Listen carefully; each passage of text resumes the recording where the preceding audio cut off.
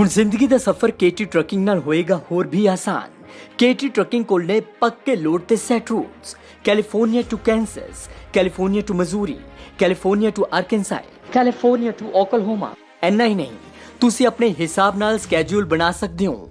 ਇਸ ਦੇ ਨਾਲ ਹੀ ਸਾਡੇ ਪ੍ਰਾਈਸ ਨੇ ਅਨਬੀਟੇਬਲ, ਯਾਨੀ ਸਭ ਤੋਂ ਵਧੀਆ ਰੇਟ ਜੋ ਮਾਰਕੀਟ 'ਚ ਤੁਹਾਨੂੰ ਕਿਤੇ ਨਹੀਂ ਮਿਲਣਗੇ। ਤੇ ਜੇ ਤੁਸੀਂ ਕੇਟੀ ਟਰੱਕਿੰਗ ਨਾਲ ਆਪਣਾ ਕਰੀਅਰ ਵੀ ਬਣਾਉਣਾ ਚਾਹੁੰਦੇ ਹੋ ਤਾਂ ਚਾਹੇ ਸੋਲੋ ਡਰਾਈਵਰ ਦੇ ਤੌਰ ਤੇ ਜਾਂ ਟੀਮ ਦੇ ਤੌਰ ਤੇ ਤੁਸੀਂ ਸਾਨੂੰ ਜੁਆਇਨ ਕਰ ਸਕਦੇ ਹੋ। ਕੇਟੀ ਟਰੱਕਿੰਗ ਤੁਹਾਨੂੰ ਦੇਗਾ ਬੈਸਟ ਸੈਲਰੀਜ਼ ਤੇ ਸਮੇਂ ਸਿਰ ਛੁੱਟੀਆਂ ਵੀ।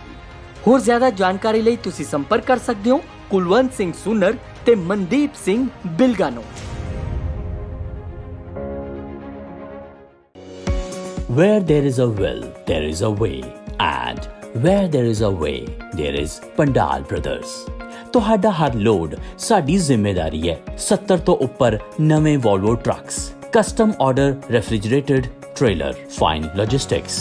ਟਾਰਗੇਟ ਇੱਕੋ ਕਿ ਤੁਹਾਡੇ ਅੱਗੇ ਸਾਡਾ ਬੈਸਟ ਕੈਰੀਅਰ ਦਾ ਦਰਜਾ, ਤੁਹਾਡਾ ਭਰੋਸਾ ਬਰਕਰਾਰ ਰਹੇ। ਸ਼ਿਪਮੈਂਟ ਵੱਡੀ ਹੋਵੇ ਜਾਂ ਛੋਟੀ, ਸਰਵਿਸਿਜ਼ ਵਿੱਚ ਕਿਸੇ ਕਮੀ ਦਾ ਸਵਾਲ ਹੀ ਨਹੀਂ। ਟੈਕਨੀਕ ਪੱਖੋਂ ਵੀ ਸਾਡਾ ਵਿਜ਼ਨ ਕਲੀਅਰ ਹੈ। ਤਾਂ ਹੀ ਟਰੱਕ ਟਰੈਕਿੰਗ ਸੌਫਟਵੇਅਰ, ਨਿਊ ਤੇ ਅਪਡੇਟਡ ਫਲੀਟ, ਸੇਫਟੀ ਲਈ CLD ਸੌਫਟਵੇਅਰ, ਇਹ ਸਭ ਮੁੱਖ ਹੈ ਕਿਉਂਕਿ ਇੱਥੇ ਗੱਲ ਵਿਸ਼ਵਾਸ ਦੀ ਹੈ। So for efficient transport services, contact Hollister, California's Pandal Brothers.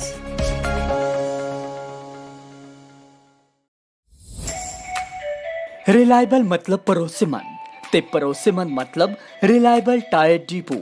Reliable tyre depot deals in wholesale truck tyres in California. ਤੇ ਇਸ ਤੋਂ ਇਲਾਵਾ ਟਰੱਕਾਂ ਦਾ ਆਇਲ ਚੇਂਜ ਕਰਵਾਉਣਾ ਹੋਵੇ, ਬ੍ਰੇਕਸ ਦਾ ਕੰਮ ਕਰਵਾਉਣਾ ਹੋਵੇ, ਸੀਲਸ ਦਾ, AC ਦਾ ਜਾਂ ਫਿਰ ਟਰੱਕ ਦਾ ਕੋਈ ਹੋਰ ਕੰਮ ਕਰਵਾਉਣਾ ਹੋਏ, ਤੁਸੀਂ ਰਿਲਾਇਬਲ ਟਾਇਰ ਡਿਪੂ ਤੇ ਅੱਖਾਂ ਬੰਦ ਕਰਕੇ ਵਿਸ਼ਵਾਸ ਕਰ ਸਕਦੇ ਹੋ। We are also authorised dealer of JK Vikrant tyres. ਤੇ ਪੱਕਾ ਹੈ ਕਿ ਪ੍ਰਾਈਸ ਦੇ ਮਾਮਲੇ 'ਚ ਅਸੀਂ ਬੈਸਟ ਹਾਂ।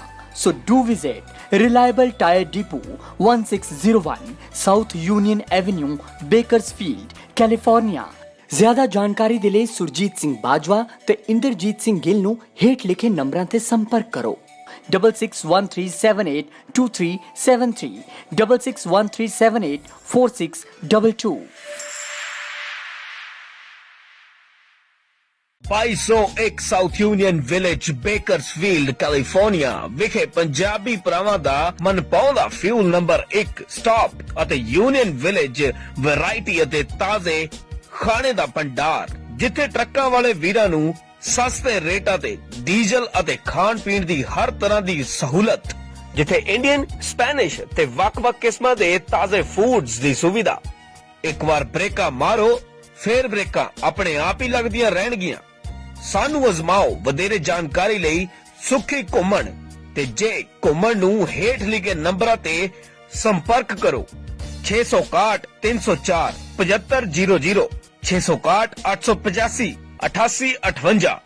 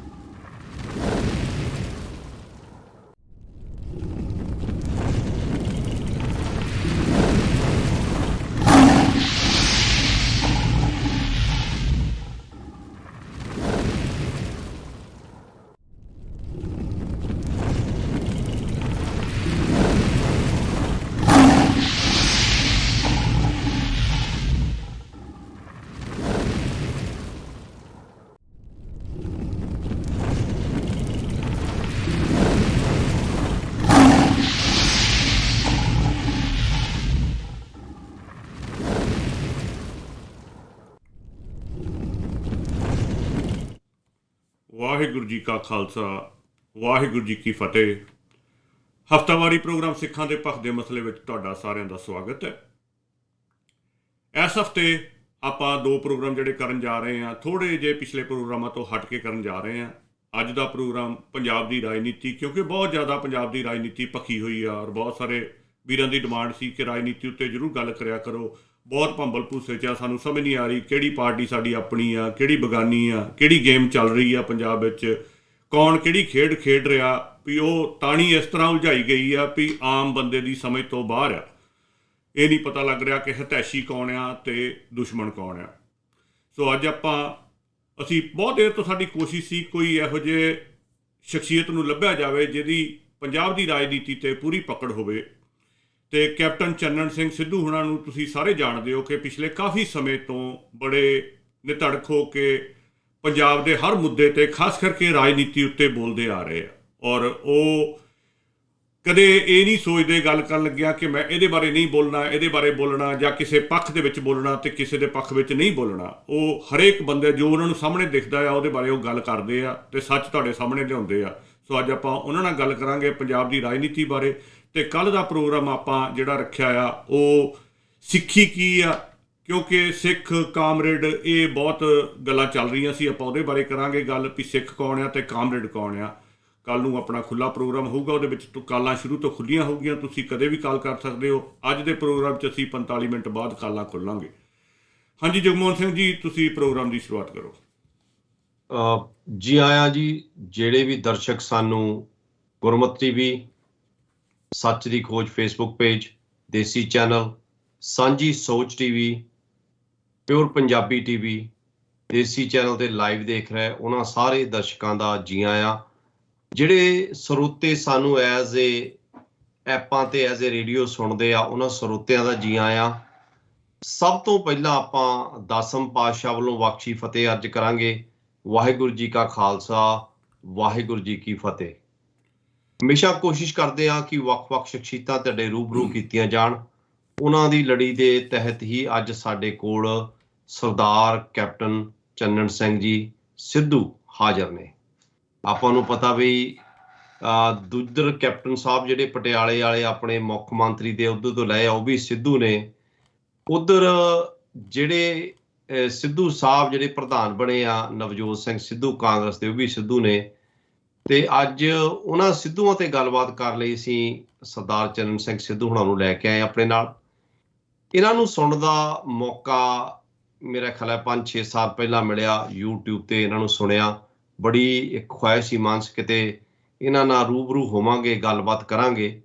ਤੋ ਸਾਡਾ ਚੈਨਲ ਜਿਹੜਾ ਆ ਉਹ ਪਿਛਲੇ ਸਵਾ ਕੁ ਸਾਲ ਤੋਂ ਅਸੀਂ ਸ਼ੁਰੂ ਕੀਤਾ ਇਹ ਸੱਚ ਦੀ ਖੋਜ। ਸੋ ਬਹੁਤ ਸੁਭਾਗਾ ਸਮਾਂ ਅੱਜ ਇਹਨਾਂ ਨੂੰ ਅਸੀਂ ਲੈ ਕੇ ਆਏ ਹਾਂ ਇੱਥੇ, ਇਹਨਾਂ ਨਾਲ ਗੱਲਾਂ ਬਾਤਾਂ ਕਰਾਂਗੇ।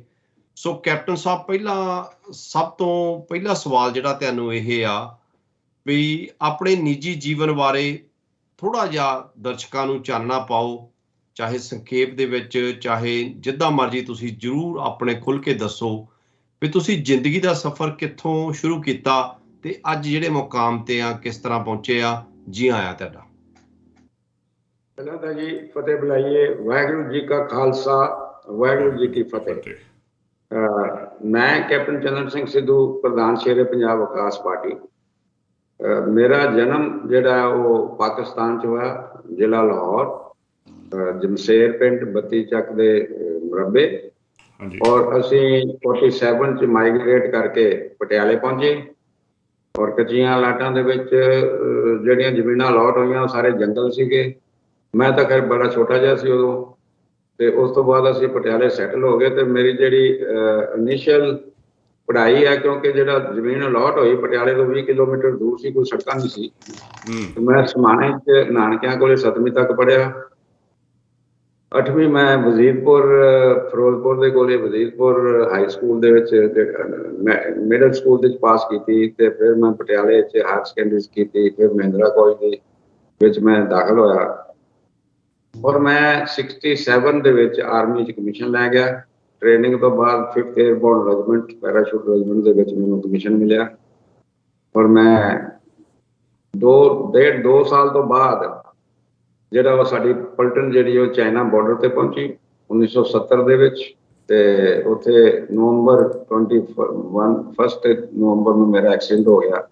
ਸਾਡੀ ਗੱਡੀ ਜਿਹੜੀ ਸੀ ਐਕਸਾਈਜ਼ ਦੇ ਵਿੱਚ ਜਾ ਰਹੀ ਸੀ ਤੇ ਪਹਾੜ ਥੱਲੇ ਆ ਗਈ, ਜਿਹਦੇ ਨਾਲ ਮੇਰੀ ਬਾਂਹ ਕੱਟੀ ਗਈ ਔਰ ਫੀਮਰ ਫ੍ਰੈਕਚਰ ਹੋਇਆ, ਜੌ ਫ੍ਰੈਕਚਰ ਹੋਇਆ, ਮਲਟੀਪਲ ਹੈਡ ਇੰਜਰੀਜ਼ ਹੋਈਆਂ। ਬਾਕੀ ਸਭ ਦੀ ਡੈਥ ਹੋ ਗਈ, ਲੇਕਿਨ ਮੈਂ ਸਰਵਾਈਵ ਕਰ ਗਿਆ। 1 ਸਾਲ ਮੈਂ ਹਸਪੀਟਲ 'ਚ ਰਿਹਾ ਤੇ 71 ਵਾਰ ਤੋਂ 4 ਮਹੀਨੇ ਪਹਿਲਾਂ ਮੈਂ ਫਿਟ ਹੋ ਕੇ ਤੇ ਆਰਮੀ ਦੁਆਰਾ ਸਰਵਿਸ ਆ ਗਿਆ। ਔਰ 1971 ਦੀ ਲੜਾਈ ਮੈਂ ਪਠਾਨਕੋਟ ਹਵਾਈ ਅੱਡੇ ਤੇ ਲੜੀ। ਹਾਂਜੀ। ਔਰ ਉਸ ਤੋਂ ਬਾਅਦ 5 ਸਾਲ ਮੈਂ ਸਟਾਫ ਕੈਪਟਨ ਪਠਾਨਕੋਟ ਰਿਹਾ। ਫਿਰ ਮੈਂ ਕੋਰ ਹੈਡਕੁਆਟਰ ਚੰਡੀਗੜ੍ਹ ਆ ਗਿਆ, ਉੱਥੇ ਸਟਾਫ ਕੈਪਟਨ ਰਿਹਾ। ਉੱਥੋਂ ਮੈਂ 78 ਦੇ ਵਿੱਚ ਆਰਮੀ ਜਿਹੜਾ ਉਹ ਮੈਡੀਕਲ ਗਰਾਊਂਡਸ ਤੇ ਮੈਂ ਛੱਡ ਕੇ ਤੇ ਵਾਪਸ ਆਪਣੇ ਘਰ ਪਟਿਆਲੇ ਆ ਗਿਆ। ਮੈਂ 10 ਸਾਲ ਨੌਕਰੀ ਜਿਹੜੀ ਆ ਉਹ ਫੌਜ ਦੇ ਵਿੱਚ ਕੀਤੀ। ਸੋ 10 ਸਾਲ ਤੁਸੀਂ ਫੌਜ ਦੇ ਵਿੱਚ ਰਹੇ ਆ ਤੇ ਉਸ ਤੋਂ ਬਾਅਦ ਜਦੋਂ ਤੁਸੀਂ ਵਾਪਸ ਘਰ ਆਏ ਉਦੋਂ ਤੋਂ ਹੀ ਪੋਲਿਟਿਕਸ ਦੇ ਵਿੱਚ ਇਨਵੋਲਵ ਆ, ਜਾਂ ਇਹ ਹੁਣੇ ਹੀ ਤੁਹਾਨੂੰ ਲੱਗਿਆ ਵੀ ਕਿਸੇ ਨਵੀਂ ਪਾਰਟੀ ਦੀ ਜ਼ਰੂਰਤ ਹੈ ਜਾਂ ਕਰਨਾ ਚਾਹੀਦਾ? ਇਹਦੇ ਬਾਰੇ ਜ਼ਰੂਰ ਦੱਸੋ। 1980 ਦੇ ਵਿੱਚ ਕੈਪਟਨ ਅਮਰਿੰਦਰ ਸਿੰਘ ਪਾਰਲੀਮੈਂਟ ਲੜ ਰਿਹਾ ਸੀ ਪਟਿਆਲੇ ਤੋਂ। ਹਾਂਜੀ। ਔਰ ਮੇਰਾ ਜਿਹੜਾ ਉਹ ਘਨੌਰ ਬਲਾਕ ਦੇ ਵਿੱਚ ਸੀਗਾ ਤੇ ਇਹ ਪਹਿਲਾਂ ਵੀ ਲੜਿਆ ਸੀ ਇੱਕ ਵਾਰ, ਔਰ ਇਹ ਉੱਥੇ 82 ਹਜ਼ਾਰ ਨਾਲ ਦੌਰਾ ਸਾਹਿਬ ਤੋਂ ਹਾਰਿਆ ਸੀ। ਹਾਂਜੀ। ਜਿੰਨੀ ਕੋਈ ਲੀਡ 30-35 ਹਜ਼ਾਰ ਦੀ ਪਟਿਆਲੇ ਸ਼ਹਿਰ ਚੋਂ ਲੈਂਦੇ ਸੀ ਤੇ ਉਹ ਘਨੌਰ ਸਾਡਾ, ਕਿਉਂਕਿ ਅਸੀਂ ਸਾਰੇ ਕੱਟੜ ਅਕਾਲੀ ਸੀਗੇ। ਜਗਦੇਵ ਸਿੰਘ ਸੰਧੂ ਮੇਰੇ ਮਾਮਾ ਜੀ ਸੀ, ਉਹ 9 ਦਫਾ MLA ਉੱਥੋਂ ਜਿੱਤੇ ਹੈ, ਕਦੀ ਹਾਰੇ ਨਹੀਂ। ਤੇ ਉੱਥੇ ਆ ਕੇ 35-40 ਹਜ਼ਾਰ ਨਾਲ ਇਹ ਡਾਊਨ ਹੋ ਜਾਂਦਾ ਸੀ। ਤੋ ਇਹਨੇ ਉੱਥੇ ਕਿਤੇ ਫੌਜੀ ਅਫਸਰਾਂ ਨਾਲ ਗੱਲ ਕੀਤੀ, ਬ੍ਰਿਗੇਡੀਅਰ ਬੰਦ ਸਿੰਘ ਦੀ ਸਨੌਰ ਦੇ ਸੀਗੇ, ਕਿ ਬ੍ਰਿਗੇਡੀਅਰ ਸਾਹਿਬ ਕੋਈ ਘਨੌਰ ਬਲਾਕ 'ਚ ਅਫਸਰ ਹੈ, ਕੋਈ ਫੌਜੀ ਅਫਸਰ ਹੋਏ ਜਿਹਨੂੰ ਆਪਾਂ ਯੂਜ਼ ਕਰ ਸਕੀਏ ਤਾਂ ਆਪਣੀ ਮਦਦ ਕਰੇ।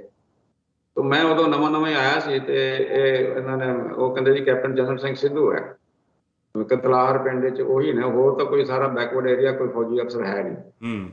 मैनू इन्होंने सवेरे जी भेज दी कि महाराज साहब ने तुहानू ब्रेकफास्ट बुलाया ते मैं तैयार होके ते मैनू, क्योंकि इन्हों के जो बाकी टिके टुके से मेरे नाल महिंद्रा कॉलेज पढ़े सी सारे, ये उत्थे पढ़े ही नहीं, इस करके इन्होंने मैं जानता नहीं सी। ਹਾਂਜੀ। ਤੇ ਮੈਂ ਆ ਕੇ ਇਹਨਾਂ ਨੂੰ ਮਿਲਿਆ ਤੇ ਮੈਨੂੰ ਕਹਿੰਦੇ ਵੀ ਚੰਨਨ ਸਾਡੀ ਮਦਦ ਕਰੋ, ਮੈਂ ਪਾਰਲੀਮੈਂਟ ਲਾਇਆ। ਤੋ ਮੈਂ ਕਿਹਾ ਅਸੀਂ ਸਾਰੇ ਕੱਟੜ ਅਕਾਲੀ ਹਾਂ ਤੇ ਸਾਡੇ 35 ਪਿੰਡ 70 ਪਿੰਡ ਸੀ ਟੋਟਲ ਕੰਸਟੀਚੁਐਂਸੀ, 35 ਪਿੰਡ ਸਾਡੇ ਲਾਹੌਰੀਏ ਸਰਪੰਚ ਸੀਗੇ, ਭਾਵੇਂ ਲਾਹੌਰ ਦੇ ਹੋਣ, ਭਾਵੇਂ ਸ਼ੇਖੂਪੁਰੇ ਦੇ ਹੋਣ, ਭਾਵੇਂ ਹੋਰ ਦੇ ਹੋਣ, ਮਤਲਬ ਸਾਡੇ ਰਫੂਜੀ ਜਿਹੜੇ ਅਸੀਂ ਸੀਗੇ ਉਹ ਸੀ ਸਰਪੰਚ ਸੀਗੇ। ਤੇ ਮੈਂ ਕਿਹਾ ਮੈਨੂੰ ਹਫ਼ਤੇ ਦਾ ਟਾਈਮ ਦਿਓ, ਮੈਂ ਸਾਰਿਆਂ ਨਾਲ ਸਲਾਹ ਕਰਕੇ ਤੇ ਤੁਹਾਨੂੰ ਦੱਸਾਂਗਾ। ਤਾਂ ਫਿਰ ਮੈਂ ਭਤੀਜੇ ਨੂੰ ਭੇਜਿਆ ਮੋਟਰਸਾਈਕਲ ਤੇ ਸਾਰੇ ਇਕੱਠੇ ਕਰ ਲਏ, ਐਤਵਾਰ ਨੂੰ ਇਕੱਠੇ ਕਰਕੇ ਤੇ ਉਹਨਾਂ ਨੂੰ ਮੈਂ ਦੱਸਿਆ ਵੀ ਇਸ ਤਰ੍ਹਾਂ ਕਰਕੇ ਅਮਰਿੰਦਰ ਸਿੰਘ ਨੇ ਮੈਨੂੰ ਬੁਲਾਇਆ ਸੀ। ਤੇ ਉਹ ਕਹਿੰਦੇ ਠੀਕ ਹੈ ਬਈ ਆਪਾਂ ਜਿਹੜੀ ਥੱਲੇ ਦੀ ਵੋਟ ਹੈ, ਥੱਲੇ ਦੀ ਉੱਪਰ ਦੀ ਕਹਿੰਦੇ ਸੀ ਉਦੋਂ ਪਾਰਲੀਮੈਂਟ ਤੇ ਅਸੈਂਬਲੀ ਨੂੰ, ਬਈ ਆਪਾਂ ਅਸੈਂਬਲੀ ਦੀ ਵੋਟ ਜਿਹੜੀ ਉਹ ਜਸਦੇਵ ਸਿੰਘ ਨੂੰ ਪਾ ਦਿਆਂਗੇ ਤੇ ਪਾਰਲੀਮੈਂਟ ਅਮਰਿੰਦਰ ਸਿੰਘ ਨੂੰ ਪਾ ਦਿੰਦੇ ਆ। तो फिर मैं सारे पिंडा का इकट्ठ करके इन्हू उत्थे बुलाया भगौरे पिंड दे विच ते असीं इन्हू प्रॉमिस कीता कि yes we will vote for you for parliament. ते मैं इन्हां नूं 4680 वोटां दी घनौर तो लीड लैके दित्ती। उस दिन तो ही फिर मैं इन्हां नाल अटैच हो गया ते पॉलिटिक्स दे विच जिहड़ा चलदा रहा काम। हाँ जी। ते उस तो मेरी पॉलिटिक्स दी जिहड़ी इनिंग है वो शुरू होंदी है। 88 दे विच मैं अकाली दल मान बनाया, मैं अमरिंदर सिंह नूं छड्ड दित्ता क्योंकि मान नूं जदों इन्हां ने एक वोट नाल हरा दित्ता राज्य सभा तो बरनाला गवर्नमेंट ने, ते असीं उदों यंग ही सी, 32-33 साल दे सीगे, असीं औखे हो गए सारे ते औखे हो के ते असीं मान दी सपोर्ट करनी शुरू कर दित्ती। और 88 च मैं मान अकाली दल मैं बनाया और मैं अखंड पाठ साहब दा रखिया ते अमृतसर इंटरनेशनल होटल दे बाहर शोरूम सीगा, उत्थे दुकान ऑफिस खोलिया। मान दे पेरेंट्स नूं बुलाया, छोटेपुर संत जीत सिंह, कालब संधू बडूंदी, मान दे भैन भनोइये और यूनिवर्सिटी के सारे स्टूडेंट आके असीं उत्थे भोग ते इकट्ठे होए 400-500 बंदा। ते उदों जदों कोई मान दा डरदा नां नहीं सी लैंदा, उदों मान अकाली दल दी मैं इत्थे नींह पत्थर रखिया। 89 दे विच फिर असीं टिकटां दे के ते सारी पार्लीमेंट जित गए ते मान नूं छडा के कामयाब होए। तरनताਰਨ तो मान नूं मैं ही खड़ा कीता सी। मैं खुद भी पार्लीमेंट लड़िया सी गुरदासपुर तो 89 च।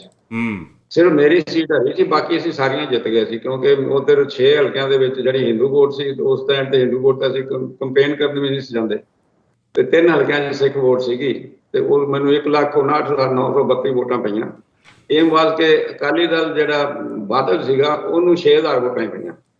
ਏਮ ਉਹਨਾਂ ਦਾ ਖਤਮ ਕਰਨਾ ਸੀ ਤੇ ਉੱਥੋਂ ਫਿਰ ਮੇਰੀ ਇਨਿੰਗ ਸ਼ੁਰੂ ਹੋਈ ਹੈ ਤੇ ਅੱਜ ਤੱਕ ਚੱਲੇ ਆ ਰਹੇ ਜਿਵੇਂ ਵੀ ਇਹ ਯੂਜ਼ ਕਰਦੇ ਰਹੇ ਨੇ। ਇਹਨਾਂ ਨੂੰ ਯੂਜ਼ ਐਂਡ ਥਰੋ ਇਹਨਾਂ ਨੂੰ ਪਾਲਿਸੀ ਆਉਂਦੀ ਹੈ। ਇਹ ਟਾਈਮ ਤੇ ਆ ਕੇ ਮਿੰਨਤਾਂ ਵੀ ਕਰ ਲੈਂਦੇ ਨੇ, ਪੈਰ ਵੀ ਫੜ ਲੈਂਦੇ ਨੇ, ਘਰ ਵੀ ਆ ਜਾਂਦੇ ਨੇ, ਯੂਜ਼ ਕਰਦੇ ਨੇ, ਮੁੜ ਕੇ ਸਤਿ ਸ੍ਰੀ ਅਕਾਲ ਬੁਲਾ ਦਿੰਦੇ ਨੇ। ਤੇ ਹੁਣ ਜਦੋਂ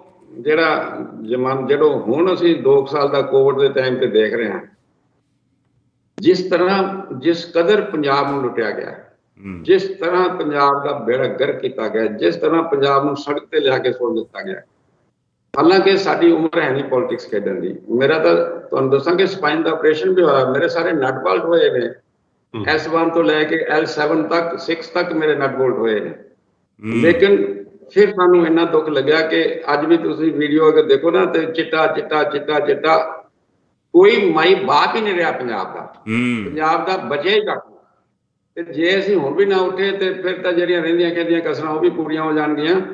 ਤੇ ਇਸ ਕਰਕੇ ਸਾਨੂੰ ਇਸ ਉਮਰ ਦੇ ਵਿੱਚ ਉੱਠਣਾ ਪੈ ਗਿਆ ਕਿ ਜੇ ਅੱਜ ਪੰਜਾਬ ਅਸੀਂ ਨਹੀਂ ਉੱਠਦੇ, ਜੇ ਤੁਸੀਂ ਵੀ ਨਹੀਂ ਉੱਠਦੇ, ਤੇ 10 ਸਾਲਾਂ ਨੂੰ 15 ਸਾਲਾਂ ਨੂੰ ਸਾਡੀਆਂ ਦਾਦੀਆਂ ਤੇ ਨਾਨੀਆਂ ਜਿਵੇਂ ਪੁਰਾਣੇ ਜ਼ਮਾਨੇ 'ਚ ਕਹਾਣੀਆਂ ਸੁਣਾਉਂਦੀਆਂ ਹੁੰਦੀਆਂ ਸੀ। ਇੱਕ ਬਲਾ ਹੁੰਦੀ ਸੀ, ਉਹ ਬੰਦੇ ਨੂੰ ਦਿਨ 'ਚ ਚੁੱਕ ਕੇ ਲੈ ਜਾਂਦੀ ਸੀ। ਫਿਰ ਲੋਕੀ ਮਹਾਰਾਜੇ ਕੋਲੇ ਗਏ, ਮਹਾਰਾਜੇ ਨੇ ਆਪਣੇ ਫੌਜ ਭੇਜ ਕੇ ਉਹ ਬਲਾ ਨੂੰ ਮਾਰਿਆ ਤੇ ਲੋਕਾਂ ਨੂੰ ਸੁੱਖ ਦਾ ਸਾਹ ਆਇਆ। ਫਿਰ ਐਂ ਨਾਨੀਆਂ ਦਾਦੀਆਂ ਸਾਡੀਆਂ ਕਹਾਣੀਆਂ ਸੁਣਾਇਆ ਕਰਨਗੀਆਂ ਕਿ ਇੱਕ ਸਾਡਾ ਪੰਜਾਬ ਹੁੰਦਾ ਸੀ ਤੇ ਉਹ ਪੰਜਾਬ ਸਾਡਾ 5 ਦਰਿਆਵਾਂ ਦਾ ਸੀ, 47 'ਚ 2 ਰਹਿ ਗਏ। ਉਸ ਤੋਂ ਬਾਅਦ ਇਹ ਜਿਹੜੇ ਲੁਟੇਰੇ ਆਏ, ਇਹ ਨਵੇਂ ਅਬਦਾਲੀ ਨੇ, ਭਾਵੇਂ ਉਹ ਬਾਦਲੀਏ ਨੇ ਤੇ ਭਾਵੇਂ ਅਮਰਿੰਦਰ ਹੋਰੀ ਨੇ, ਭਾਵੇਂ ਉਹ ਇਹਨਾਂ ਦੀ ਕਾਂਗਰਸ ਹੈ, ਭਾਵੇਂ ਜਿੰਨੇ ਵੀ ਆ ਕਾਂਗਰਸ ਦੇ ਮੰਤਰੀ ਨੇ, ਜੋ ਵੀ ਇਹ ਬੋਲਦੇ ਨੇ ਰੋਜ਼, ਜਿਹੜਾ ਇਹਨਾਂ ਨੇ ਇੱਥੇ ਪੰਜਾਬ ਦੇ ਵਿੱਚ ਗੰਦ ਪਾਇਆ ਹੋਇਆ ਇੱਕ ਦੂਜੇ ਦੇ ਖਿਲਾਫ, ਇਹ ਸਾਰੇ ਅਹਿਮਦ ਸ਼ਾਹ ਅਬਦਾਲੀ ਦੀ ਔਲਾਦ ਨੇ।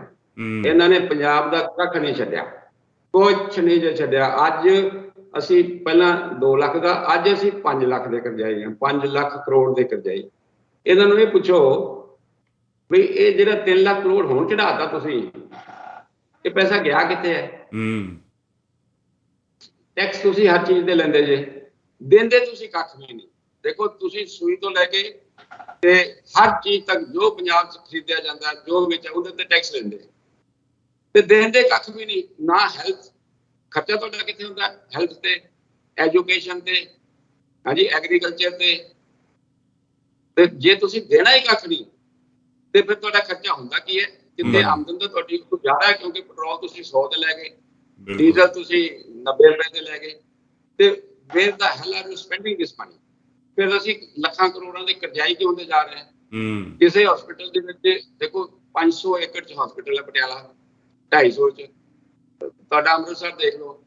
Can you believe it? ਕਿਸੇ 'ਚ ਹਮਾਰੀ ਮਸ਼ੀਨ ਹੈ ਨਹੀਂ, ਕਿਸੇ ਕੋਈ ਸਾਡੀ ਸਟੇਟ ਹੈ, ਕਿਸੇ 'ਚ ਕੋਈ ਸਕੈਨਿੰਗ ਮਸ਼ੀਨ ਹੈ ਨਹੀਂ, ਕਿਸੇ 'ਚ ਕੋਈ ਡਾਇਲਿਸਿਸ ਦੀ ਮਸ਼ੀਨ ਹੈ ਨਹੀਂ। ਜੇ ਤੁਸੀਂ ਡਾਕਟਰ ਕੋਲ ਚਲੇ ਜਾਓ ਤਾਂ ਪ੍ਰਸਕ੍ਰਾਈਬ ਕਰ ਦਿੰਦੇ ਨੇ, ਆ ਲਓ ਜੀ ਭੱਜ ਕੇ MRI ਕਰਾ ਕੇ ਆਓ। MRI ਕਿੰਨੇ ਦੀ? 14,000 ਦੀ। ਹਾਂਜੀ, ਫਲਾਣੇ ਕੋਲ ਜਾਓ ਜੀ, ਉਹਨਾਂ ਦੀ ਲੇਟੈਸਟ ਮਸ਼ੀਨ ਹੈ, ਵਿੱਚੋਂ 5,000 ਰੁਪਏ ਉਹ ਪ੍ਰਿਸਕ੍ਰਿਪਸ਼ਨ ਵਾਲੇ ਨੂੰ ਆ ਜਾਂਦਾ। ਅੱਜ ਦੀ ਡੇਟ 'ਚ ਗਰੀਬ ਜਿਹੜਾ ਉਹ ਟੈਸਟ ਨਹੀਂ ਕਰਾ ਸਕਦਾ। ਅੱਜ ਦੀ ਡੇਟ 'ਚ ਅੰਮ੍ਰਿਤਸਰ ਬੈਠਾ, ਇੱਥੇ ਘੱਟੋ ਘੱਟ ਡੇਂਗੂ ਨਾਲ 10 ਤੋਂ 10,000 ਬੰਦਾ ਜਿਹੜੇ ਗਰੀਬ ਨੇ ਉਹ ਡੇਂਗੂ ਨਾਲ ਪਏ ਨੇ। ਔਰ ਜੇ ਤੁਸੀਂ ਟੈਸਟ ਕਰਾਉਣ ਭੇਜੋ ਤੇ 2200 ਰੁਪਏ ਟੈਸਟਾਂ ਦਾ ਲੈ ਲੈਂਦੇ ਨੇ। ਜਿਹੜਾ ਗਰੀਬ ਰੋਟੀ ਨਹੀਂ ਖਾ ਸਕਦਾ, ਜਿਹਦੇ ਘਰ ਰਾਤ ਨੂੰ ਰੋਟੀ ਨਹੀਂ, ਉਹ 2200 ਦਾ ਟੈਸਟ ਕਿੱਥੋਂ ਕਰਾਊਗਾ? ਇਹ ਹਾਲਤ ਲਿਆ ਕੇ ਇਹਨਾਂ ਨੇ ਪੰਜਾਬ ਨੂੰ ਸੁੱਟ ਦਿੱਤਾ। ਤੇ ਜੇ ਇਹਨਾਂ ਤੇ ਤੁਸੀਂ ਗੱਲਾਂ ਸੁਣੋ ਤੇ ਅਸਮਾਨ ਤੇ ਚੜਾਉਂਦੇ ਨੇ। ਅਸੀਂ 2-4 ਮੁੱਦੇ ਫੜੇ ਹੋਏ, ਮੈਂ 5-7 ਸਾਲ ਹੋ ਗਏ ਨੇ ਮੈਨੂੰ। ਉਹ 4 ਮੁੱਦੇ, ਬੇਅਦਬੀ ਵਾਲਾ ਮੁੱਦਾ ਉੱਥੇ ਦਾ ਉੱਥੇ, ਰੇਤਾ ਬਜਰੀ ਦਾ ਮੁੱਦਾ ਉੱਥੇ ਦਾ ਉੱਥੇ, ਸ਼ਰਾਬ ਮਾਫੀਆ ਉੱਥੇ ਦਾ ਉੱਥੇ, ਕੇਬਲ ਮਾਫੀਆ ਉੱਥੇ ਦਾ ਉੱਥੇ, ਨਵਾਂ ਟਰਾਂਸਪੋਰਟ ਮਾਫੀਆ ਉੱਥੇ ਦਾ ਉੱਥੇ। ਕਹਿੰਦੇ ਅਸੀਂ ਵੀ ਟਰਾਂਸਪੋਰਟ ਪਾਲਿਸੀ ਵਿਦਿਨ 3 ਮੰਥਸ ਲਿਆਵਾਂਗੇ। ਅਮਰਿੰਦਰ ਸਿੰਘ ਨੂੰ ਪੁੱਛ ਲਓ ਕਿੱਥੇ ਗਈ 3 ਮੰਥਸ। ਤੇ ਹੁਣ ਇਹਨਾਂ ਨੂੰ ਪੁੱਛ ਲਓ ਜਿਹੜੇ ਵੱਡੀਆਂ ਵੱਡੀਆਂ ਬੜਕਾ ਮਾਰਦੇ ਨੇ, ਸਿੱਧੂ ਹੋਰੀ, ਇਹਨਾਂ ਨੂੰ ਪੁੱਛ ਲਓ। ਮੈਨੂੰ ਇੱਕ ਗੱਲ ਦੀ ਸਮਝ ਨਹੀਂ ਆ ਰਹੀ ਕਿ ਅੱਜ ਦੀ ਡੇਟ ਦੇ ਵਿੱਚ ਜੇ ਤੁਸੀਂ ਤਾਂ ਅਮਰਿੰਦਰ ਉਤਰ ਗਿਆ ਠੀਕ ਹੈ, ਪਰ ਹੁਣ ਤੁਸੀਂ ਦੱਸੋ ਕਰ ਕੀ ਰਹੇ ਜੇ?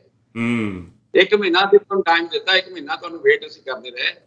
ਅੱਜ ਪੰਜਾਬ ਦੀ ਹਾਲਤ ਇਹ ਹੈ ਕਿ ਮਾਈ ਬਾਪ ਹੀ ਹੈ ਨਹੀਂ। ਅੱਜ ਪੰਜਾਬ ਦਾ ਕੋਈ ਮਾਈ ਬਾਪ ਨਹੀਂ, ਜਿੱਥੇ ਮਰਜੀ ਲੁੱਟ ਹੀ ਲੁੱਟ ਹੈ, ਲੁੱਟ ਹੀ ਲੁੱਟ ਹੈ। ਕੋਈ ਥਾਣਿਆਂ 'ਚ ਲੁੱਟ, ਹਰ ਦਫ਼ਤਰ 'ਚ ਲੁੱਟ, ਗਰੀਬ ਬੰਦਾ ਜਾਏ ਤੇ ਜਾਏ ਕਿਤੇ। ਬਿਲਕੁਲ। ਹੁਣੇ ਮੈਂ ਅੱਜ ਜਾ ਕੇ ਆਇਆ ਕਿਸੇ ਦਾ, ਉੱਥੇ ਜਾ ਕੇ ਡੀਐਸਪੀ ਆ ਕੇ ਕਿਸੇ ਦਾ ਤਾਲਾ, ਘਰ ਨੂੰ ਤਾਲਾ ਲਗਵਾ ਗਿਆ। ਮੈਂ ਹੁਣ ਥਾਣੇ ਜਾ ਕੇ ਗੁਰਦਾਸਪੁਰ ਜਾ ਕੇ ਆਇਆ ਤੇ ਉਹ ਤਾਲਾ ਹੁੰਦਾ ਖਲਵਾ ਕੇ ਆਇਆ ਕਿ ਦੱਸ ਵੀ ਤੈਨੂੰ ਕਿਹਨੇ ਪਾਵਰ ਦਿੱਤੀ ਕਿਸੇ ਦੇ ਮਕਾਨ ਨੂੰ ਤਾਲਾ ਲਾਉਣ ਦੀ? ਉਹ ਅਹਿਮਦ ਸ਼ਾਹ ਅਬਦਾਲੀ ਆ। ਕੋਟਾਂ ਦੇ ਕੰਮ ਨੇ, ਬਸ ਪੈਸਾ ਹੀ ਪੈਸਾ, ਪੈਸਾ ਹੀ ਪੈਸਾ, ਪੈਸਾ ਹੀ ਪੈਸਾ। ਜਿੰਨੇ ਸਾਡੇ ਪੁਲਿਸ ਅਫਸਰ ਨੇ ਉਹ ਪ੍ਰਾਪਰਟੀ ਡੀਲਿੰਗ ਚ ਇਨਵੋਲਵ ਨੇ, ਮੰਤਰੀਆਂ ਦੇ ਨਾਲ ਇਨਵੋਲਵ ਨੇ। ਇੱਕ ਬਹੁਤ ਵੱਡਾ ਨੈਕਸਸ ਹੈ ਪੋਲੀਟੀਸ਼ੀਅਨ ਵਰਸਸ ਪੁਲਿਸ। ਇਹਨਾਂ ਨੇ ਆਪਦੇ ਚਾਚੇ ਮਾਮੇ ਤਾਏ ਐਸਐਚਓ ਐਸਐਸਪੀ ਇਹਨਾਂ ਦੇ ਆਪਦੇ ਹਲਕਿਆਂ ਚ ਲਵਾਏ ਹੋਏ ਨੇ, ਔਰ ਨਾਲ ਮਿਲ ਕੇ ਰੇਤਾ ਵੀ ਇਹੀ ਲੁੱਟ ਰਹੇ ਨੇ। ਦੇਖੋ 42 ਐਮਐਲਏ ਅਕਾਲੀਆਂ ਦੇ ਤੇ ਕਾਂਗਰਸੀਆਂ ਦੇ ਆਪਸ ਵਿੱਚ ਕੁੜ ਬਣੇ, ਰੇਤੇ ਇਹਨਾਂ ਦੇ ਸਾਂਝੇ। ਹਾਂਜੀ, ਸ਼ਰਾਬ ਮਾਫੀਆ। ਅੱਜ ਮੈਂ ਗਿਆ ਸੀ ਉੱਥੇ, ਮੈਂ ਪਿਛਲੇ ਮੁਕਤਸਰ ਸੀਗਾ, ਤੇ ਉਹ ਕਿਵੇਂ ਸ਼ਰਾਬ ਮਾਫੀਆ ਨੂੰ ਕਿਵੇਂ ਇਹਨਾਂ ਨੇ ਕੰਟਰੋਲ ਕੀਤਾ ਹੋਇਆ, ਕਿਵੇਂ ਮੰਤਰੀ, ਕਿਵੇਂ ਐਮਐਲਏ, ਕਿਵੇਂ ਇਹਨਾਂ ਦੇ ਅੱਗੇ ਜਿਹੜੇ ਫਰੰਟ ਰਨਰ ਨੇ ਉਹ ਸਾਰੇ ਠੇਕੇ ਕੰਟਰੋਲ ਕਰ ਰਹੇ ਨੇ। ਹਾਂਜੀ, ਔਰ ਜਿਹੜੀ ਬੋਤਲ 400 ਦੀ ਹੈ ਉਹ 800 ਦੀ ਦੇ ਰਹੇ ਨੇ, ਔਰ ਉਹ ਵੀ ਨਕਲੀ। ਨਕਲੀ ਫੈਕਟਰੀਆਂ ਚੱਲ ਰਹੀਆਂ। ਤੇ ਤੁਸੀਂ ਇੰਨਾ ਕੁਝ ਕਰਕੇ ਤੁਹਾਡਾ ਆਮਦਨ ਹੈ 5000 ਕਰੋੜ। ਮੈਂ ਅਮਰਿੰਦਰ ਸਿੰਘ ਨੂੰ ਕਿਹਾ ਸੀ, ਮੈਂ ਜਦੋਂ ਠੇਕੇ ਦੇਣ ਲੱਗੇ ਸੀ, ਮੈਂ ਕਿਹਾ 20000 ਕਰੋੜ ਦੀ ਬੈਂਕ ਗਰੰਟੀ ਦੇਣਾ ਤੇ ਠੇਕੇ ਮੇਰੇ ਹਵਾਲੇ ਕਰਦੇ। ਤੂੰ ਜੀ 5000 ਤੇ ਦੇਣਾ ਤੇ ਤੈਨੂੰ 15000 ਕਰੋੜ ਫਾਲਤੂ ਦੇ ਰਿਹਾ ਸੀ। ਮਤਲਬ ਇੰਨੀ ਲੁੱਟ। ਨਾ ਪਾਣੀ ਪੀਣ ਵਾਲਾ ਸਾਡੇ ਕੋਲੇ, ਨਾ ਇੱਥੋਂ ਜਿਹੜੇ ਦਰਿਆ ਨੇ ਉਹ ਗੰਦੇ ਨਾਲੇ ਬਣਾਤੇ ਨੇ ਇਹਨਾਂ ਨੇ। ਗੰਦਿਆਂ ਨਾਲਿਆਂ ਦਾ ਪਾਣੀ ਸੁੱਟ ਕੇ ਅੱਜ ਮਾਲਵੇ ਚ ਲੈ ਕੇ ਤਰਨਤਾਰਨ ਤੋਂ ਲੈ ਕੇ ਸਾਰਾ ਮਾਲਵਾ ਕੈਂਸਰ ਨਾਲ ਭਰਿਆ ਹੋਇਆ। ਸਾਡਾ ਪਾਣੀ ਪੋਲਿਊਟਡ। ਹਾਂਜੀ, ਛੱਡਿਆ ਹੀ ਨਹੀਂ। ਤੋ ਹੁਣ ਇਹਨਾਂ ਦਾ ਜਿੰਦੇ ਬਾਰੇ ਤੁਸੀਂ ਮੈਨੂੰ ਪੁੱਛ ਲਓ, ਮੈਂ ਤੁਹਾਡੀਆਂ ਸਾਰਿਆਂ ਦਾ ਦੱਸ ਦਿੰਦਾ ਕੌਣ ਕੀ ਹੈ, ਕਿੰਨਾ ਕਰੋੜ ਰੁਪਏ, ਕਿਹੜੀਆਂ ਕਲੋਨੀਆਂ ਕੱਟ ਰਹੇ ਨੇ। ਕਲੋਨੀਆਂ ਚ ਐਸਐਸਪੀ ਦੇ ਵੀ ਪੈਸੇ ਨੇ, ਮੰਤਰੀ ਦੇ ਵੀ ਪੈਸੇ ਨੇ, ਐਮਐਲਏ ਦੇ ਵੀ ਪੈਸੇ ਨੇ। ਅੱਜ ਅਮਰਿੰਦਰ ਸਿੰਘ ਨੇ ਇੱਕ ਰਿਪੋਰਟ ਰਿਲੀਜ਼ ਕੀਤੀ ਹੈ, ਕਹਿੰਦਾ ਜਿਹੜਾ ਜ਼ੀਰਾ ਹੈ ਇਹਦੇ ਹਲਕੇ ਚ, ਕਹਿੰਦਾ ਮੈਂ 341 ਕਰੋੜ ਰੁਪਏ ਦਿੱਤਾ 4 ਸਾਲਾਂ ਚ। ਤੇ ਦੱਸੋ ਕਿੱਥੇ ਲੱਗਿਆ? ਸੜਕਾਂ ਤੇ ਟੁੱਟੀਆਂ, ਮੇਰੇ ਪੈਸਾ ਕਿੱਥੇ ਗਿਆ? ਬਿਲਕੁਲ, ਮੈਨੂੰ ਇਹ ਦੱਸ ਭਲੇ ਮਾਨਸ, 4.5 ਸਾਲ ਤੂੰ ਚੈੱਕ ਕਿਉਂ ਨਹੀਂ ਕੀਤਾ? ਤੇਰਾ ਪੈਸਾ ਜਾ ਕਿੱਥੇ ਰਿਹਾ? ਬਿਲਕੁਲ ਚੈੱਕ ਕਿਉਂ ਨਹੀਂ ਕੀਤਾ ਵੀ ਤੇਰਾ ਪੈਸਾ ਕਿੱਥੇ ਜਾ ਰਿਹਾ? ਇਸੇ ਤਰ੍ਹਾਂ ਇੱਕ ਦੂਜੇ ਨੂੰ ਲੱਗੇ ਨੇ ਬਲੇਮ ਕਰਨਾ, ਇੱਕ ਦੂਜੇ ਦੇ ਪੜਦੇ ਆਪ ਹੀ ਖੁੱਲੀ ਜਾ ਰਹੇ ਨੇ ਕਿ ਅਸੀਂ ਲੁੱਟਿਆ ਕਿਵੇਂ ਪੰਜਾਬ ਨੂੰ। ਹਾਂਜੀ, ਆਹ ਦੇਖੋ ਹੁਣ ਅੱਗੇ ਤੋਂ ਹੋਰ ਪਰਦੇ ਖੁੱਲਣਗੇ। ਅੱਜ ਇੱਕ ਹੋਰ ਪਰਦਾ ਖੁੱਲ ਗਿਆ, ਉਹ ਕਹਿੰਦੇ ਜੀ 40 ਲੱਖ ਦੇ ਕੇ ਅਮਰਿੰਦਰ ਦੇ ਕੇ ਉਹਨੂੰ ਮੰਤਰੀ ਨੂੰ ਐਸਐਸਪੀ ਲਵਾਇਆ ਸੀ, ਉਹ ਰੋਂਦਾ ਆਇਆ ਜੀ। ਮੈਂ ਕਿਹਾ ਹੋਰ ਪਰਦੇ ਖੋਲੋ, ਦੱਸੋ ਕਿੰਨਾ ਤੁਸੀਂ ਲੁੱਟਿਆ, ਕਿੰਨੇ ਲੁੱਟਿਆ। ਇਹ ਸਾਰਾ ਲੁਟੇਰਿਆਂ ਦਾ ਟੋਲਾ, ਇਹ ਕੋਈ ਐਡਮਿਨਿਸਟ੍ਰੇਸ਼ਨ ਥੋੜੀ ਚਲਾ ਰਹੇ ਨੇ। ਇਹ ਲੁਟੇਰਿਆਂ ਦੇ ਟੋਲੇ ਨੂੰ ਇੱਥੋਂ ਬਾਹਰ ਕੱਢਣਾ ਬੜਾ ਜ਼ਰੂਰੀ ਹੈ। ਇਸੇ ਕਰਕੇ ਅਸੀਂ ਲੋਕੀ ਅਵੇਅਰ ਨੇ, ਹੁਣ ਲੋਕਾਂ ਦੇ ਕੋਈ ਸ਼ੱਕ ਨਹੀਂ ਰਹਿ ਗਿਆ। ਪਰ ਸਾਨੂੰ ਅਫਸੋਸ ਇਹ ਹੈ ਕਿ ਇਹਨਾਂ ਨੇ ਹਰ ਐਮਐਲਏ ਨੇ 100 ਕਰੋੜ ਤੋਂ ਤਾਂ ਉੱਪਰ ਹੀ ਲੁੱਟਿਆ ਸਾਰਿਆਂ ਨੇ। ਉਹ ਰਿਕਾਰਡ ਹੈ ਸਾਡੇ ਕੋਲੇ, ਅਸੀਂ ਰਿਕਾਰਡ ਵੀ ਜਾਰੀ ਕਰਾਂਗੇ, ਇਹਨਾਂ ਦੀਆਂ ਪ੍ਰਾਪਰਟੀਆਂ ਦੇ ਰਿਕਾਰਡ ਨੇ ਸਾਡੇ ਕੋਲੇ। ਲੇਕਿਨ ਅੱਜ ਦੀ ਡੇਟ 'ਚ ਅਸੀਂ ਨਹੀਂ ਬੋਲ ਸਕਦੇ ਜਦ ਤੱਕ ਕੋਰਟ ਨਹੀਂ ਲੱਗਦਾ। ਤੁਹਾਡੇ ਤੇ 200 ਕੇਸ ਰਜਿਸਟਰ ਕਰਾਉਣਗੇ, ਤੁਹਾਨੂੰ ਤੰਗ ਕਰਨ, ਪਰੇਸ਼ਾਨ ਕਰਨ ਦੀ ਕੋਸ਼ਿਸ਼ ਕਰਨਗੇ। ਔਰ ਜਿਹੜਾ ਐਮਐਲਏ 100 200 ਕਰੋੜ ਲੁੱਟੀ ਫਿਰਦਾ ਹੈ, ਤੇ ਉਹ ਇਲੈਕਸ਼ਨਾਂ 'ਚ ਕੀ ਕਰੂਗਾ? ਜਿਵੇਂ ਸੁਖਬੀਰ ਬਾਦਲ ਨੇ 10,000 ਮੋਟਰਸਾਈਕਲ ਵੰਡਤਾ। ਹਾਂਜੀ, ਕਿਸੇ ਨੇ 20 40 ਬਲੈਰੋ ਗੱਡੀਆਂ ਲੈ ਕੇ ਦੇਤੀਆਂ। ਇਹਨਾਂ ਵਾਸਤੇ 10 ਕਰੋੜ ਰੁਪਇਆ ਲਾਉਣਾ ਮਾਮੂਲੀ ਗੱਲ ਹੈ। ਬਿਲਕੁਲ, ਅਫਸੋਸ ਹੈ ਚੇਂਜ ਕਿਉਂ ਨਹੀਂ ਆ ਸਕਦੀ। ਚੇਂਜ ਕਿਤੇ ਨਹੀਂ ਆ ਸਕਦੇ ਕਿ ਇਹਨਾਂ ਦੇ ਬਰਾਬਰ ਕੋਈ ਲੜਨ ਵਾਲਾ ਹੀ ਨਹੀਂ ਹੈਗਾ। ਇੱਕ 89 ਸੀਗਾ ਜਦੋਂ ਲੋਕਾਂ 'ਚ ਅਵੇਅਰਨੈਸ ਆਈ ਸੀ, ਜਦੋਂ ਅਸੀਂ ਸਾਰੀਆਂ ਸੀਟਾਂ ਜਿੱਤੇ ਸੀ। ਹਾਂਜੀ, ਉਦੋਂ ਲੋਕਾਂ ਨੇ ਪਰਵਾਹ ਹੀ ਨਹੀਂ ਕੀਤੀ। ਤੇ ਮੈਨੂੰ ਲੱਗਦਾ ਹੁਣ ਵੀ ਜਿਹੜੀ ਚੇਂਜ ਜਿਹੜੀ ਆ ਰਹੀ ਹੈ, ਮੈਨੂੰ ਨਹੀਂ ਲੱਗਦਾ ਕਿ ਇਹਨਾਂ ਦਾ ਪੈਸਾ ਚੱਲੂਗਾ ਜਾਂ ਲੋਕੀ ਇਹਨਾਂ ਦੇ ਚੱਲੇਗਾ ਵੀ, ਇਹਨਾਂ ਦੇ ਪੈਸੇ ਵੀ ਲੈਣਗੇ, ਇਹਨਾਂ ਨੂੰ ਵੋਟਾਂ ਵੀ ਨਹੀਂ ਪਾਉਂਦੇ। ਬਿਲਕੁਲ ਜੀ। ਤੋ ਸਾਡੀ ਤਾਂ ਇਹੀ ਹੈ ਕਿ ਆਸ ਉਮੀਦ ਹੈ ਕਿ ਅਸੀਂ ਸਾਰੇ ਮਿਲ ਕੇ, ਜਿੰਨੇ ਵੀ ਪੰਜਾਬੀ ਭਾਵੇਂ ਬਾਹਰ ਰਹਿੰਦੇ ਨੇ ਭਾਵੇਂ ਇੱਥੇ ਰਹਿੰਦੇ ਨੇ, ਮੈਂ ਤਾਂ ਰਿਕੁਐਸਟ ਕੀਤੀ ਸੀ ਕਿ ਜ਼ਿੰਦਗੀ ਦਾ ਆਪਣਾ ਇੱਕ ਮਹੀਨਾ ਜ਼ਿੰਦਗੀ ਦਾ ਜਿੰਨੇ ਬਾਹਰ ਬੈਠੇ ਛੱਡ ਕੇ ਇੱਥੇ ਆ ਜਾਓ। ਕਿ ਤੁਹਾਡੇ ਤੋਂ ਬਿਨਾਂ ਗਤੀ ਨਹੀਂ ਜਾਣੀ। ਮੈਂ ਤੁਹਾਨੂੰ ਠੀਕ ਕਹਿ ਰਿਹਾ। ਕੈਪਟਨ ਸਾਹਿਬ, ਮੈਂ ਇੱਥੇ ਇੱਕ ਗੱਲ ਐਡ ਕਰਨੀ ਚਾਹੂੰਗਾ। ਜਿਹੜੇ NRI ਆ ਨਾ, ਸਾਨੂੰ ਬਹੁਤ ਜ਼ਿਆਦਾ ਪੀੜ ਆ ਔਰ ਜੁੜੇ ਹੋਏ ਆ। ਤੁਸੀਂ 1 ਮਹੀਨਾ ਕਿਹਾ, ਅਸੀਂ ਤਾਂ 3-4 ਮਹੀਨੇ ਕੱਢ ਕੇ ਆਮ ਆਦਮੀ ਪਾਰਟੀ ਦੀ ਹੈਲਪ ਕੀਤੀ। ਇੰਨਾ ਪੈਸਾ ਆਮ ਆਦਮੀ ਨੂੰ ਦਿੱਤਾ ਕਿਉਂਕਿ ਸਾਨੂੰ ਉਦੋਂ ਲੱਗਿਆ ਵੀ ਸ਼ਾਇਦ ਇਹ ਜਿਹੜੀਆਂ ਰਵਾਇਤੀ ਪਾਰਟੀਆਂ ਇਹਨਾਂ ਤੋਂ ਸਾਡਾ ਖੜਾ ਛੁੱਟ ਜਾਵੇ ਤੇ ਕੋਈ ਨਵੀਂ ਚੀਜ਼ ਸਾਹਮਣੇ ਆ ਜਾਵੇ। ਤੇ ਉਹਨਾਂ ਨੇ ਜੋ ਕੜੀ ਘੋਲੀ ਉਹ ਤੁਹਾਡੇ ਸਾਹਮਣੇ ਆ। ਉਹ ਤੁਸੀਂ ਕਹਾਣੀ ਸੁਣੀ ਹੋਣੀ ਵੀ ਸ਼ੇਰ ਆ ਗਿਆ, ਜਦੋਂ ਸੱਚੀ ਆਇਆ ਤੇ ਉਦੋਂ ਕੋਈ ਵੀ ਨਹੀਂ ਆਇਆ ਉਹਦੇ ਪਿੱਛੇ। ਸੋ ਇਹ ਸ਼ੇਰ ਬਹੁਤ ਵਾਰੀ ਆ ਚੁੱਕਾ। NRI ਵਿਚਾਰੇ ਹੁਣ ਡਰਦੇ ਆ ਕਿਸੇ ਵੀ ਪਾਰਟੀ ਦੀ ਹੈਲਪ ਕਰਨੋਂ ਵੀ ਸਾਨੂੰ ਅੱਗੇ ਵੀ ਲੁੱਟਿਆ ਗਿਆ, ਫਿਰ ਲੁੱਟਿਆ ਗਿਆ, ਕਿਤੇ ਫਿਰ ਨਾ ਉਹੀ ਕੰਮ ਹੋ ਜਾਵੇ। ਇਹ ਸਾਡੀ ਬੜੀ ਵੱਡੀ ਇੱਕ ਪਰੇਸ਼ਾਨੀ ਹੋਈ ਪਈ ਆ ਵੀ ਅੱਗੇ ਆਮ ਆਦਮੀ ਨੇ ਜਿਹੜਾ ਧੋਖਾ ਦਿੱਤਾ ਉਹ ਕਿਤੇ ਫਿਰ ਨਾ ਕਿਸੇ ਪਾਰਟੀ ਨੂੰ ਸਾਨੂੰ ਦੇ ਦੇਵੇ। ਦੂਜੀ ਗੱਲ ਜਿਹੜੀ ਤੁਸੀਂ ਕੀਤੀ ਨਾ, 3-4 ਗੱਲਾਂ ਆ ਉਹਦੇ ਵਿੱਚ ਮੈਂ ਐਡ ਕਰਨੀਆਂ ਚਾਹੁੰਦਾ। ਮੇਰੀ ਕੱਲ੍ਹ ਹੀ ਇੱਕ ਡਾਕਟਰ ਸਾਹਿਬ ਨਾਲ ਇੱਥੇ ਗੱਲ ਹੁੰਦੀ ਸੀ। ਮੈਂ ਕਿਹਾ ਵੀ ਇੰਡੀਆ ਤੋਂ ਕੋਈ ਖਬਰ ਹੀ ਨਹੀਂ ਆ ਰਹੀ ਕਰੋਨਾ ਵਾਇਰਸ ਦੀ। ਉਹ ਕਹਿੰਦੇ ਵੀ ਹਾਂ ਉੱਥੇ ਲੱਗਦਾ ਵੀ ਖਤਮ ਹੋ ਗਿਆ। ਮੈਂ ਕਿਹਾ ਨਹੀਂ, ਖਤਮ ਨਹੀਂ ਹੋਇਆ। ਉੱਥੇ ਹੋਰ ਏਡੀਆਂ ਵੱਡੀਆਂ ਬਿਮਾਰੀਆਂ, ਉਹ ਵਿਚਾਰਾ ਡਰਦਾ ਹੀ ਭੱਜ ਗਿਆ ਵੀ ਉੱਥੇ ਡੇਂਗੂ, ਉੱਥੇ ਚਿਕਨਗੁਨੀਆ, ਹੋਰ ਉੱਥੇ ਇੰਨੇ ਆ ਵੀ ਮੈਂ ਇੱਥੇ ਕੀ ਲੈਣਾ ਭਰਾ, ਇੱਥੇ ਤਾਂ ਡੇਂਗੂ ਹੀ ਮਾਰੀ ਜਾ ਰਿਹਾ ਬੰਦਿਆਂ ਨੂੰ, ਤੇ ਮੈਂ ਇੱਥੇ ਕੀ ਕਰਨਾ, ਮੈਂ ਹੋਰਾਂ ਕੰਟਰੀਆਂ 'ਚ ਜਾਣਾ ਜਿੱਥੇ ਹੋਰ ਚੀਜ਼ਾਂ ਨਹੀਂ ਹੈਗੀਆਂ। ਤੁਸੀਂ ਹੁਣ ਕਿਹਾ ਵੀ 10,000 ਬੰਦਾ ਤਾਂ ਡੇਂਗੂ ਨਾਲ ਮਰ ਗਿਆ, ਤੇ ਜੇ 1000 ਬੰਦਾ ਕਰੋਨਾ ਨਾਲ ਮਰਿਆ ਹੁੰਦਾ ਤਾਂ ਵੱਡੀਆਂ ਅਖਬਾਰਾਂ 'ਚ ਖਬਰਾਂ ਆ ਜਾਣੀਆਂ ਸੀ, ਭਾਈ ਆਹ ਦੇਖੋ ਜੀ ਕਰੋਨਾ ਦਾ ਕਹਿਰ। ਤੇ ਇਹ ਕਿਸੇ ਨੂੰ ਪਤਾ ਹੀ ਨਹੀਂ ਵੀ ਡੇਂਗੂ ਨਾਲ ਉੱਥੇ 10,000 ਬੰਦਾ ਮਰ ਗਿਆ ਆ, ਔਰ ਹਰ ਸਾਲ ਮਰਦਾ ਆ। ਉਹ ਇਸ ਕਰਕੇ ਸਾਨੂੰ ਕੋਈ ਵੱਡੀ ਗੱਲ ਨਹੀਂ ਲੱਗਦੀ ਵੀ ਚੜ੍ਹਾਈ ਕਰ ਗਿਆ ਜੀ, ਚਲੋ ਬਿਮਾਰ ਹੋਇਆ ਸੀ, ਕੋਈ ਗੱਲ ਨਹੀਂ। ਇੱਥੇ ਇਹਨਾਂ ਕੰਟਰੀਆਂ 'ਚ ਇੱਕ ਵੀ ਬੰਦਾ ਮਰਦਾ, ਉਹਦੀ ਪੁੱਛਤਾਛ ਹੁੰਦੀ ਆ, ਉਹਦੀ ਅੱਗੋਂ ਰਿਸਰਚ ਕੀਤੀ ਜਾਂਦੀ ਕਿਉਂ ਇੱਦਾਂ ਹੋਇਆ। ਖੈਰ ਆਪਾਂ ਚੱਲਦੇ ਹਾਂ ਆਪਣੇ ਰਾਜਨੀਤੀ ਦੇ ਮੁੱਦੇ 'ਤੇ। ਤੁਸੀਂ ਕਾਫੀ ਦੇਰ ਰਹੇ ਹੋ ਕੈਪਟਨ ਸਾਹਿਬ ਦੇ ਨਾਲ, ਤੇ ਕੈਪਟਨ ਸਾਹਿਬ ਹੁਣ ਨਵੀਂ ਪਾਰਟੀ ਬਣਾਉਣ ਜਾ ਰਹੇ ਹੋ। ਲੱਗਦਾ ਤਾਂ ਇੱਦਾਂ ਸੀ ਵੀ ਸਿਰਫ ਸਿੱਧੂ ਤੋਂ ਬਦਲਾ ਲੈਣ ਵਾਸਤੇ ਹੀ ਬਣਾਈ ਗਈ ਹੈ ਪਾਰਟੀ, ਵੀ ਇਹਨੂੰ ਨਹੀਂ ਜਿੱਤਣ ਦੇਣਾ। ਉਹ ਆਪਾਂ ਪੰਜਾਬੀ 'ਚ ਕਹਿੰਦੇ ਹੁੰਦੇ ਆ ਨਿੱਕੇ ਹੁੰਦੇ ਕੁੱਤੀ 'ਚ ਮੁੱਤਣਾ, ਵੀ ਮੈਂ ਇਹਨੂੰ ਨਹੀਂ ਕਿਸੇ ਪਾਸੇ ਲੱਗਣ ਦੇਣਾ। ਲੱਗਦਾ ਐ ਸੀ ਵੀ ਇਸ ਕਰਕੇ ਬਣਾਈ ਆ। ਸੋ ਸਾਰੀ ਦੱਸੋ ਕੈਪਟਨ ਸਾਹਿਬ ਦੀ ਜਿਹੜੀ ਨਵੀਂ ਗੇਮ ਆ ਉਹ ਕੀ ਆ, ਨਵੀਂ ਪਾਰਟੀ ਉਹ ਕਿਹਦੇ ਨਾਲ ਰਲ ਕੇ, ਉਹ BJP ਨਾਲ ਰਲ ਕੇ ਖੇਡੂਗੇ ਗੇਮ ਜਾਂ ਆਪਣੇ ਤੌਰ ਤੇ ਖੇਡੂਗੇ, ਉਹ ਕੀ ਕਹਾਣੀ ਕੀ ਆ? ਸਿੱਧੂ ਨੂੰ ਤਾਂ ਹਰਾਉਣ ਰੋਣ ਦੀ ਕਿਤੇ ਜ਼ਰੂਰਤ ਹੀ ਨਹੀਂ, ਤਾਂ ਆਪਣੇ ਆਪ ਨੂੰ ਆਪ ਦਾ ਹੀ ਦੁਸ਼ਮਣ ਆਪ ਹੀ ਹੈ। ਜਦੋਂ ਤੱਕ ਸਵਾਲ ਹੈ ਕੈਪਟਨ ਅਮਰਿੰਦਰ ਸਿੰਘ ਦਾ, ਜਿਹੜੇ ਇਹਨਾਂ ਨੇ ਲੱਖਾਂ ਹਜ਼ਾਰਾਂ ਕਰੋੜੇ ਲੁੱਟੇ ਨੇ ਨਾ ਪੰਜਾਬ ਤੋਂ, ਹਾਂਜੀ, ਇਹਨਾਂ ਦੇ ਜਿਹੜੇ ਇਹਨਾਂ ਦੀਆਂ ਜਟਾਵਾਂ ਨੇ ਨਾ, ਉਹ ਉਹਨਾਂ ਨੇ ਉੱਥੇ ਸੈਂਟਰ 'ਚ ਫੜ ਕੇ ਰੱਖੀਆਂ ਹੋਈਆਂ। ਉਹ ਜਿਵੇਂ ਇਹਨਾਂ ਨੂੰ ਹਿਲਾਉਂਦੇ ਨਾ ਮੇਰੇ ਬੰਦੇ ਤੁਝੇ ਜਵਾਨੀ ਰੁਪਇਆ ਮਿਲੇਗਾ, ਇਹ ਐਨ ਨੱਚਦੇ ਨੇ ਉਹਨਾਂ ਦੇ ਇਸ਼ਾਰਿਆਂ ਤੇ। ਅੱਜ ਦੀ ਡੇਟ 'ਚ ਇੱਕ ਬਹੁਤ ਵੱਡੀ ਸਾਜ਼ਿਸ਼ ਜਿਹੜੀ ਪੰਜਾਬ 'ਚ ਚੱਲ ਰਹੀ ਹੈ ਕਿ 2025 ਦੇ ਵਿੱਚ ਜਦੋਂ RSS ਦਾ ਵਰ੍ਹੇਗੰਢ ਆ ਰਹੀ ਹੈ, ਤੇ ਉਹ ਪਲਾਨਿੰਗ ਕਰ ਰਹੇ ਨੇ ਕਿ ਅਸੀਂ ਇਹਨੂੰ ਉਦੋਂ ਹਿੰਦੂ ਸਟੇਟ ਜਿਹੜਾ ਇੰਡੀਆ ਨੂੰ ਡਿਕਲੇਅਰ ਕੀਤਾ ਜਾਵੇ। ਔਰ ਉਸ ਚੱਕਰ ਦੇ ਵਿੱਚ 2 ਸਟੇਟਾਂ ਸੀ ਜਿਹੜੀਆਂ ਉਹਨਾਂ ਨੂੰ ਟੱਕਰ ਦੇ ਸਕਦੀਆਂ ਨੇ, ਜਿਹੜੀਆਂ ਨਹੀਂ ਮੰਨਦੀਆਂ, ਇੱਕ ਬੰਗਾਲ, ਇੱਕ ਪੰਜਾਬ, ਕਿਉਂਕਿ ਇੱਥੋਂ ਰੈਵੋਲੂਸ਼ਨ ਹੁੰਦੀ ਹੈ ਤੇ ਬੰਗਾਲੀ ਖਤਮ ਕਰਦੇ। ਬੰਗਾਲ ਉਹਨਾਂ ਨੇ ਪੂਰਾ ਜ਼ੋਰ ਲਾਇਆ, ਹਜ਼ਾਰਾਂ ਕਰੋੜ ਰੁਪਏ ਸੁੱਟੇ, ਲੇਕਿਨ ਬੰਗਾਲੀ ਉਹਨਾਂ ਤੋਂ ਖਰੀਦੇ ਨਹੀਂ ਗਏ। ਉਹ ਜੋ ਵੀ ਮਮਤਾ ਬੈਨਰਜੀ ਨੇ ਕੀਤਾ ਉਹ ਕਾਬਲੇ ਤਾਰੀਫ ਹੈ, ਉਹ ਇਹਨਾਂ ਦੇ ਚੁਗਲ ਚੋਂ ਨਿਕਲ ਗਏ। ਹੁਣ ਰਹਿ ਗਿਆ ਪੰਜਾਬ ਦੇ ਵਿੱਚ ਇਹਨਾਂ ਨੇ ਪੂਰਾ ਢਿੱਲ ਲਾਇਆ ਹੋਇਆ ਕਿ ਜਿਹੜੀ 35-36% ਜਿਹੜੀ ਵੋਟ ਹੈ, ਸਿੱਖ ਵੋਟ ਹੈ, ਇਹਨੂੰ ਤੋੜਨਾ ਕਿਵੇਂ। ਪਹਿਲਾਂ ਇਹਨਾਂ ਨੇ ਢੀਂਡਸਾ ਪਾਰਟੀ ਖੜੀ ਕੀਤੀ, ਉਹ ਫੇਲ ਹੋ ਗਈ, ਤੁਰ ਨਹੀਂ ਸਕੀ ਲੋਕਾਂ 'ਚ। ਉਹ ਅਮਰਿੰਦਰ ਉਹ ਸਮਝਦੇ ਨੇ ਪਤਾ ਨਹੀਂ ਕਿੰਨਾ ਕੁ ਪਾਪੂਲਰ ਹੈ, ਉਹਨਾਂ ਅਮਰਿੰਦਰ ਨੂੰ ਉਹ ਏਮ ਉਹਨਾਂ ਦਾ ਹੈ ਕਿ 2-2, 4-4 ਹਜ਼ਾਰ ਜਿਹੜੀ ਵੋਟ ਹੈ ਉਹ ਖਰਾਬ ਕਰਨੀ। ਹਾਂਜੀ, ਏਮ ਇਹ ਹੈ ਕਿ ਸਿੱਖ ਵੋਟ ਖਰਾਬ ਕਰ ਦਿਓ ਤਾਂ ਸ਼ਾਇਦ ਅਸੀਂ ਜਿਹੜੇ ਹਿੰਦੂ ਨੇ ਉਹ ਅਕਾਲੀ ਦਲ 'ਚ ਵਾੜ ਦਿਓ, ਆਮ ਆਦਮੀ ਪਾਰਟੀ ਵਾੜ ਦਿਓ, ਆਪਦੀ ਪਾਰਟੀ ਨੂੰ ਥੋੜੇ ਵੰਡ ਦਿਓ, ਤਾਂ ਕਿ ਅਸੀਂ ਜਿਹੜੀਆਂ ਸੀਟਾਂ ਨੇ ਉਹ ਲੈ ਜਾਈਏ, ਤੇ ਜੇ ਕੋਈ 10 ਵੀ ਜਿੱਤ ਵੀ ਜਾਣਗੇ ਉਹਨਾਂ ਨੂੰ ਖਰੀਦ ਲਾਂਗੇ। ਏਮ ਇਸ ਤੋਂ ਪੰਜਾਬ ਨੂੰ ਖਤਮ ਕਰਨ ਵਾਸਤੇ ਜਿਹੜਾ ਇਹ ਸਾਰੀ ਪਲੈਨਿੰਗ ਹੋ ਰਹੀ ਹੈ। ਅਮਰਿੰਦਰ ਜਿਹੜਾ ਉਹਨਾਂ ਦਾ ਇੱਕ ਹਿੱਸਾ ਹੈ, ਅਮਰਿੰਦਰ ਛੱਡ ਕੇ ਹੋਰ ਵੀ ਬੜੇ ਉਹਨਾਂ ਦੇ ਹਿੱਸੇ ਨੇ। ਜਿਹੜੇ ਕੋਈ ਕਿਸਾਨ ਲੀਡਰ ਨੇ ਤੁਹਾਡੇ ਹਰਿਆਣੇ ਦੇ ਆ ਕੇ ਇੱਥੇ 22 ਸੁਣਾ ਰਹੇ ਨੇ, ਉਹ ਸਾਰੇ ਉਸੇ ਹੀ ષਡਯੰਤਰ ਦਾ ਇੱਕ ਹਿੱਸਾ ਨੇ ਕਿ ਸਿੱਖ ਵੋਟ ਡਿਵਾਈਡ ਕਰੋ ਤੇ ਪੰਜਾਬ ਨੂੰ ਜਿਸ ਤਰ੍ਹਾਂ ਵੀ ਖੋਇਆ ਜਾਵੇ, ਇਹਨੂੰ ਖੋ ਕੇ ਤੇ 2025 ਜਿਹੜੀ ਆਪਣਾ ਹਿੰਦੂ ਰਾਸ਼ਟਰ ਜਿਹੜਾ ਉਹ ਡਿਕਲੇਅਰ ਕਰਨ ਦਾ ਸਾਡਾ ਮੁੱਦਾ ਸਾਫ਼ ਹੋ ਗਿਆ। ਹਾਂਜੀ, ਤਾਂ ਅਮਰਿੰਦਰ ਸਿੰਘ ਦੀ ਕੋਈ ਪਾਰਟੀ ਨਹੀਂ ਹੈ।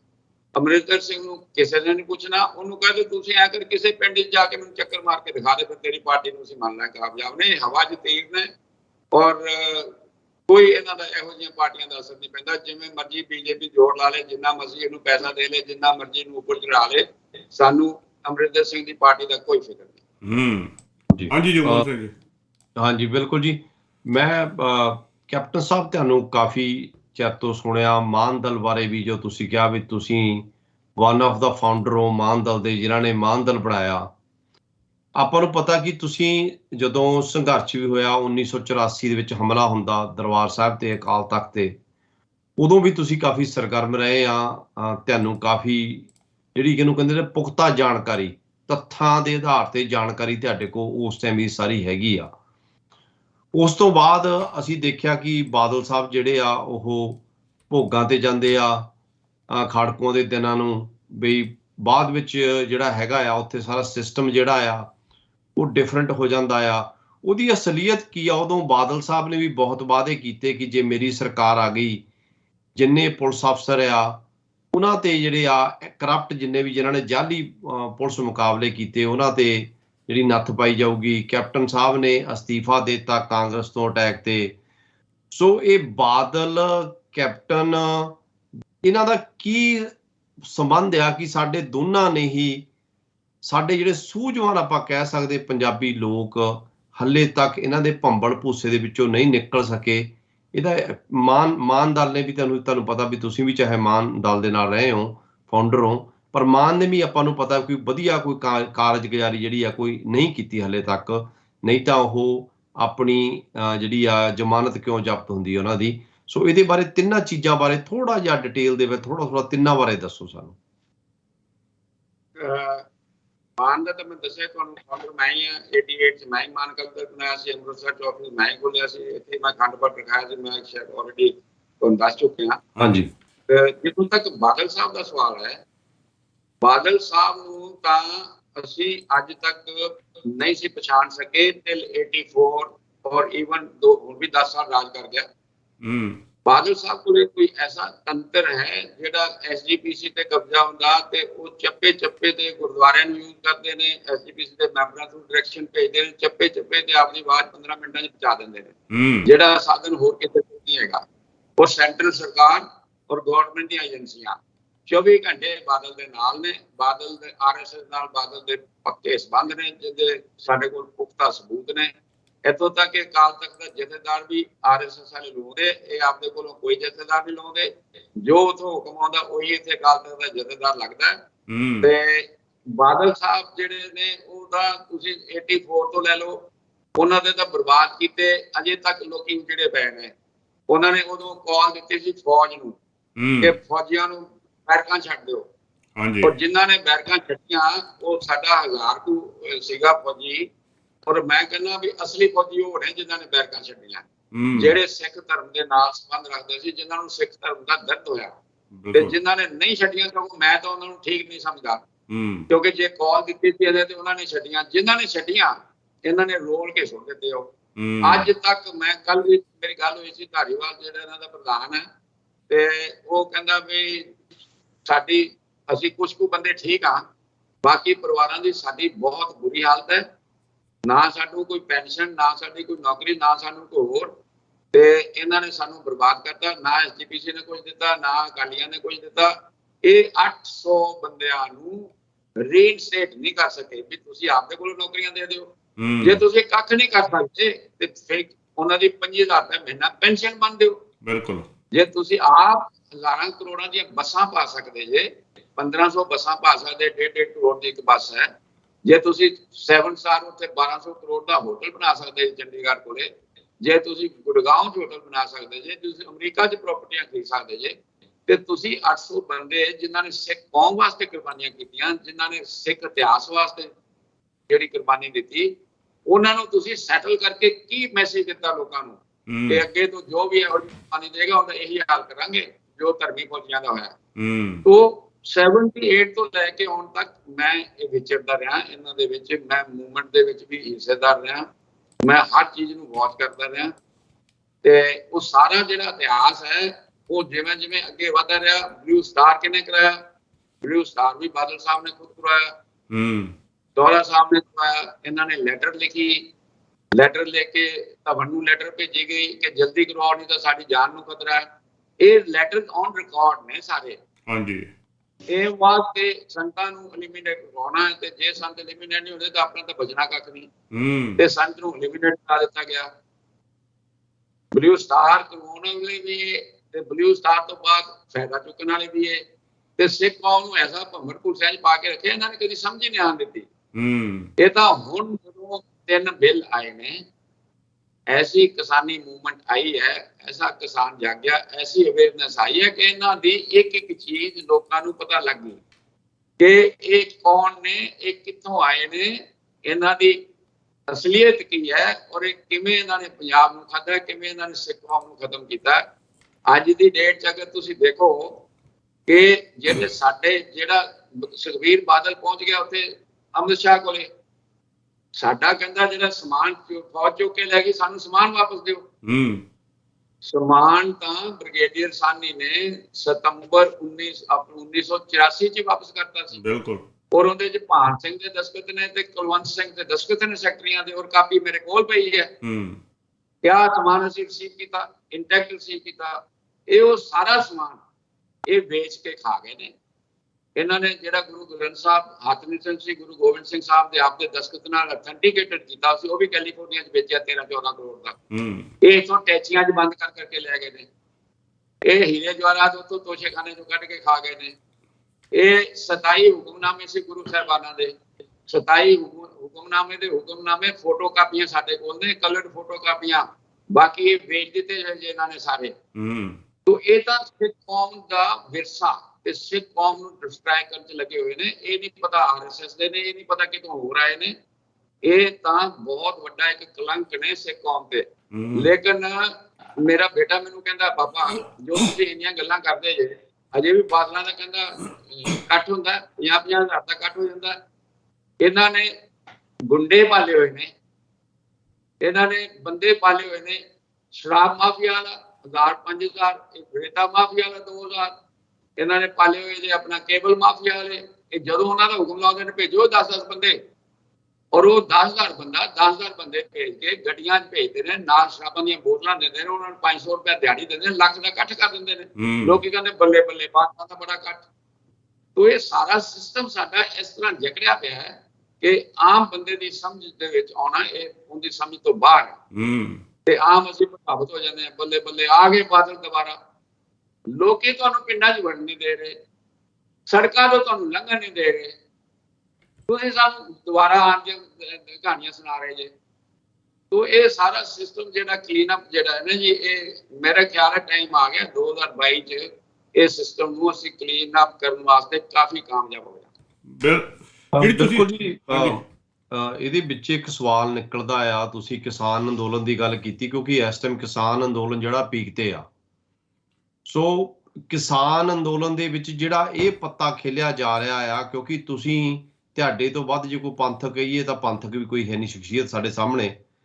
ਤੁਸੀਂ ਇਹਨੂੰ ਕਿੱਦਾਂ ਦੇਖਦੇ ਆ ਜਿਹੜਾ ਉੱਥੇ ਜੀ ਕਾਮਰੇਡ ਬੈਠੇ ਆ, ਉੱਥੇ ਜੀ ਇੱਦਾਂ ਬੈਠੇ ਆ, ਤੇ ਜਿਹੜੀ ਇਹ ਇੱਕ ਖਾਲਿਸਤਾਨੀ ਧਿਰ ਸਾਡੀ ਜਿਹੜੀ ਆ, ਜਿਹਨੂੰ ਖਾਲਿਸਤਾਨੀ ਨਹੀਂ ਮੈਂ ਖੁੱਤੀ ਖਾਲਿਸਤਾਨੀ ਕਹਿ ਸਕਦਾ ਆ, ਚਾਹੇ ਉਹ ਅਜਮੇਰ ਸਿੰਘ ਐਂਡ ਗੈਂਗ ਆ ਇੰਡੀਆ, ਤੇ ਚਾਹੇ ਇੱਥੇ ਕੁਛ ਬਾਹਰ ਬੈਠੇ ਆ ਸਾਡੇ ਵੀਰ ਜਿਹੜੇ ਆ, ਤੇ ਉਹ ਇਹਨੂੰ ਹਮੇਸ਼ਾ ਮਤਲਬ ਵੀ ਕਾਮਰੇਡ ਵਰਸਸ ਸਿੱਖ ਕਰਨ ਦੀ ਕੋਸ਼ਿਸ਼ ਕਰਦੇ ਆ। ਕਿ ਤੁਸੀਂ ਪੰਥਕ ਰਹੇ ਸ਼ਖਸੀਅਤ, ਪੰਥਕ ਸ਼ਖਸੀਅਤ ਇਸ ਟਾਈਮ, ਤੁਸੀਂ ਦੱਸੋ ਵੀ ਤੁਹਾਨੂੰ ਉੱਥੇ ਕੀ ਮਹਿਸੂਸ ਹੁੰਦਾ, ਵੀ ਉੱਥੇ ਕੌਣ ਲੋਕ ਬੈਠੇ ਆ? ਦੇਖੋ ਉੱਥੇ ਜਿੰਨੇ ਵੀ ਮੂਵਮੈਂਟ ਨੇ ਨਾ ਜੀ, ਮੋਸਟਲੀ ਇਹ ਕਾਮਰੇਡ ਲੀਡ ਕਰਦੇ ਆ ਕਿਸਾਨ ਦੀ ਮੂਵਮੈਂਟ। ਕਿਉਂਕਿ ਜਿਹੜਾ ਸਾਡਾ ਅਕਾਲੀ ਹੈ ਤਾਂ ਇਹੋ ਜਿਹੀ ਮੂਵਮੈਂਟ ਨੂੰ ਲੀਡ ਹੀ ਨਹੀਂ ਕਰਦਾ, ਜਾਂ ਸਾਡਾ ਕਾਂਗਰਸ ਵੀ ਇਹੋ ਜਿਹੀ ਮੂਵਮੈਂਟ ਨੂੰ ਲੀਡ ਨਹੀਂ ਕਰਦਾ। ਉਹ ਕਿਉਂਕਿ ਕਾਮਰੇਡ ਜੁੜੇ ਹੋਏ ਨੇ ਕਿਰਤੀਆਂ ਦੇ ਨਾਲ, ਉਹੀ ਕਿਸਾਨ ਯੂਨੀਅਨ, ਉਹੀ ਕਿਰਤੀ ਯੂਨੀਅਨ, ਉਹੀ ਇਹਨਾਂ ਨੂੰ ਲੀਡ ਕਰਦੇ ਆ ਮੋਸਟਲੀ। ਲੇਕਿਨ ਬਾਕੀ ਵੀ ਤਾਂ ਹੈਗੇ ਨਾ, ਪਰ ਬੈਠਾ ਉੱਥੇ ਕੌਣ ਹੈ? ਜਿਹੜਾ ਬੈਠਾ ਉਹ ਕਾਮਰੇਡ ਨਹੀਂ ਹੈ। ਬਿਲਕੁਲ। ਉਹਦੇ ਚ 10% ਕਾਮਰੇਡ ਹੋ ਸਕਦਾ, ਉਹਦੇ ਚ ਬੈਠੇ ਨੇ ਜੱਟ, ਉਹਦੇ ਚ ਬੈਠੇ ਨੇ ਕਿਰਤੀ, ਉਹਦੇ ਚ ਬੈਠੇ ਸਾਡੇ ਕਿਸਾਨ ਬੈਠੇ। ਅਸੀਂ ਸਾਰੇ ਗਏ, ਕੋਈ ਐਸਾ ਨਹੀਂ ਜਿਹੜਾ ਇੱਕ 2-2 ਵਾਰ ਜਾ ਕੇ ਨਹੀਂ ਆਇਆ। ਤੇ ਉਹਨਾਂ ਨੂੰ ਤੁਸੀਂ ਕਾਮਰੇਡਾਂ ਦੀ ਮੂਵਮੈਂਟ ਕਹਿ ਦਿਓ, ਇਹ ਤਾਂ ਬਹੁਤ ਹੀ ਵੱਡੀ ਬੇਇਨਸਾਫੀ ਹੈ। ਇਹ ਤਾਂ ਮੂਵਮੈਂਟ ਦੇ ਨਾਲ ਹੀ ਬਹੁਤ ਵੱਡੀ ਬੇਇਨਸਾਫੀ ਹੈ। ਉਹਨਾਂ ਨੂੰ ਤੁਸੀਂ ਖਾਲਿਸਤਾਨੀ ਕਹਿ ਦਿਓ। ਇਹ ਖਾਲਿਸਤਾਨੀ ਬੋਗੀ ਜਿਹੜੀ ਹੈ, ਇਹ ਉਹਨਾਂ ਨੇ ਬਦਨਾਮ ਸਿੱਖਾਂ ਨੂੰ ਕਰਨ ਵਾਸਤੇ ਮਾਰੀ ਗਈ ਕਿ ਖਾਲਿਸਤਾਨੀਅਤ, ਲੇਕਿਨ ਬੰਦੇ ਵੀ ਪੈਦਾ ਕੀਤੇ ਗਏ ਦੀਪ ਸਿੱਧੂ ਵਰਗੇ ਬੰਦੇ ਵੀ पैदा करके उन्होंने कारनामे भी कराते, कारनामे करके 10 भी देखा जी, हमने बोला था ना ये खालिस्तानी है। तो ये सारा किस्म सारा इन्होंने यूज करके देख लिया इतों तक कि साडे जेड़े यूपी च जेड़े साडे भाईचारे दे बंदे कारां नाल दड़ दिते इन्होंने, उदों भी इन्होंने मार के ते खालिस्तान वाले पासे चल रहे हैं। हिंदू सिख नूं पाड़ना चाहुंदे ने, उत्थे भी वो फेल हो गए क्योंकि उत्थे भी कामयाब नहीं हो सके पाड़ने वास्ते।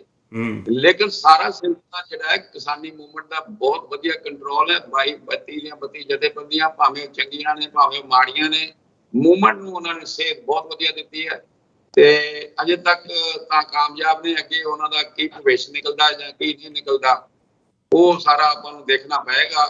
मेरे ख्याल कोई कहंदे ने कोई समझौता हो चुका है, 5-7 दिनां च अनाउंसमेंट होने वाली है।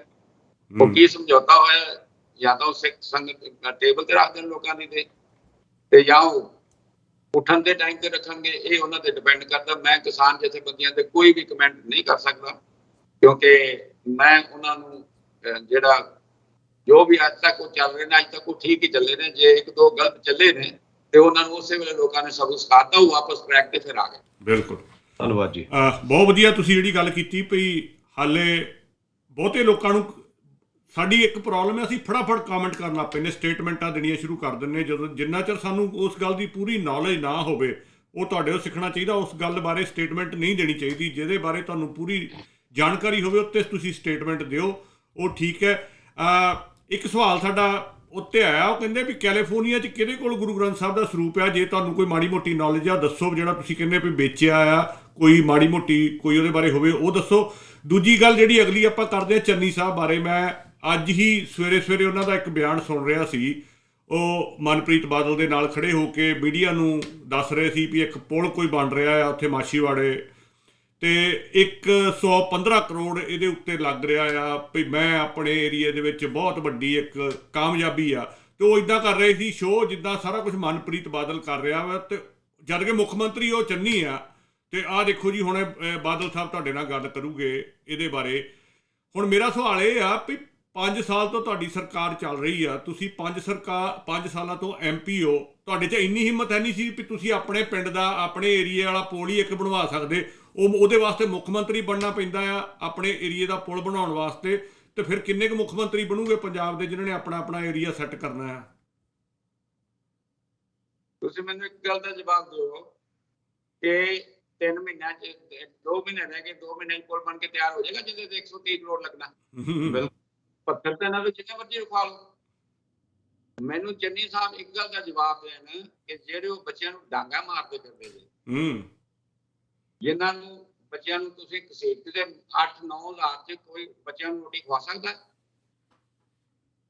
ਮੈਂ ਆਪਦੇ ਕੁੱਕ ਨੂੰ 14,000 ਰੁਪਏ ਦਿੰਦਾ, ਇਹ ਟੀਚਰਾਂ ਨੂੰ 9-9 ਹਜ਼ਾਰ ਦਿੰਦੇ ਨੇ, ਤੇ ਜੋ ਆਪਦੇ ਹੱਕ ਮੰਨਦੇ ਨੇ ਉਹਨਾਂ ਨੂੰ ਕਿਵੇਂ ਡਾਂਗਾ ਪੈਂਦੀਆਂ ਨੇ? ਤੁਸੀਂ ਉਹਨਾਂ ਦਾ ਤਾਂ ਕੋਈ ਸੁਧਾਰ ਨਹੀਂ ਸਕਦੇ। ਤੇ ਤੁਸੀਂ ਪੱਥਰ ਲਾਉਣ ਤੇ ਤਾਂ ਸਕੀਮ ਲਾਤੀ 130 ਕਰੋੜ ਭਈਆ ਤੂੰ ਨਹੀਂ ਪੁਲ ਬਣਾ ਸਕੇ ਨਾ ਬਣਾ, ਤੂੰ 130 ਕਰੋੜ ਉਹਨਾਂ ਬੱਚਿਆਂ ਨੂੰ ਦੇ, ਉਹਨਾਂ ਨੂੰ ਨੌਕਰੀਆਂ ਦੇ, ਹਾਂਜੀ ਉਹਨਾਂ ਨੂੰ ਰੈਗੂਲਰ ਕਰ। ਇਹ ਉਸ ਪਾਸੇ ਤਾਂ ਜਾਂਦੇ ਹੀ ਨਹੀਂ, ਇਹ ਸਿਰਫ ਡਰਾਮੇਬਾਜ਼ੀ ਹੈ, ਸੋਚਾ ਛੱਡ ਰਹੇ ਨੇ। ਇਹ ਸਮਝਦੇ ਰੋਜ਼ ਭੱਜ ਕੇ ਅੱਜ ਜੀਪ ਤੇ ਜਾ ਰਿਹਾ, ਇੱਕ ਵਿਲੀ ਜੀਪ ਤੇ ਜਾ ਰਿਹਾ, ਚੰਨੀ ਕਾਰਾਂ ਛੱਡ ਕੇ। ਇਹ ਡਰਾਮੇਬਾਜ਼ੀ ਸੋਚਾਬਾਜ਼ੀ ਨਾਲ ਕੁਝ ਨਹੀਂ ਬਣਨਾ। ਔਨ ਦਾ ਗਰਾਊਂਡ ਤੁਹਾਨੂੰ ਕੰਮ ਕਰਨਾ ਪਏਗਾ। ਤੁਹਾਡੇ ਕੋਲ 2 ਹੀ ਕੰਮ ਨੇ। ਇੱਕ ਤਾਂ ਗੁਰੂ ਗ੍ਰੰਥ ਸਾਹਿਬ ਦੇਖੋ, ਮੈਂ ਜਦੋਂ ਇਹ ਬਣਿਆ ਸੀ ਆਪਣਾ, ਜਦੋਂ ਅਮਰਿੰਦਰ ਸਿੰਘ ਨੇ ਪਹਿਲੀ ਸਿੱਟ ਬਣਾਈ ਸੀ, ਮੈਂ ਪ੍ਰੈਸ ਕਾਨਫਰੰਸ ਕੀਤੀ ਸੀ ਯੂਨਾਈਟਿਡ ਸਿੱਖ ਮੂਵਮੈਂਟ ਦੇ ਸੈਕਟਰੀ ਜਨਰਲ ਵਜੋਂ ਕਿ ਬਿਲਕੁਲ ਫਰਾਡ ਹੈ, ਸਾਨੂੰ ਕੋਈ ਇਨਸਾਫ ਨਹੀਂ ਮਿਲਣਾ। ਇਨਸਾਫ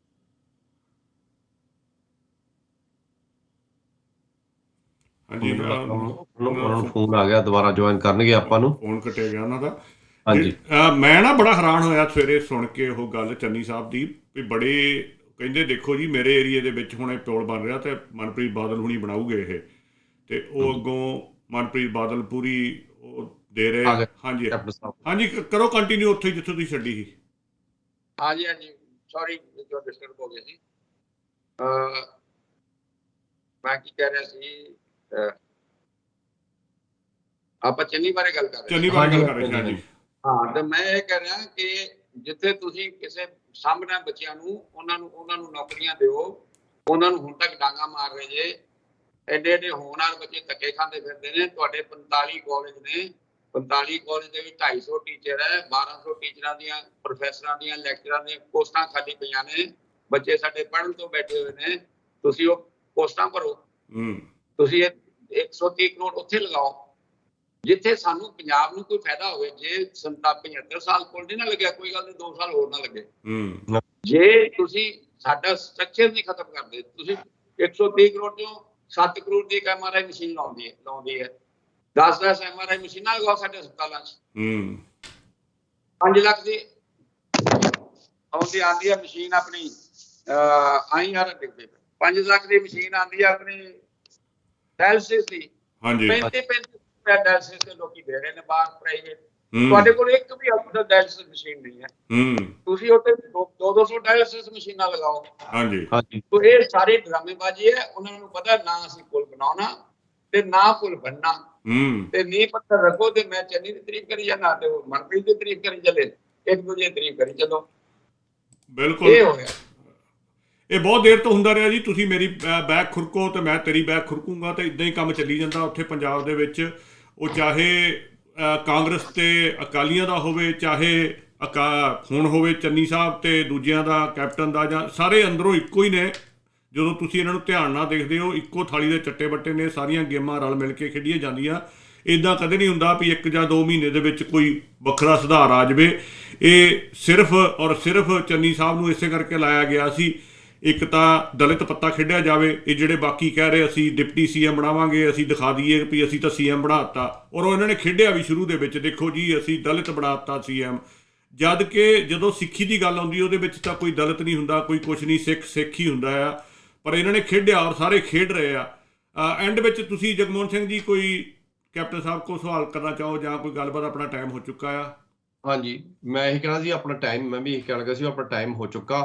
ਕੈਪਟਨ ਸਾਹਿਬ, ਆਖਰੀ ਦੇ ਵਿੱਚ ਤੁਸੀਂ ਆਪਣੀ ਪਾਰਟੀ ਵੱਲੋਂ ਐਜ਼ ਏ ਪੰਥਕ ਸ਼ਖਸੀਅਤ ਆਪਣੇ ਵੱਲੋਂ, ਜਿਹੜੇ ਬਾਹਰ NRI ਦੇਖਦੇ, ਆਪਣਾ ਵਰਲਡ ਵਾਈਡ TV ਚੱਲਦਾ ਆ, ਜਿਹੜੇ ਵੀ ਸੱਜਣ ਟੈਲੀਵਿਜ਼ਨ ਤੁਹਾਨੂੰ ਦੇਖਦੇ, ਕੀ ਸੰਦੇਸ਼ ਦੇਣਾ ਚਾਹੋਗੇ, ਕੀ ਕਹਿਣਾ ਚਾਹੋਗੇ ਤੁਸੀਂ ਆਪਣੇ ਵੱਲੋਂ? ਮੈਨੂੰ ਪਤਾ ਤੁਸੀਂ ਬਹੁਤ ਪੰਜਾਬ ਦਾ ਦਰਦ ਰੱਖਦੇ ਹੋ ਆਪਣੇ ਮਨ 'ਚ।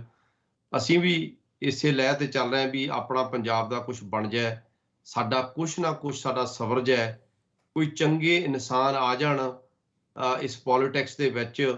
ਕਿਉਂਕਿ ਜਿੱਦਾਂ ਕਿ ਤੁਸੀਂ ਮੈਂਸ਼ਨ ਕੀਤਾ ਵੀ ਰੇਤ ਮਾਫੀਆ, ਭੂ ਮਾਫੀਆ, ਸ਼ਰਾਬ mafia, transportation mafia, cable mafia, ਜਿਹੜੇ ਇਹ ਮਾਫੀਏ ਆ, ਇਹਨਾਂ ਦੇ ਜਿਹੜੇ MLA ਆ, MP ਆ, ਉਹ ਤਾਂ ਅਰਬਾਂ ਕਰੋੜਾਂ ਖਰਬਾਂ ਦੀ ਪ੍ਰਾਪਰਟੀ ਆ। ਉਹਨਾਂ ਨੇ ਆਪਣੀਆਂ ਪ੍ਰਾਪਰਟੀਆਂ ਬਾਹਰਲੇ ਮੁਲਕਾਂ 'ਚ ਵੀ ਬਣਾ ਲਈਆਂ, ਬਾਹਰ ਜ਼ਮੀਨਾਂ ਤੱਕ ਲੈ ਲਈਆਂ, ਬਾਹਰ ਟਰਾਂਸਪੋਰਟੇਸ਼ਨਾਂ ਤੱਕ ਵੀ।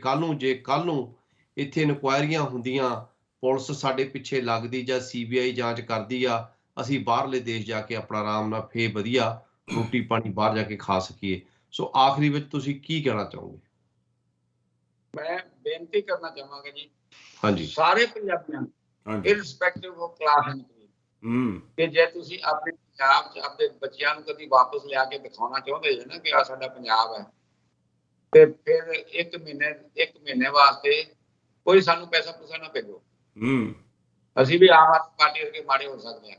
ਤੁਸੀਂ ਆਪ ਆ ਜਾਓ, ਨਾਲੇ ਤਾਂ 1 ਮਹੀਨਾ ਛੁੱਟੀਆਂ ਕੱਟ ਜਾਓ, ਨਾਲੇ 1 ਮਹੀਨਿਆਂ 'ਚ ਆਪਣੇ ਹੱਥਾਂ ਨਾਲ ਆਪਣੇ ਪੰਜਾਬ ਨੂੰ ਸੁਧਾਰ ਕੇ ਜਾਓ।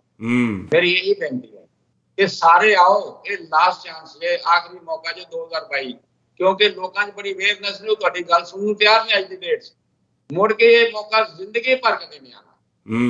तो मेरी बेनती है कि आ जाओ, ऐसी सारे ही आ जाओ, ਅਸੀਂ ਸਾਰਿਆਂ ਨੂੰ ਅਕੋਮੋਡੇਟ ਕਰਾਂਗੇ, ਵੈਲਕਮ ਕਰਾਂਗੇ ਤੇ ਆਪਦੀ ਜ਼ਿੰਦਗੀ ਦਾ, ਆਪਦੇ ਪੰਜਾਬ ਵਾਸਤੇ 1 ਮਹੀਨਾ ਕੱਢ ਲਓ, ਬਸ ਇਹੀ ਬੇਨਤੀ। ਬਹੁਤ ਧੰਨਵਾਦ ਤੁਹਾਡਾ। ਫਿਰ ਕਿਤੇ ਆਪਾਂ ਨੂੰ ਮੌਕਾ ਮਿਲਿਆ ਤੁਹਾਡੇ ਫਿਰ ਰੂਬਰੂ ਹੋਵਾਂਗੇ, ਤੁਹਾਡੇ ਕੋਲ ਗੱਲਾਂ ਹੋਰ ਸੁਣਾਂਗੇ। ਵੋਟਾਂ ਤੋਂ ਪਹਿਲਾਂ ਕੋਸ਼ਿਸ਼ ਕਰਾਂਗੇ ਇੱਕ ਵਾਰੀ ਫਿਰ ਤੁਹਾਨੂੰ ਲਿਆਂਦਾ ਜਾਵੇ ਤੇ ਕੋਸ਼ਿਸ਼ ਕਰਾਂਗੇ ਕਿ ਹੋਰਾਂ ਪਾਰਟੀਆਂ ਦੇ ਵੀ ਜਿਹੜੀਆਂ ਕੋਈ ਹੋਰ ਨਵੀਆਂ ਪਾਰਟੀਆਂ ਪੰਜਾਬ ਵਿੱਚ ਆ ਰਹੀਆਂ, ਉਹਨਾਂ ਨੂੰ ਵੀ ਮੌਕਾ ਦਿੱਤਾ ਜਾਵੇ ਕਿ ਉਹ ਵੀ ਆਪਣੀ ਗੱਲ ਕਰ ਸਕਣ। ਕਿਉਂਕਿ ਮੈਨੂੰ ਲੱਗਦਾ ਕਿ ਕਾਫੀ ਕੁਛ ਬਦਲਣ ਜਾ ਰਿਹਾ ਆ ਪੰਜਾਬ ਦੇ ਵਿੱਚ। ਰਵਾਇਤੀ ਪਾਰਟੀਆਂ ਤੋਂ ਹਟ ਕੇ ਸ਼ਾਇਦ ਕੋਈ ਚੇਂਜ ਆਵੇ, ਪਰ ਸਾਰਾ ਮੇਰੇ ਹਿਸਾਬ ਨਾਲ ਦਾਰੋਮਦਾਰ ਕਿਸਾਨੀ ਅੰਦੋਲਨ ਦੇ ਉੱਤੇ ਆ ਕਿ ਉਹ ਕਿੱਧਰ ਨੂੰ ਜਾਂਦਾ ਆ। ਸੋ ਉਹਦੇ ਤੋਂ ਬਾਅਦ ਸਾਰਾ ਡਿਸਾਈਡ ਹੋਣਾ, ਥੋੜੀ ਜੀ ਪਿਕਚਰ ਸਾਫ਼ ਹੋ ਜੂਗੀ। ਸੋ ਬਹੁਤ ਧੰਨਵਾਦ ਤੁਹਾਡਾ। ਵਾਹਿਗੁਰੂ ਜੀ ਕਾ ਖਾਲਸਾ, ਵਾਹਿਗੁਰੂ ਜੀ ਕੀ ਫਤਿਹ। ਹਾਂਜੀ ਜਗਮੋਹਨ ਸਿੰਘ ਜੀ।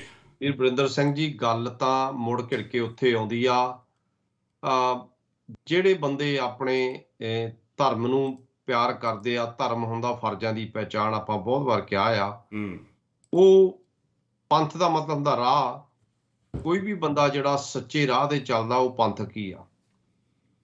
ਸਾਡੇ ਲਈ ਇਹ ਪੈਮਾਨਾ ਜ਼ਰੂਰੀ ਨਹੀਂ ਆ ਵੀ ਜੇ ਕੋਈ ਪੰਥਕ ਸ਼ਖਸੀਅਤ ਕੱਲੀ ਚੋਲਾ ਪਾ ਕੇ, ਗਾਤਰਾ ਪਾ ਕੇ, ਵੱਡੀ ਪੱਗ ਬੰਨ੍ਹ ਕੇ, ਖੰਡੇ ਬਾਟੇ ਦੀ ਪੌਲ ਲੈ ਕੇ ਹੀ ਪੰਥਕ ਸ਼ਖਸੀਅਤ ਬਣਦੀ ਆ। ਪੰਥਕ ਸ਼ਖਸੀਅਤਾਂ ਉਹ ਵੀ ਆ RS ਬੈਂਸ ਵਰਗੀਆਂ, ਜਿਨ੍ਹਾਂ ਨੂੰ ਅਸੀਂ ਜਿਹੜੇ ਹਿਊਮਨ ਰਾਈਟਸ ਲਈ ਲੜ ਰਹੇ ਆ, ਜਿਹੜੇ ਸਾਡੇ ਅਖੌਤੀ ਪੰਥਕ, ਅਖੌਤੀ ਖਾਲਿਸਤਾਨੀਆਂ ਨੇ 2020 ਦੇ ਨਾਂ ਤੇ ਜਾਂ ਹੋਰ ਚੀਜ਼ਾਂ ਦੇ ਨਾਂ ਤੇ ਸਾਡੇ ਜਿਹੜੇ ਬੱਚੇ ਆ ਜਾਂ ਸਾਡੇ ਭਰਾ ਆ ਵਰਗਾ ਕੇ ਉੱਥੇ ਉਹਨਾਂ ਦੇ ਕੇਸ ਚੱਲਦੇ ਆ, ਤੇ ਉਹ ਉਹਨਾਂ ਦੇ ਕੇਸ ਫ੍ਰੀ ਖਾਤੇ ਵਿੱਚ ਫਾਈਟ ਕਰਦੇ ਆ। ਸੋ ਗੱਲ ਆ ਜਾਂਦੀ ਆ ਫਿਰ ਉਹੀ ਭੂ ਮਾਫੀਆ, ਰੇਤਾ ਮਾਫੀਆ, ਜਿੰਨੇ ਵੀ ਮਾਫੀਏ ਆ ਪੰਜਾਬ ਦੇ ਵਿੱਚ, ਇਹਨਾਂ ਨੂੰ ਠੱਲ ਪੈਣੀ ਚਾਹੀਦੀ ਆ। ਪਰ ਚੱਕਰ ਇਹ ਆ ਵੀ ਜਿਹੜਾ ਵੀ ਕੋਈ ਆਵਾਜ਼ ਉਠਾਉਂਦਾ, ਜੇ ਆਪਾਂ ਚਿੱਟਾ ਚਿੱਟਾ ਕਰਦੇ ਆ ਵੀ ਚਿੱਟਾ ਆ, ਚਿੱਟਾ ਹੈਗਾ ਤਾਂ ਡੈਥ ਹੋ ਰਹੀ ਆ ਨਾ। ਕੰਟਰੋਲ ਕਰਨਾ ਹਲੇ ਬਾਹਰਲੀਆਂ ਇਹਨਾਂ ਕੰਟਰੀਆਂ ਦੇ ਵਿੱਚ ਮੁਸ਼ਕਲ ਆ ਕੰਟਰੋਲ ਕਰਨਾ। ਪੰਜਾਬ ਦੇ ਵਿੱਚ ਤਾਂ ਕੰਮ ਹੀ ਸੌਖਾ ਆ। ਇੱਕ ਪਿੰਡ ਹੈ, ਹਰ ਪਿੰਡ 'ਚ ਪਤਾ ਹੁੰਦਾ ਕੌਣ ਵੇਚਦਾ ਤੇ ਕਿਹੜਾ ਕਿਹੜਾ ਬੱਚਾ ਖਾਂਦਾ ਆ, ਬਿਲਕੁਲ, ਤੇ ਕਿੱਥੋਂ ਆਉਂਦਾ ਆ। ਸੋ ਇਹ ਤਾਂ ਕੋਈ ਵੱਡੀ ਗੱਲ ਹੈ ਨਹੀਂ ਗੀ ਇਹਦੇ ਵਿੱਚ। ਸੋ ਗੱਲ ਇਹ ਆ ਵੀ ਤੁਹਾਡਾ ਮੋਟਿਵ ਕੀ ਆ, ਤੁਸੀਂ ਕੀ ਕਰਨਾ ਚਾਹੁੰਦੇ ਆ, ਕਿ ਵਾਕਿਆ ਹੀ ਤੁਸੀਂ ਸੁਹਿਰਦੇ ਆ ਪੰਜਾਬ ਲਈ, ਵਾਕਿਆ ਹੀ ਤੁਸੀਂ ਕੁਛ ਕਰਨਾ ਚਾਹੁੰਦੇ ਆ। ਜੇ ਤੁਸੀਂ ਕਰਨਾ ਹੀ ਕੁਛ ਨਹੀਂ ਚਾਹੁੰਦੇ, ਮੈਂ ਤਾਂ ਕਹਿੰਦਾ ਹਰ ਪਿੰਡ ਨੂੰ ਆਪਣੇ ਪਿੰਡ ਤੋਂ ਸ਼ੁਰੂਆਤ ਕਰਨੀ ਚਾਹੀਦੀ ਆ। ਜਿਹੜੇ ਵੀ ਪਿੰਡ ਦੇ ਲੋਕ ਆ, ਇੱਕ ਸਾਂਝਾ ਪਲੇਟਫਾਰਮ ਬਣਾ ਕੇ ਇਹ ਚੀਜ਼ਾਂ ਨੂੰ ਠੱਲ ਪਾਉਣੀ ਚਾਹੀਦੀ ਆ। ਸਵਾਲ ਕਰਨੇ ਚਾਹੀਦੇ ਆ। ਪਰ ਵਾਕਿਆ ਸਹੀ ਗੱਲ ਹੈ, ਸਵਾਲ ਲੋਕ ਹੁਣ ਪੁੱਛਣ ਲੱਗ ਪਏ ਆ। ਸੋ ਚਾਹੇ ਉਹ ਸੁਖਬੀਰ ਸਿੰਘ ਬਾਦਲ ਕਿਤੇ ਮਹਿਫਲ 'ਚ ਜਾ ਕੇ ਬੈਠਾ, ਉੱਥੇ ਵੀ ਅਗਲੇ ਹਾਸੇ ਮਜ਼ਾਕ 'ਚ ਹੀ ਸਵਾਲ ਪੁੱਛਣ ਕਿਤੇ ਵੀ, ਪਰ ਲੋਕ ਸਵਾਲ ਜ਼ਰੂਰ ਪੁੱਛਣ ਲੱਗ ਪਏ ਆ। ਹਾਂਜੀ ਵੀਰਵਿੰਦਰ ਸਿੰਘ ਜੀ। ਬਿਲਕੁਲ ਜੀ। ਜੋ ਇਹ ਡਰਾਮੇਬਾਜ਼ੀ ਚੱਲ ਰਹੀ ਆ, ਇਹ ਪਹਿਲੀ ਵਾਰੀ ਨਹੀਂ ਚੱਲ ਰਹੀ, ਇਹ ਹਰ ਵਾਰੀ ਵੋਟਾਂ ਤੋਂ ਥੋੜ੍ਹਾ ਚਿਰ ਪਹਿਲਾਂ ਚੱਲਦੀ ਹੁੰਦੀ ਆ। ਅੱਗੇ ਬਾਦਲ ਚਲਾਉਂਦੇ ਹੁੰਦੇ ਸੀ ਇਹ ਡਰਾਮੇਬਾਜ਼ੀ, ਵੀ ਇਹਨੂੰ ਇੰਨੀ ਗ੍ਰਾਂਟ ਦੇ ਦਿੱਤੀ, ਇੱਥੇ ਇੰਨੀ ਦੇ ਦਿੱਤੀ, ਇਸ ਪਿੰਡ ਨੂੰ ਇੰਨਾ ਪੈਸਾ ਦੇ ਦਿੱਤਾ, ਤੁਸੀਂ ਕਰ ਲਓ ਜੋ ਕਰਨਾ। ਇਹ ਐਂਡ ਦੇ 3-4 ਮਹੀਨੇ ਹੀ ਚੇਤਾ ਆਉਂਦਾ ਆ। ਜੋ ਹੁਣ ਚੰਨੀ ਸਾਹਿਬ ਕਦੀ ਖੰਭੇ ਤੇ ਚੜ੍ਹੇ ਫਿਰਦੇ ਆ, ਬਿਜਲੀ ਠੀਕ ਕਰਦੇ ਫਿਰਦੇ ਆ, ਵੀ ਭਾਈ ਜੇ ਤੁਸੀਂ ਸਰਕਾਰ ਚੱਜ ਨਾਲ ਚਲਾਈ ਹੁੰਦੀ ਤੇ ਬਿਜਲੀ ਖਰਾਬ ਹੀ ਕਿਉਂ ਹੁੰਦੀ? ਤੁਹਾਨੂੰ ਖੁਦ ਨੂੰ ਚੜ੍ਹਨਾ ਪੈ ਰਿਹਾ। ਤੁਹਾਡੇ ਉਹ ਲਾਈਨਮੈਨ ਕਿੱਥੇ ਗਏ? ਬਾਕੀ ਸਾਰੇ ਜਿਹੜੇ ਬਿਜਲੀ 'ਚ ਡਿਪਾਰਟਮੈਂਟ ਵਾਲੇ ਉਹ ਕਿੱਥੇ ਗਏ? ਉਹ ਕਿਉਂ ਨਹੀਂ ਕਰਦੇ? ਇਹ ਤਾਂ ਨੈਗੇਟਿਵ ਮੈਸੇਜ ਆ ਰਿਹਾ ਵੀ ਸਾਡਾ ਇੰਨਾ ਬੁਰਾ ਹਾਲ ਆ। ਜਿਹੜੇ ਬਿਜਲੀ ਵਾਲੇ ਆ ਉਹ ਵੀ ਹੈ ਨਹੀਂ ਗੇ, ਤੇ ਮੈਂ ਖੁਦ ਲਾ ਰਿਹਾ ਪਲਾਸ ਨਾਲ ਚੜ੍ਹ ਕੇ। ਇੱਦਾਂ ਹੀ ਉਹ ਜਿਹੜੇ ਹੋਰ ਕੰਮ ਕਰ ਰਹੇ ਆ ਥੱਲੇ ਉਤਰ ਕੇ, ਵੀ ਜਿਹਨਾਂ ਨੇ ਕਰਨਾ ਚਾਹੀਦਾ ਉਹ ਕਿਉਂ ਨਹੀਂ ਕਰ ਰਹੇ? ਇਹਨੂੰ ਕਹਿੰਦੇ ਗੋਂਗਲੂਆਂ ਤੋਂ ਮਿੱਟੀ ਝਾੜਨੀ। ਇਹ ਗੋਂਗਲੂਆਂ ਤੋਂ ਮਿੱਟੀ ਝਾੜ ਰਹੇ ਆ ਵੀ ਸ਼ਾਇਦ ਇਹਦੇ ਨਾਲ ਲੋਕੀ ਪ੍ਰਭਾਵਿਤ ਹੋ ਜਾਣ। ਉਹ ਜੇ ਤੁਸੀਂ ਕੁਛ ਕਰਨਾ ਹੀ ਆ, ਬਰਗਾੜੀ ਦਾ ਮਸਲਾ ਹੱਲ ਕਰੋ। ਜਿਹੜੇ ਸਿੱਖਾਂ ਦੇ ਬਹੁਤ ਦੇਰ ਤੋਂ ਅੜੇ ਹੋਏ ਮਸਲੇ, ਉਹਨਾਂ 'ਚੋਂ ਕੋਈ ਤਾਂ ਹੱਲ ਕਰੋ। ਕਿਸੇ ਇੱਕ ਮਾਫੀਏ ਨੂੰ ਖਤਮ ਕਰਕੇ ਦਿਖਾਓ, ਕਿਸੇ ਇੱਕ ਨੂੰ ਸਜ਼ਾ ਦੇ ਕੇ ਦਿਖਾਓ, ਦਵਾ ਕੇ ਦਿਖਾਓ। ਇੱਕ ਆਪਣੇ ਪ੍ਰੀਤ ਮਹਿੰਦਰ ਹੁਣੀ ਕਹਿ ਰਹੇ ਵੀ ਜਿਹੜਾ ਉੱਥੇ ਇੱਕ ਸਿੱਖ ਮੁੰਡਾ ਦਿੱਲੀ ਵਿੱਚ ਕੁੱਟ-ਕੁੱਟ ਮਾਰ ਦਿੱਤਾ, ਉਹਦੇ ਬਾਰੇ ਗੱਲ ਕਰੋ। ਮੈਂ ਜਿੰਨੀ ਕੁ ਉਹਦੇ ਬਾਰੇ ਸਟੱਡੀ ਕੀਤੀ ਆ, ਉਹ ਇੱਕ ਆਪਸੀ ਲੜਾਈ ਦਾ ਨਤੀਜਾ ਸੀਗਾ। ਆਪਾਂ ਸਾਰੇ ਕਾਲਜਾਂ 'ਚ ਪੜ੍ਹ ਕੇ ਆਏ ਹਾਂ, ਪਤਾ ਵੀ ਉੱਥੇ ਲੜਾਈਆਂ ਬਹੁਤ ਹੁੰਦੀਆਂ ਆ, ਔਰ ਕਈ ਵਾਰੀ ਇੱਦਾਂ ਦੀ ਘਟਨਾ ਵਾਪਰ ਜਾਂਦੀ ਆ, ਕਿਸੇ ਦੇ ਗੋਲੀ ਲੱਗ ਜਾਂਦੀ, ਕਿਸੇ ਦਾ ਸਿਰ ਪਾੜ ਜਾਂਦਾ, ਕਿਸੇ ਦਾ ਕੁਛ। ਇਹਨੂੰ ਧਾਰਮਿਕ ਰੰਗਤ ਨਹੀਂ ਦੇਣਾ ਚਾਹੀਦਾ, ਕਿਉਂਕਿ ਜੇ ਦੂਜੇ ਪਾਸੇ ਵਾਲਿਆਂ ਦੇ ਤੁਸੀਂ ਨਾ ਦੇਖੋ, ਨਾ ਕੁੱਟਣ ਵਾਲਿਆਂ ਦੇ, ਉਹਨਾਂ ਵਿੱਚ ਵੀ ਸਿੱਖ ਹੈਗੇ ਆ ਜਿਨ੍ਹਾਂ ਨੇ ਸਿਰ ਪਾੜਿਆ ਆ। ਉਹ ਇਕੱਲੇ ਹਿੰਦੂ ਨਹੀਂ ਸੀਗੇ। ਹਾਂ, ਉਹਨਾਂ 'ਚ ਮੈਜੋਰਟੀ ਹੋ ਸਕਦੀ ਹਿੰਦੂ ਹੋਵੇ, ਔਰ ਜਿਹੜੇ ਇੱਧਰ ਸੀਗੇ ਇਹਨਾਂ ਵਿੱਚ ਵੀ ਬਹੁਤ ਸਾਰੇ ਹਿੰਦੂ ਸੀਗੇ ਵੀਰ ਜਿਹੜੇ ਉੱਥੇ ਲੜਨ ਗਏ ਸੀਗੇ। ਉਹਨਾਂ ਇਹ ਲੜਾਈ ਦਾ ਨਤੀਜਾ ਸੀ। ਕੋਈ ਇਹਨੂੰ ਆਪਾਂ ਫਿਰਕੂ ਰੰਗਤ ਨਾ ਦਈਏ, ਕਿਉਂਕਿ ਹੋਇਆ ਉਹਨਾਂ ਦਿਨਾਂ 'ਚ ਆ ਜਦੋਂ 84 ਸਾਡੇ ਸਿੱਖਾਂ ਦੇ ਗਲਾਂ 'ਚ ਟਾਇਰ ਪਾ ਪਾ ਕੇ ਸਾੜੇ ਗਏ ਸੀ। ਇਸ ਕਰਕੇ ਹਰ ਬੰਦੇ ਦਾ ਥੋੜ੍ਹਾ ਜਿਹਾ ਉਹਦੇ ਨਾਲ ਭਾਵੁਕ ਹੋਣਾ ਉਹ ਹੁੰਦਾ ਹੀ ਆ। ਪਰ ਇਹ ਗੋਲੀ ਚਲਾ ਕੇ ਮੁੰਡੇ ਭੱਜੇ ਸੀਗੇ, ਉਹ ਉੜਿੱਕ ਕੇ ਆ ਗਿਆ ਉਹਨਾਂ ਦੇ। ਇਹ ਗੈਂਗਵਾਰ ਜੀ ਟਾਈਪ ਸੀਗੀ, ਆਪਸ ਦੇ ਵਿੱਚ ਲੜੇ ਸੀਗੇ ਇਹ। ਬਾਕੀ ਪੁਲਿਸ ਤੋਂ ਸਾਰਾ ਕੁਝ ਤੁਹਾਡੇ ਸਾਹਮਣੇ ਆ ਜੂਗਾ। ਮਾੜੀ ਗੱਲ ਆ ਕਿ ਗੁਰਦੁਆਰੇ ਦੇ ਭਾਈ ਦਾ ਬੇਟਾ ਸੀਗਾ, ਉਹ ਗਰੀਬ ਪਰਿਵਾਰ ਤੋਂ ਸੀਗਾ। ਪਰ ਸਾਨੂੰ ਇੱਥੇ ਵੀ ਹੁਣ ਇਹ ਹਾਲਾਤ ਬਰੈਂਪਟਨ ਖਾਸ ਕਰਕੇ ਬਹੁਤ ਮਾੜੇ ਹੋਏ ਪਏ ਆ। ਆਪਣੇ ਮੁੰਡੇ ਗੈਂਗਵਾਰ ਦੇ ਵਿੱਚ ਗੈਂਗਸਟਰ ਬਣ ਕੇ ਇੱਕ ਦੂਜੇ ਉੱਤੇ, ਤੁਹਾਨੂੰ ਰੋਜ਼ ਕੋਈ ਨਾ ਕੋਈ ਖਬਰ ਦੇਖਣ ਨੂੰ ਮਿਲ ਜੂਗੀ। ਕੱਲ੍ਹ ਪਰਸੋਂ ਹੀ ਦੀਵਾਲੀ ਵਾਲੇ ਦਿਨ ਆਪਣੇ ਮੁੰਡਿਆਂ ਨੇ ਕਾਫੀ ਉੱਥੇ ਖਲਾਰਾ ਪਾਇਆ ਦੀਵਾਲੀ ਵਾਲੀ ਰਾਤ ਨੂੰ। ਨਿਊਯਾਰਕ ਗੁਰਦੁਆਰੇ ਦੇ ਵਿੱਚ ਉੱਥੇ ਆਪਾਂ ਕਹਿੰਦੇ ਆ ਪਵਨ ਗੁਰੂ ਪਾਣੀ ਪਿਤਾ ਮਾਤਾ ਤਤ ਮਹਿਤ। ਸਾਡੇ ਗੁਰਦੁਆਰੇ ਪਹਿਲੇ ਸਿਧਾਂਤ ਤੋਂ ਬਾਬੇ ਨਾਨਕ ਦੇ ਤੋਂ ਹੀ ਭਗੌੜੇ ਆ। ਠੀਕ ਹੈ ਜੀ। ਇਹ ਇੱਕ ਦੀਵਾਲੀ, ਤੁਸੀਂ ਪਹਿਲੀ ਗੱਲ ਤਾਂ ਆ ਇਹ ਵੀ ਸਿੱਖਾਂ ਦਾ ਤਿਉਹਾਰ ਹੀ ਨਹੀਂ ਆ। ਪਹਿਲੀ ਗੱਲ ਤਾਂ ਸਭ ਤੋਂ ਪਹਿਲਾਂ ਹੋ ਗਿਆ, ਕਿਉਂਕਿ ਆਪਾਂ ਨੂੰ ਪਤਾ ਵੀ ਜੋ ਦਿਨ ਚੱਲ ਰਹੇ ਆ, ਇੱਕ ਪਾਸੇ ਤਾਂ ਸ਼ਹੀਦਾਂ ਦੀਆਂ ਗੁਰਦੁਆਰਿਆਂ 'ਚ ਫੋਟੋਆਂ ਲੱਗੀਆਂ ਜਿਹੜੇ 1986 ਦੇ ਸ਼ਹੀਦ ਆ। ਸਾਡਾ ਘੱਲੂਘਾਰਾ ਹੋਇਆ ਤੇ ਖਿੱਚ ਧੂ ਕੇ ਜਿਹੜੀ ਦੀਵਾਲੀ ਆ, ਜਿਹੜਾ ਵਿਪਰ ਆ, ਉਹ ਧੂ ਕੇ ਸਾਡੇ ਨੂੰ 84 ਦੇ ਲਾਗੇ ਲਿਆ ਕੇ ਹਰ 3-4 ਸਾਲਾਂ ਬਾਅਦ ਉਸ ਦਿਨ ਲਿਆਂਦਾ ਆ, ਜਿਸ ਦਿਨ ਲੋਕਾਂ ਦੇ ਘਰਾਂ ਦੇ 1000 ਦੀਵੇ ਲੱਖਾਂ ਦੀਵੇ ਬੁਝੇ। ਉਹਨਾਂ ਦੀਵੇ ਬੁਝਣ ਦੀ ਜਗ੍ਹਾ ਉਧਰ ਲੋਕਾਂ ਨੂੰ ਉਕਸਾਇਆ ਜਾਂਦਾ, ਦੀਵੇ ਲਾਏ ਜਾਂਦੇ ਆ, ਜਗਾਏ ਜਾਂਦੇ ਆ। ਮੈਂ ਦੇਖਦਾ ਸੀ ਕਿ ਸਿੱਖ ਇੱਕ ਇੰਟੈਲੀਜੈਂਟ, ਇੱਕ ਵਧੀਆ ਸੱਚੀ ਸੋਚ, ਮਾਡਰਨ ਗਾਂਹ ਵਧੂ ਧਰਮ ਸੀ। ਇੱਕ ਦੀਵਾ ਘਰੋਂ ਲਿਜਾ ਕੇ, ਜਿਹੜੇ ਇੱਥੇ ਦੇ ਬੱਚੇ ਕਈ ਬੋਰਨ ਆ ਵਿਚਾਰੇ, ਜਿਨ੍ਹਾਂ ਨੂੰ ਨਹੀਂ ਪਤਾ, ਮੈਂ ਦੇਖਿਆ ਉਹ ਕੋਲ ਖੜੇ ਕੀਤੇ ਹੁੰਦੇ ਆ।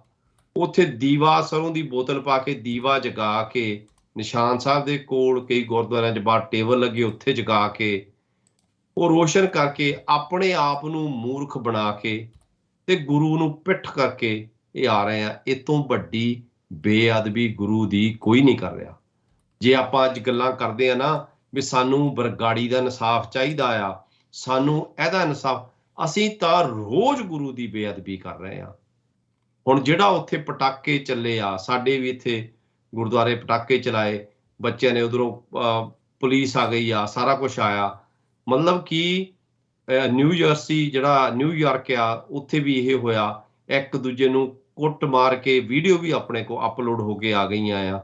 ਇਹ ਕਿਹੜੀ ਦੀਵਾਲੀ ਆ? ਕਿਹੜੀ ਗੁਰੂ ਸਾਹਿਬ ਨੇ ਦਾ ਕਿਹਾ ਵੀ ਤੁਸੀਂ ਪਟਾਕੇ ਅਸ਼ਤਵਾਦੀਆਂ ਡਾਲਰਾਂ ਨੂੰ ਅੱਗ ਲਾਉਣੀ ਆ? ਇਹ ਡਾਲਰਾਂ ਨੂੰ ਸਿੱਧੀ ਇੱਕ ਅੱਗ ਲਾਉਣ ਵਾਲਾ ਕੰਮ ਆ, ਹੋਰ ਕੁਛ ਨਹੀਂ ਆ ਤੋਂ ਪ੍ਰਾਪਤ ਹੋਣਾ।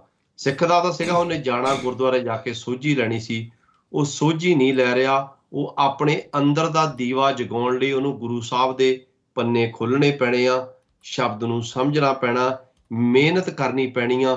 ਉਹ ਕਹਿੰਦਾ ਮੈਂ ਆਪਣੇ ਆਪ ਨੂੰ ਅੱਜ ਮੂਰਖ ਕਿੱਦਾਂ ਬਣਾਉਣਾ? ਉਹ ਫਿਰ ਦੀਵਾ ਜਗਾ ਕੇ ਆਪਣੇ ਆਪ ਨੂੰ ਮੂਰਖ ਬਣਾ ਕੇ, ਆਪਣੇ ਆਪ ਨੂੰ, ਮੈਂ ਦੂਜਿਆਂ ਨੂੰ ਨਹੀਂ ਕਹਿੰਦਾ, ਆਪਣੇ ਆਪ ਨੂੰ ਹੀ ਮੂਰਖ ਬਣਾ ਕੇ ਗੁਰਦੁਆਰਿਓਂ ਗੁਰੂ ਸਾਹਿਬ ਵੱਲ ਆਪਣੀ ਪਿੱਠ ਕਰਕੇ ਆ ਜਾਂਦਾ ਆ। ਤੇ ਫਿਰ ਕਹਿੰਦਾ ਵਾਹਿਗੁਰੂ ਜੀ ਕਾ ਖਾਲਸਾ, ਵਾਹਿਗੁਰੂ ਜੀ ਕੀ ਫਤਿਹ। ਕਹਿੰਦਾ ਜਕਾਰੇ ਛੱਡਦਾ ਸਿੱਖ। ਪਰ ਸਿੱਖ ਨੇ ਮੈਂ ਇੱਕ ਤਜਿੰਦਰ ਸਿੰਘ ਵੀਰ ਹੋਣਾ ਨੇ ਅੱਜ ਪੋਸਟ ਪਾਈ ਸੀਗੀ, ਕਹਿੰਦਾ ਵੀ ਆਹ ਸਾਡੇ ਖਾਲਿਸਤਾਨੀ ਯੋਧਿਆਂ ਦੇ ਕੰਮ ਆ। ਕੋਈ ਸਰੀ ਦਾ ਜਾਂ ਕਿਸੇ ਦਾ ਗੁਰਦੁਆਰਾ ਸੀ, ਇੱਕ ਪਾਸੇ ਤਾਂ ਕਹਿੰਦਾ ਸ਼ਹੀਦਾਂ ਦੀਆਂ ਫੋਟੋ ਲੱਗੀਆਂ ਆ ਜਿਹੜੇ 1984 'ਚ ਸ਼ਹੀਦ ਹੋਏ ਆ, ਦੂਜੇ ਪਾਸੇ ਕਹਿੰਦਾ ਆਤਿਸ਼ਬਾਜ਼ੀਆਂ ਤੇ ਪਟਾਕੇ ਚੱਲਣ ਡਏ ਆ ਤੇ ਦੀਵੇ ਜਗਣ ਡਏ ਆ। ਸਾਡਾ ਇਹ ਦੇਖੋ ਹਾਲਾਤ ਸਾਡੀ ਕੌਮ ਦੇ ਇਹ ਵਿਪਰ ਨੇ ਲਿਆ ਕੇ ਕਿੱਥੇ ਖੜੇ ਕਰ ਦਿੱਤੇ ਆ। ਸਾਡੀ ਦੀਵਾਲੀ ਤਾਂ ਉਹ ਹੋਣੀ ਚਾਹੀਦੀ ਸੀ। ਸਾਡੀ ਤਾਂ ਪਹਿਲੀ ਗੱਲ ਦੀਵਾਲੀ ਤਿਉਹਾਰ ਨਹੀਂ ਆ। ਜੇ ਅਸੀਂ ਜਿਹੜੇ ਇਸ ਚੈਨਲ ਤੋਂ ਕਹਿੰਦੇ ਆ ਵੀ ਸਾਡਾ ਚੈਨਲ ਜਿਹੜਾ ਇੱਕ ਪੰਥ, ਇੱਕ ਗ੍ਰੰਥ ਤੇ ਇੱਕ ਮੂਲ ਨਾਨਕ ਸ਼ਾਹੀ ਨੂੰ ਕੈਲੰਡਰ ਨੂੰ ਸਮਰਪਿਤ ਆ, ਜੇ ਮੂਲ ਨਾਨਕ ਸ਼ਾਹੀ ਕੈਲੰਡਰ ਦੇ ਹਿਸਾਬ ਨਾਲ ਜਾਂਦੇ ਤਾਂ ਜੇ ਹਿਸਟੋਰੀਕਲ ਡੇਟਾਂ ਦੇ 2 ਫਰਵਰੀ ਲਾਗੇ ਛਾਗੇ ਮੇਰਾ ਖਿਆਲ ਆ ਬਈ ਗੁਰੂ ਹਰਗੋਬਿੰਦ ਪਾਤਸ਼ਾਹ ਆਉਂਦੇ ਆ। ਤੇ ਜੇ ਅਸੀਂ ਹਿਸਟਰੀ ਵੀ ਪੜ੍ਹਦੇ ਆ, ਗੁਰੂ ਹਰਗੋਬਿੰਦ ਪਾਤਸ਼ਾਹ ਆ ਕੇ ਅੰਮ੍ਰਿਤਸਰ ਨਹੀਂ ਆਉਂਦੇ ਸਿੱਧੇ, ਪਹਿਲਾਂ ਉਹ ਆਪਣੇ ਤਾਇਆ ਜੀ ਦਾ ਅਫਸੋਸ ਕਰਨ ਜਾਂਦੇ ਆ, ਅਫਸੋਸ ਕਰਕੇ ਆਪਣੇ ਤਾਏ ਦੇ ਬੇਟੇ ਕੋ ਫੇਰ ਗੁਰੂ ਹਰਗੋਬਿੰਦ ਪਾਤਸ਼ਾਹ ਸਾਹਿਬ ਜਿਹੜੇ ਆ ਉਹ ਅੰਮ੍ਰਿਤਸਰ ਆਉਂਦੇ ਆ। ਸੋ ਇਹ ਖਿੱਚ ਧੂ ਜਿਹੜੀ ਚੱਲਦੀ ਆ, ਸਾਡੀਆਂ ਮਨੌਤਾਂ ਲੋਕਾਂ ਨੂੰ ਜੇ ਤੁਸੀਂ ਉੱਥੇ ਸਮਝਾਉਣ ਜਾਓਗੇ ਤਾਂ ਬੀਬੀਆਂ ਤੁਹਾਡੇ ਗਲ ਪੈਣਗੀਆਂ, ਕੁਛ ਵੀਰ ਵੀ ਗਲ ਪੈਣਗੇ ਵੀ ਤੁਸੀਂ ਕੌਣ ਹੁੰਨੇ ਆ ਸਾਨੂੰ ਦੀਵੇ ਜਗਾਉਣ ਤੋਂ ਰੋਕਣ ਦੇ। ਅੱਜ ਦਾ ਦਿਨ ਤਾਂ ਨਾਨਕ ਪਾਤਸ਼ਾਹ ਖੁਦ ਵੀ ਆ ਜਾਵੇ, ਅਸੀਂ ਉਹਨੂੰ ਵੀ ਕਹਿ ਦੇਣਾ ਆ ਵੀ ਨਾਨਕ ਪਾਤਸ਼ਾਹ ਅਸੀਂ ਦੀਵੇ ਇੱਦਾਂ ਹੀ ਜਗਾਉਣੇ ਆ, ਸਾਨੂੰ ਤੇਰੀ ਕੋਈ ਲੋੜ ਨਹੀਂ ਆ। ਅਸੀਂ ਇਹ ਗੁਰੂ ਨੂੰ ਪਿੱਠ ਦਿਖਾਉਂਦੇ ਆ। ਕਦੋਂ ਸਾਡੀਆਂ ਗੁਰਦੁਆਰੇ ਦੀਆਂ ਕਮੇਟੀਆਂ, ਕਦੋਂ ਸਾਡੇ ਲੋਕ ਇਸ ਮਸਲੇ ਤੇ ਸੀਰੀਅਸ ਹੋਣਗੇ? ਜਾਂ ਫਿਰ ਜਦੋਂ ਲੋਕ ਕਹਿੰਦੇ ਫਿਰ ਸਾਨੂੰ ਦੁੱਖ ਲੱਗਦਾ ਵੀ ਜਿਹੜੇ ਗੁਰੂ ਘਰ ਆ ਜਾਂ ਗੁਰੂ ਘਰ ਬਣਾਤੇ ਗੁਰਦੁਆਰਿਆਂ ਤੋਂ, ਇਹ ਸੋਝੀ ਦੀ ਜਗ੍ਹਾ ਇੱਕ ਬਿਜ਼ਨਸ ਸੈਂਟਰ ਬਣਾਤੇ ਵੀ ਇਸ ਗੁਰਦੁਆਰੇ ਦਾ ਬਿਜ਼ਨਸ ਕਿੱਦਾਂ ਚੱਲਦਾ ਆ, ਕਿਹੜੇ ਫੂਡ ਰੱਖਣੇ ਚਾਹੀਦੇ ਆ, ਕਿੱਥੇ ਦੀਵੇ ਜਗਾਉਣੇ ਚਾਹੀਦੇ, ਕਦੋਂ ਲੋਹੜੀ ਗੁਰਦੁਆਰੇ 'ਚ ਮਨਾਉਣੀ ਚਾਹੀਦੀ ਆ, ਇਦਾਂ ਦੇ ਮਨਮਤੀ ਤਿਉਹਾਰ ਬਣਾ ਕੇ ਸਿਸਟਮ ਜਿਹੜਾ ਸਾਰਾ ਉਹ ਗੰਧਲਾ ਕਰ ਦਿੱਤਾ। ਹਾਂਜੀ ਵੀਰਵਿੰਦਰ ਸਿੰਘ ਜੀ। ਬਿਲਕੁਲ ਜੀ, ਸ਼ਬਦ ਦੀ ਵਿਚਾਰ ਮੈਂ ਕੱਢਿਆ ਤਾਂ ਹੋਰ ਸੀ, ਮੈਂ ਕੱਢਿਆ ਤਾਂ ਸੀ ਭਗਤ ਧੰਨਾ ਜੀ ਦਾ ਸ਼ਬਦ ਕਲੀਅਰ ਕਰਨ ਵਾਸਤੇ ਕਿ ਜਿਹੜਾ ਆਪਾਂ ਕਹਿੰਦੇ ਆ ਵੀ ਧੰਨੇ ਉਹਨਾਂ ਨੇ ਪੱਥਰ 'ਚੋਂ ਰੱਬ ਕੱਢਿਆ ਸੀ। ਖੈਰ ਉਹ ਸ਼ਬਦ ਆਪਾਂ ਕੱਲ੍ਹ ਨੂੰ ਵਿਚਾਰਾਂਗੇ, ਮੈਂ ਕੱਢਿਆ ਤਾਂ ਹੋਇਆ ਸੀ ਕਿਉਂਕਿ ਹੁਣ ਠੀਕ। ਤੁਸੀਂ ਦੀਵਾਲੀ ਦੀ ਗੱਲ ਕਰ ਲਈ ਆ ਤੇ ਦੀਵੇ ਬਾਰੇ ਮੈਂ ਕਿਹਾ ਆਪਾਂ ਕਲੀਅਰ ਕਰ ਦਈਏ ਵੀ ਗੁਰਬਾਣੀ ਕਿਹੜਾ ਦੀਵਾ ਬਾਲਣ ਨੂੰ ਕਹਿੰਦੀ ਆ। ਤੇ ਆਪਾਂ ਆਰਤੀ 'ਚ ਹਰ ਰੋਜ਼ ਪੜ੍ਹਦੇ ਆ ਤੇ ਆਪਾਂ ਆਰਤੀ ਵਾਲਾ ਸ਼ਬਦ ਹੀ ਅੱਜ ਕਰ ਲੈਂਦੇ ਆ।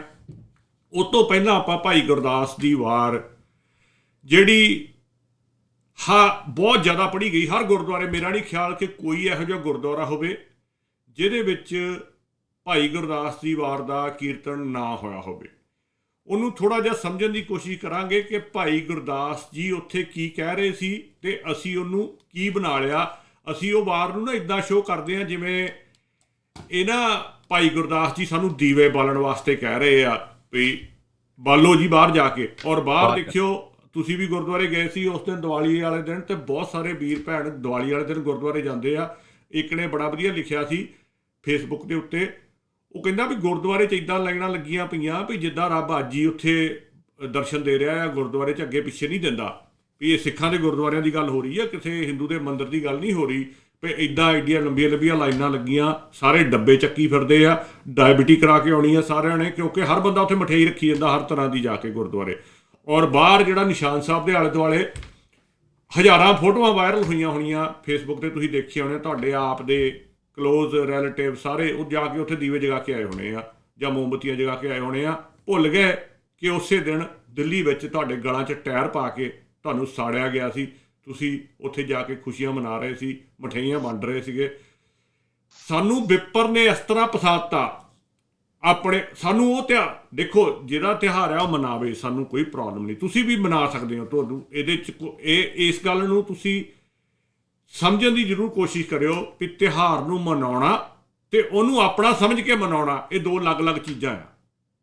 ਤਿਉਹਾਰ ਨੂੰ ਮਨਾਉਣਾ ਤੇ ਉਹਨੂੰ ਆਪਣਾ ਸਮਝ ਕੇ ਮਨਾਉਣਾ ਇਹ ਦੋ ਅਲੱਗ-ਅਲੱਗ ਚੀਜ਼ਾਂ ਆ। ਤੁਸੀਂ ਉਹਨੂੰ ਆਪਣਾ ਸਮਝ ਕੇ, ਕਿਉਂਕਿ ਬੜਾ ਟਕਾ ਕੇ ਲਿਖ ਰਹੇ ਆ ਬੰਦੀ ਛੋੜ ਦਿਵਸ ਦੀਆਂ ਵਧਾਈਆਂ, ਦੀਵਾਲੀ ਦੀਆਂ ਵਧਾਈਆਂ ਦੇ ਦਿਓ, ਬੰਦੀ ਛੋੜ ਦਿਵਸ ਤਾਂ ਉਸ ਦਿਨ ਹੈ ਹੀ ਨਹੀਂ। ਬੰਦੀ ਛੋੜ ਨੂੰ ਧੱਕੇ ਨਾਲ ਉਹਦੇ ਨਾਲ ਜੋੜਿਆ ਗਿਆ ਹੈ। ਇਹ ਸਾਡੇ ਤਿਉਹਾਰਾਂ ਨੂੰ ਖਿੱਚ ਧੂ ਕੇ ਉਹਦੇ ਨਾਲ ਜੋੜਿਆ ਗਿਆ, ਚਾਹੇ ਉਹ ਮਾਘੀ ਦਾ ਹੋਵੇ, ਚਾਹੇ ਕੋਈ ਵੀ ਤਿਉਹਾਰ ਹੋਵੇ, ਖਿੱਚ ਧੂ ਕੇ ਇੱਕ ਦੂਜੇ ਦੇ ਨਾਲ ਜੋੜਤਾ ਗਿਆ ਵੀ ਇਹ ਸਾਨੂੰ ਇੱਦਾਂ ਲੱਗੇ ਵੀ ਇਹ ਸਾਡਾ ਹੀ ਤਿਉਹਾਰ ਹੈ। ਲੋਹੜੀ ਹੋਵੇ, ਮਾਘੀ ਹੋਵੇ, ਦੀਵਾਲੀ ਹੋਵੇ, ਕੋਈ ਵੀ ਤਿਉਹਾਰ ਆ ਉਹਨੂੰ ਖਿੱਚ ਧੂ ਕੇ ਨਾਲ ਕਰਤਾ ਵੀ ਇਹ ਉਹਨਾਂ ਦਾ ਵਿਪਰ ਵਾਲਾ ਤਿਉਹਾਰ ਮਨਾਇਆ ਜਾਵੇ ਔਰ ਉਹਨਾਂ ਦੀਆਂ ਡੇਟਾਂ ਮੁਤਾਬਕ ਮਨਾਇਆ ਜਾਵੇ ਵੀ ਇਹ ਚੰਦਰਮਾ ਦੀ ਇੰਨੀ ਨੂੰ ਹੁੰਦਾ ਆ, ਇਹ ਪੂਰਨਮਾਸ਼ੀ ਨੂੰ ਹੁੰਦਾ ਆ, ਤੇ ਇਹ ਸੰਗਰਾਂਦ ਨੂੰ ਹੁੰਦਾ ਆ, ਤੇ ਇਹ ਜਦ ਕਿ ਸਾਡਾ ਉਹਦੇ ਨਾਲ ਕੋਈ ਸੰਬੰਧ ਨਹੀਂ ਉਹਨਾਂ ਗੱਲਾਂ ਨਾਲ। ਖੈਰ ਦੀਵਾਲੀ ਮਨਾਈ ਤੁਸੀਂ, ਚਲੋ ਕੋਈ ਗੱਲ ਨਹੀਂ, ਪਰ ਤੁਸੀਂ ਮਨਾਈ ਵੀ ਉਹ ਵਿਪਰ ਦੇ ਤਰੀਕੇ ਨਾਲ ਜਿੱਦਾਂ ਵਿਪਰ ਨੇ ਤੁਹਾਨੂੰ ਕਿਹਾ ਸੀ। ਤੇ ਤੁਸੀਂ ਬਾਹਰ ਪੜ੍ਹੀ ਭਾਈ ਗੁਰਦਾਸ ਦੀ, ਜਿਹੜੇ ਤੁਹਾਨੂੰ ਹੋਰ ਤਰੀਕੇ ਦੀ ਦੀਵਾਲੀ ਦੱਸਣ ਨੂੰ ਮਨਾਉਣ ਨੂੰ ਕਹਿ ਰਹੇ ਸੀ। ਹੁਣ ਉਹ ਥੋੜ੍ਹਾ ਜਿਹਾ ਸਮਝ ਲਓ। ਭਾਈ ਗੁਰਦਾਸ ਜੀ ਕਹਿੰਦੇ ਦੀਵਾਲੀ ਕੀ ਰਾਤ ਦੀਵੇ ਬਾਲੀਅਨ, ਕਹਿੰਦੇ ਲੋਕੀ ਦੀਵਾਲੀ ਦੀ ਰਾਤ ਨੂੰ ਦੀਵੇ ਬਾਲਦੇ ਆ, ਸਿੱਧੇ ਜਿਹੇ ਅਰਥ ਆ। ਲੋਕੀ ਦੀਵਾਲੀ ਦੀ ਰਾਤ ਨੂੰ ਦੀਵੇ ਬਾਲਦੇ ਆ, ਸਵੇਰ ਨੂੰ ਖਤਮ ਹੋ ਜਾਂਦੇ ਆ। ਤੇ ਉਹ ਖਤਮ ਹੋਣ ਵਾਲੀ ਚੀਜ਼ ਆ ਦੀਵਾਲੀ ਦੀ ਰਾਤ ਨੂੰ ਜਿਹੜੇ ਦੀਵੇ ਬਾਲਣੇ, ਇੱਕ ਦਿਨ ਸਿਰਫ ਦੀਵੇ ਜਗਾਉਂਦੇ ਆ। ਤਾਰੇ ਜਾਤ ਸਨਾਤ ਅੰਬਰ ਭਾਲੀਅਨ, ਅਸਮਾਨ 'ਚ ਰਾਤ ਨੂੰ ਬੜੇ ਤਾਰੇ ਦਿਖਦੇ ਆ, ਸਵੇਰ ਨੂੰ ਕੋਈ ਨਹੀਂ ਲੱਭਦਾ, ਸਾਰੇ ਗਾਇਬ ਹੋ ਜਾਂਦੇ ਆ। ਫੁੱਲਾਂ ਕੀ ਬਗਾਤ ਚੁੰਨ ਚੁੰਨ ਚਾਲੀਅਨ, ਇੱਦਾਂ ਹੀ ਫੁੱਲਾਂ ਨੂੰ ਤੁਸੀਂ ਲੈ ਕੇ ਕਿਤੇ ਚੜਾ ਦਿਓ, ਖਤਮ ਹੋ, ਥੋੜ੍ਹੀ ਦੇਰ ਬਾਅਦ ਉਹ ਖਤਮ ਹੋ ਜਾਂਦੇ ਆ, ਸੁੱਕ ਜਾਂਦੇ ਆ ਫੁੱਲ। ਤੀਰਥ ਜਾਤੀ ਜਾਤ ਨੈਣ ਨਿਹਾਲੀਅਨ, ਇੱਦਾਂ ਹੀ ਕਹਿੰਦੇ ਲੋਕੀ ਤੀਰਥਾਂ 'ਤੇ ਜਿਹੜੇ ਜਾਂਦੇ ਆ, ਤੀਰਥਾਂ ਦੇ ਬੜੇ ਕਰਦੇ ਆ, ਦਰਸ਼ਨ ਕਰਦੇ ਆ, ਉਹ ਵੀ ਟੈਂਪਰੇਰੀ ਆ। ਇਹ ਹੁਣ ਜਦੋਂ ਆਪਾਂ ਆਰਤੀ ਵਾਲਾ ਸ਼ਬਦ ਕਰਾਂਗੇ ਉਹ 'ਚ ਵੀ ਗੱਲ ਕਲੀਅਰ ਹੋ ਜਾਊਗੀ ਵੀ ਤੀਰਥਾਂ ਬਾਰੇ ਗੁਰਬਾਣੀ ਕੀ ਕਹਿੰਦੀ ਆ। ਹਰ ਚੰਦਿਓਰੀ ਝਾਤ ਵਸਾਏ ਉਚਾਲੀਅਨ, ਇੱਦਾਂ ਹੀ ਸਾਰਾ ਕੁਛ ਇਮੈਜਨਰੀ ਆ, ਇਹ ਤੁਹਾਡੀ ਦਿਮਾਗ ਦੀ ਸੋਚ ਆ। ਜਿਹੜੀ ਗੁਰਮਤ ਆ ਉਹ ਕਹਿੰਦੇ ਗੁਰਮੁਖ ਸੁਖ ਫਲ ਦਾਤ, ਗੁਰਮੁਖਾਂ ਨੇ ਜਿਨ੍ਹਾਂ ਨੇ ਗੁਰੂ ਵੱਲ ਮੁੱਖ ਕਰ ਲਿਆ, ਜਿਨ੍ਹਾਂ ਨੂੰ ਗੁਰੂ ਦੀ ਗੱਲ ਸਮਝ ਆ ਗਈ, ਉਹ ਤਾਂ ਉਹਦੀ ਸੁੱਖਾਂ ਦੀ ਦਾਤ ਨੂੰ ਸੰਭਾਲ ਕੇ ਰੱਖਦੇ। ਸ਼ਬਦ ਸੰਭਾਲੀਆਂ, ਸ਼ਬਦ ਨੂੰ ਸੰਭਾਲ ਕੇ ਰੱਖਦੇ ਆ, ਸ਼ਬਦ ਨੂੰ ਆਪਣੇ ਅੰਦਰ ਵਸਾ ਕੇ ਰੱਖਦੇ ਆ।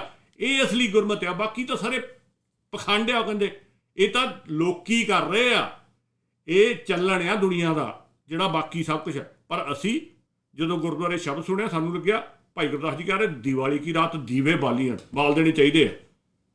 ਸੋ ਇਹ ਸ਼ਬਦ ਦਾ ਬਾਲਣ ਦੇ ਨਾਲ ਕੋਈ ਸੰਬੰਧ ਨਹੀਂ, ਹਾਂ ਨਾ ਬਾਲਣ ਨਾਲ ਸੰਬੰਧ ਹੈਗਾ ਆ। ਆਖਰੀ ਤੁਕ ਦੇ ਵਿੱਚ ਗੁਰਮਤ ਆ, ਔਰ ਭਾਈ ਗੁਰਦਾਸ ਦੀਆਂ ਸਾਰੀਆਂ ਹੀ ਵਾਰਾਂ ਦੇ ਵਿੱਚ ਆਖਰੀ ਤੁਕ ਦੇ ਵਿੱਚ ਹਮੇਸ਼ਾ ਗੁਰਮਤ ਹੁੰਦੀ ਹੈ, ਬਾਕੀ ਸਾਰੇ ਜਿਹੜੇ ਆ ਉਹ ਐਗਜ਼ੈਂਪਲਾਂ ਹੁੰਦੀਆਂ ਆ। ਹੁਣ ਆਪਾਂ ਆਰਤੀ ਵਾਲਾ ਸ਼ਬਦ ਕਰ ਲਈਏ, ਉਹਦਾ ਵੀ ਦੇਖ ਲਓ ਹੁਣ ਕਿੰਨਾ ਪਖੰਡ ਆ ਵੀ ਆਰਤੀ ਦਾ ਸ਼ਬਦ ਜਦੋਂ ਗੁਰਦੁਆਰਿਆਂ 'ਚ ਪੜ੍ਹਿਆ ਜਾਂਦਾ, ਪਹਿਲਾਂ ਤਾਂ ਗੁਰੂ ਨਾਨਕ ਪਾਤਸ਼ਾਹ ਦਾ ਸ਼ਬਦ ਪੜ੍ਹਦੇ ਆ, ਗਗਨ ਮੈਂ ਥਾਲ ਰਵ ਚੰਦ ਦੀਪਕ ਬਣੇ। ਉਹ ਜਿਹੜੀ ਗੱਲ ਕਹਿ ਰਹੇ ਆ ਗੁਰੂ ਨਾਨਕ ਪਾਤਸ਼ਾਹ ਉਹਦੇ ਵਿੱਚ ਭਈ ਉਸ ਅਕਾਲ ਪੁਰਖ ਦੀ ਉਹ ਤਾਂ ਕੁਦਰਤ ਆਰਤੀ ਕਰ ਰਹੀ ਆ, ਹੋ ਰਹੀ ਆ, ਤੂੰ ਕੌਣ ਹੁੰਦਾ ਉਹਦੀ ਆਰਤੀ ਕਰਨ ਵਾਲਾ? ਉਹਨਾਂ ਨੇ ਪੰਡਤ ਨੂੰ ਉਪਦੇਸ਼ ਦਿੱਤਾ। ਅਸੀਂ ਕਿਹਾ ਪਵਨ ਜਿਹੜੀ ਆਲਰੇਡੀ ਚਵਰ ਕਰ ਰਹੀ ਹੈ, ਬਿਲਕੁਲ ਉਹਦੇ ਵਿੱਚ ਸੂਰਜ ਤੇ ਚੰਦਰਮਾ ਦੋ ਦੀਵੇ ਜਗ ਰਹੇ ਆ, ਸੁਗੰਧ ਦੇ ਰਹੇ ਆਲਰੇਡੀ ਧਰਤੀ ਨੂੰ ਉੱਤੇ। ਬਿਲਕੁਲ। ਸੋ ਉਹ ਕੁਦਰਤ ਦੇ ਉਹਨਾਂ ਨੇ ਦੱਸਿਆ ਵੀ ਕੁਦਰਤ ਉਹਦੀ ਆਰਤੀ ਕਰ ਰਹੀ ਹੈ, ਮੈਂ ਕੌਣ ਹੁੰਦਾ ਆਰਤੀ ਕਰਨ ਵਾਲਾ? ਅਸੀਂ ਕਿਹਾ ਨਾ ਬਾਬਾ ਨਾਨਕ ਅਸੀਂ ਨਹੀਂ ਤੇਰੀ ਮੰਨਦੇ, ਅਸੀਂ ਤਾਂ ਥਾਲੀ 'ਚ ਦੀਵੇ ਵੀ ਜਗਾਵਾਂਗੇ, ਵਿੱਚ ਫੁੱਲ ਵੀ ਰੱਖਾਂਗੇ, ਵਿੱਚ ਸੰਧੂਰ ਵੀ ਰੱਖਾਂਗੇ, ਸਾਰਾ ਕੁਝ ਰੱਖਾਂਗੇ, ਤੇ ਤੇਰੇ ਅੱਗੇ ਹੀ ਕਰਾਂਗੇ। ਜਿਹੜਾ ਤੂੰ ਕਹਿ ਰਿਹਾ ਨਾ, ਜਿਹੜਾ ਤੂੰ ਲਿਖਿਆ ਆ ਇੱਥੇ, ਉਹਦੇ ਅੱਗੇ ਹੀ ਆਰਤੀ ਕਰਾਂਗੇ, ਕਰ ਰਹੇ ਹਾਂ।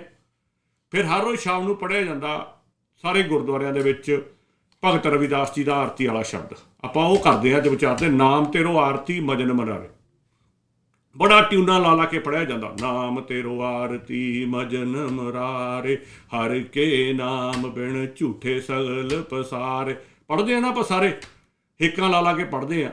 ਹੁਣ ਰਹਾ ਵਾਲੀ ਪੰਕਤੀ ਸਿਰਫ ਆਹੀ ਆ ਇਹਦੇ ਵਿੱਚ, ਨਾਮ ਤੇਰੋ ਆਰਤੀ, ਤੇਰੇ ਗੁਣ ਹੀ ਤੇਰੀ ਆਰਤੀ ਆ ਮੇਰੇ ਵਾਸਤੇ, ਮਜਨ ਮਰਾਰੇ। ਇਹੀ ਆ ਮੇਰੇ ਵਾਸਤੇ ਸਾਰਾ ਕੁਛ, ਜੋ ਤੀਰਥਾਂ ਦਾ ਇਸ਼ਨਾਨ ਆ। ਜਿਹੜੇ ਤੁਸੀਂ ਤੀਰਥਾਂ ਤੇ ਤੁਰੇ ਫਿਰਦੇ, ਮਜਨ ਮਰਾਰੇ ਹੁੰਦਾ ਤੀਰਥਾਂ ਦਾ ਇਸ਼ਨਾਨ। ਕਹਿੰਦੇ ਮੇਰੇ ਵਾਸਤੇ ਤਾਂ ਨਾਮ ਹੀ ਤੇਰੀ ਆਰਤੀ ਹੈ, ਤੇ ਨਾਮ ਹੀ ਤੀਰਥਾਂ ਦਾ ਇਸ਼ਨਾਨ ਆ। ਹਰ ਕੇ ਨਾਮ ਬਿਨ ਝੂਠੇ ਸਗਲ ਪਸਾਰੇ, ਉਹਦੇ ਗੁਣਾਂ ਤੋਂ ਬਿਨਾਂ ਸਾਰੇ ਪਸਾਰੇ ਮੇਰੇ ਲਈ ਝੂਠੇ ਆ, ਸਾਰੇ ਅਡੰਬਰ ਸਾਰੇ ਪਖੰਡ ਮੇਰੇ ਲਈ ਝੂਠੇ ਆ। ਹੁਣ ਇਹ ਤੋਂ ਜ਼ਿਆਦਾ ਸਪਸ਼ਟ ਭਗਤ ਰਵਿਦਾਸ ਜੀ ਕੀ ਕਰ ਸਕਦੇ ਸੀ? ਤੁਹਾਨੂੰ ਪਹਿਲੀ ਤੁਕ ਦੇ ਵਿੱਚ ਗੱਲ ਕਲੀਅਰ ਕਰਤੀ ਵੀ ਆਰਤੀ ਹੈ ਕੀ ਆ ਮੇਰੇ ਵਾਸਤੇ, ਤੇ ਤੀਰਥਾਂ ਦਾ ਇਸ਼ਨਾਨ ਹੈ ਕੀ ਆ। ਨਾਮ ਤੇਰੋ ਆਰਤੀ ਮਜਨ ਮਨਾਰੇ, ਤੇਰਾ ਨਾਮ, ਤੇਰੇ ਗੁਣ ਜਿਹੜਾ ਅੰਦਰ ਧਾਰਨਾ। ਅੰਦਰ ਨਾਮ ਨੂੰ ਕਿਵੇਂ ਧਾਰਨਾ? ਗੁਣਾਂ ਦੇ ਰੂਪ ਦੇ ਵਿੱਚ। ਹੋਰ ਨਾਮ ਕੋਈ ਅੰਦਰ ਕੋਈ ਇਹੋ ਜਿਹੀ ਫਿਜ਼ੀਕਲ ਚੀਜ਼ ਤਾਂ ਹੈ ਨਹੀਂ ਜਿਹੜੀ ਤੁਸੀਂ ਅੰਦਰ ਵਸਾ ਲਓ, ਵਸਾਉਣੇ ਗੁਣ ਹੀ ਹੈ ਨਾ। ਨਾਮ ਤੇਰੋ ਆਰਤੀ ਮਜਨ ਮਰਾਰੇ, ਹਰ ਕੇ ਨਾਮ ਬਿਨ ਝੂਠੇ ਸਗਲ ਪਸਾਰੇ। ਅੱਗੋਂ ਕਹਿੰਦੇ ਨਾਮ ਤੇਰੋ ਆਸਨੋ, ਨਾਮ ਤੇਰੋ ਉਰਸਾ, ਨਾਮ ਤੇਰਾ ਕੇਸਰੋ ਲੈ ਛਟਕਾਰੇ। ਕਹਿੰਦੇ ਫਿਰ ਭੁਲੇਖਾ ਨਾ ਰਹਿ ਜਾਵੇ, ਕੱਲੀ ਕੱਲੀ ਚੀਜ਼ ਉਹਨਾਂ ਨੇ ਕਹਿਤੀ। ਆਸਣ ਵੀ ਇਹੀ ਆ ਜਿਹਦੇ ਤੇ ਤੂੰ ਬਹਿੰਦਾ ਆ, ਚੰਦਨ ਜਿਹੜਾ ਤੂੰ ਲਾਉਣਾ ਆ ਉਹ ਵੀ ਇਹੀ ਆ, ਉਹਦੀ ਸਿੱਲ ਜਿਹੜੀ ਆ ਉਹ ਵੀ ਇਹੀ ਆ, ਜਿਹੜਾ ਕੇਸਰ ਛਿੜਕਦਾ ਆ ਉਹ ਵੀ ਇਹੀ ਆ, ਜਿਹੜੇ ਗੁਣ ਆ ਉਹ ਹੀ ਇਹ ਸਾਰਾ ਕੁਛ ਆ। ਥਾਲੀ 'ਚ ਸਮਾਨ ਨਾ ਰੱਖ, ਅਸੀਂ ਇਹ ਸਾਰਾ ਕੁਛ ਰੱਖ ਲੈਂਦੇ ਹਾਂ ਥਾਲੀ ਦੇ ਵਿੱਚ। ਆਰਤੀ ਕਰਨ ਲੱਗਿਆ ਆ ਸਾਰਾ ਕੁਛ ਰੱਖਿਆ ਹੁੰਦਾ, ਤੇ ਆਸਣ ਵੀ ਲਾਇਆ ਹੁੰਦਾ ਆ ਭਾਈ ਸਾਹਿਬ ਨੇ ਉਹਦੀ ਆਰਤੀ ਕਰਨ ਵਾਲੇ। ਨਾਮ ਤੇਰਾ ਅੰਬਲਾ, ਨਾਮ ਤੇਰੋ ਚੰਦਨੋ, ਘਸ ਜੱਪੇ ਨਾਮ ਲੈ ਤੁਝੇ ਕੋ ਚਾਰੇ। ਗੱਲ ਅਸੀਂ ਸ਼ਬਦਾਂ ਨੂੰ ਪੜ੍ਹਿਆ ਹੀ ਨਹੀਂ, ਇਹ ਨਾਮ ਹੀ ਚੰਦਨ ਆ ਜਿਹਨੂੰ ਘਸਾ ਕੇ ਤੇਰੇ ਨਾਮ ਨੂੰ ਮੈਂ ਆਪਣੇ ਤੇਰੇ ਉੱਤੇ ਲਾਉਣਾ ਆ। ਇਹ ਨਾਮ ਰੂਪੀ ਚੰਦਨ ਨੂੰ ਮੈਂ ਘਸਾ ਕੇ, ਮਤਲਬ ਗੁਣਾਂ ਨੂੰ ਵਰਤ ਕੇ, ਆਪਣੇ ਅੰਦਰ ਜਿਹੜੇ ਮੈਂ ਗੁਣ ਧਾਰਨ ਕੀਤੇ ਹੋਏ ਆ। ਨਾਮ ਨੂੰ ਘਸਾਉਣ ਦਾ ਮਤਲਬ ਕੀ ਆ? ਉਹਨਾਂ ਗੁਣਾਂ ਦੀ ਵਰਤੋਂ ਕਰਨੀ, ਉਹਨੂੰ ਯੂਜ਼ ਕਰਨਾ। ਜਿਵੇਂ ਚੰਦਨ ਨੂੰ ਘਸਾਇਆ ਜਾਂਦਾ, ਉਹ ਮੈਂ ਕਹਿੰਦੇ ਵਰਤ ਰਿਹਾ ਆ, ਮੈਂ ਤੇਰੇ ਉੱਤੇ ਉਹੀ ਲਾਉਣਾ ਆ ਨਾਮ, ਮੈਂ ਹੋਰ ਕੋਈ ਪਖੰਡ ਨਹੀਂ ਕਰਦਾ। ਨਾਮ ਤੇਰਾ ਦੀਵਾ, ਹੁਣ ਜਿਹੜੇ ਅਸੀਂ ਦੀਵੇ ਜਗਾਏ ਆ ਦੀਵਾਲੀ ਵਾਲੇ ਦਿਨ ਜਾ ਕੇ, ਭਗਤ ਰਵਿਦਾਸ ਜੀ ਨੂੰ ਪੁੱਛ ਲੈਂਦੇ ਵੀ ਦੀਵਾ ਹੈ ਕੀ ਆ? ਦੀਵਾ ਤੇਰਾ ਇੱਕ ਨਾਮ, ਬਾਣੀ ਵੀ ਕਹਿੰਦੀ ਆ ਉਹ ਗੁਣੀ ਦੀਵਾ ਆ। ਨਾਮ ਤੇਰਾ ਦੀਵਾ, ਇੱਥੇ ਭਗਤ ਰਵਿਦਾਸ ਜੀ ਵੀ ਉਹੀ ਗੱਲ ਕਹਿ ਰਹੇ ਆ, ਕਹਿੰਦੇ ਨਾਮ ਹੀ ਤੇਰਾ ਦੀਵਾ ਆ। ਨਾਮ ਤੇਰੋ ਬਾਤੀ, ਉਹਦੇ 'ਚ ਜਗਣ ਵਾਲੀ ਜਿਹੜੀ ਬਾਤੀ ਆ ਉਹ ਵੀ ਤੇਰੇ ਗੁਣੀ ਆ। ਨਾਮ ਤੇਰੋ ਤੇਲ ਲੈ ਮਾਹੇ ਪਸਾਰੇ, ਤੇ ਤੇਲ ਵੀ ਮੈਂ ਉਸ ਨਾਮ ਦਾ ਹੀ ਪਾਇਆ ਹੋਇਆ।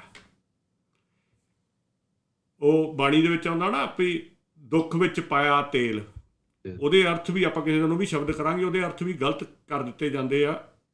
ਭਈ ਦੀਵਾ ਤੇਰੇ ਨਾਮ ਦਾ ਜਗਾ ਕੇ ਦੁੱਖਾਂ ਦਾ ਤੇਲ ਮੈਂ ਵਿੱਚ ਪਾ ਕੇ ਸਾੜਨਾ ਆ, ਦੁੱਖ ਵਿੱਚ ਨਹੀਂ ਪਾਇਆ, ਦੁੱਖ ਰੂਪੀ ਤੇਲ ਵਿੱਚ ਪਾਇਆ।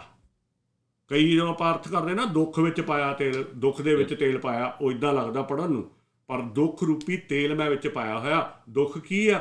ਜਿਹੜਾ ਮੇਰੇ ਵਿਕਾਰ ਆ, ਜਿਹੜੇ ਮੇਰੇ ਵਿਕਾਰ ਆ, ਉਹਨਾਂ ਨੂੰ ਮੈਂ ਸਾੜਦਾ ਆ ਵਿੱਚ ਪਾ ਕੇ, ਤੇਲ ਦੇ ਰੂਪ ਚ ਪਾ ਕੇ। ਨਾਮ ਤੇਰਾ ਦੀਵਾ, ਨਾਮ ਤੇਰੋ ਬਾਤੀ, ਨਾਮ ਤੇਰੋ ਤੇਲ ਲੈ ਮਾਹੇ ਪਸਾਰੇ, ਨਾਮ ਤੇਰੇ ਕੀ ਜੋਤ ਜਗਾਈ, ਭਇਓ ਜਗਾਰੋ ਭਵਨ ਸਗਲਾਰੇ। ਜਦੋਂ ਮੈਂ ਉਸ ਨਾਮ ਦੀ ਜੋਤ ਜਗਾਤੀ, ਉਹ ਗੁਣਾਂ ਨੂੰ ਆਪਣੇ ਅੰਦਰ ਧਾਰਨ ਕਰਕੇ ਵਰਤ ਲਿਆ, ਤੇ ਫਿਰ ਸਾਰੇ ਭਵਨਾਂ 'ਚ ਚਾਨਣ ਹੋ ਗਿਆ, ਫਿਰ ਅਸਲੀ ਚਾਨਣ ਹੋਇਆ। ਨਾਮ ਤੇਰੇ ਕੀ ਜੋਤ ਜਗਾਈ, ਭਇਓ ਉਜਿਆਰੋ ਭਵਨ ਸਗਲਾਰੇ। ਜਿਹੜੇ ਦੂਜੇ ਦੀਵੇ ਆ ਨਾ, ਉਹ ਘੰਟਾ ਚਾਨਣ ਕਰੂਗੇ, 2 ਘੰਟੇ ਚਾਨਣ ਕਰੂਗੇ, ਉਸ ਤੋਂ ਬਾਅਦ ਜਦੋਂ ਬੁੱਝ ਗਏ ਫਿਰ ਹਨੇਰਾ ਹੋ ਜਾਣਾ। ਇਸ ਦੀਵੇ ਨੇ ਜਦੋਂ ਤੇਰੇ ਅੰਦਰ ਚਾਨਣ ਕਰਤਾ ਇੱਥੇ, ਫਿਰ ਹਨੇਰਾ ਨਹੀਂ ਹੁੰਦਾ। ਨਾਮ ਤੇਰੋ ਤਾਗਾ, ਨਾਮ ਫੂਲ ਮਾਲਾ, ਭਾਰ 18 ਸਗਲ ਚਠਾਰੇ। ਕਹਿੰਦੇ ਬਾਕੀ ਸਾਰੇ ਜਿਹੜੀ ਬਨਸਪਤੀ ਆ ਨਾ, ਸਾਰਾ ਭਾਰ ਇਹ ਝੂਠੀ ਆ, ਜੂਠੀ ਆ।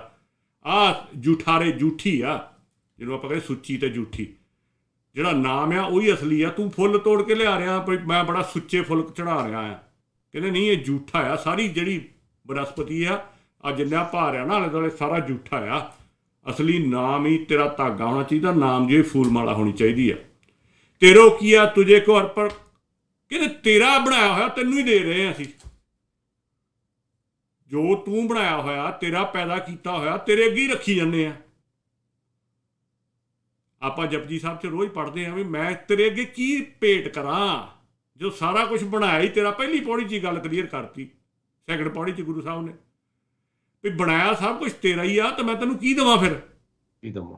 ਉਹ ਕਹਿੰਦੇ ਆਪਣਾ ਆਹ ਸੋਚ ਰੱਖ ਕੇ ਆ ਜਾ ਤੇ ਹੁਕਮ 'ਚ ਚੱਲਣਾ ਸ਼ੁਰੂ ਕਰ ਦੇ। ਹੁਕਮ ਰਜਾਈ ਚੱਲਣਾ, ਨਾਨਕ ਲਿਖਿਆ ਨਾਲ। ਪਰ ਨਹੀਂ, ਅਸੀਂ ਫਿਰ ਫਿਜ਼ੀਕਲ ਰੂਪ ਦੇ ਵਿੱਚ ਕੋਈ ਨਾ ਕੋਈ ਦੇਣਾ। ਅਸੀਂ ਪਤਾ ਨਹੀਂ ਕਿੰਨੀਆਂ ਕੁ ਲੜੀਆਂ ਲਾ ਛੜੀਆਂ ਦਰਬਾਰ ਸਾਹਿਬ 'ਤੇ ਵੀ ਸ਼ਾਇਦ ਇਹਦੇ ਨਾਲ ਹੀ ਦਿਵਾਲੀ ਮਨਾਈ ਜਾਣੀ ਆ, ਪਟਾਕੇ ਵੀ ਚਲਾਏ। ਉਹ ਵੀ ਦਰਬਾਰ ਸਾਹਿਬ 'ਤੇ, ਜਿਹੜਾ ਸਾਡਾ ਸੈਂਟਰਲ, ਜਿਹੜੀ ਸਾਡੀ ਸੈਂਟਰ ਜਗ੍ਹਾ ਸੀ, ਉੱਥੇ ਗੁਰੂ ਸਾਹਿਬ ਨੂੰ ਚੜਾ ਰਹੇ ਆ ਕਿ ਤੂੰ ਕਿੱਦਾਂ ਲਿਖਿਆ, ਪਵਨ ਗੁਰੂ ਪਾਣੀ ਪਿਤਾ ਮਾਤਾ ਧਰਤ ਮਹੱਤ। ਆਹ ਦੇਖ ਅਸੀਂ ਕੀ ਕਰ ਰਹੇ ਆ, ਤੇਰੇ ਸਾਹਮਣੇ ਖੜੇ ਹੋ ਕੇ।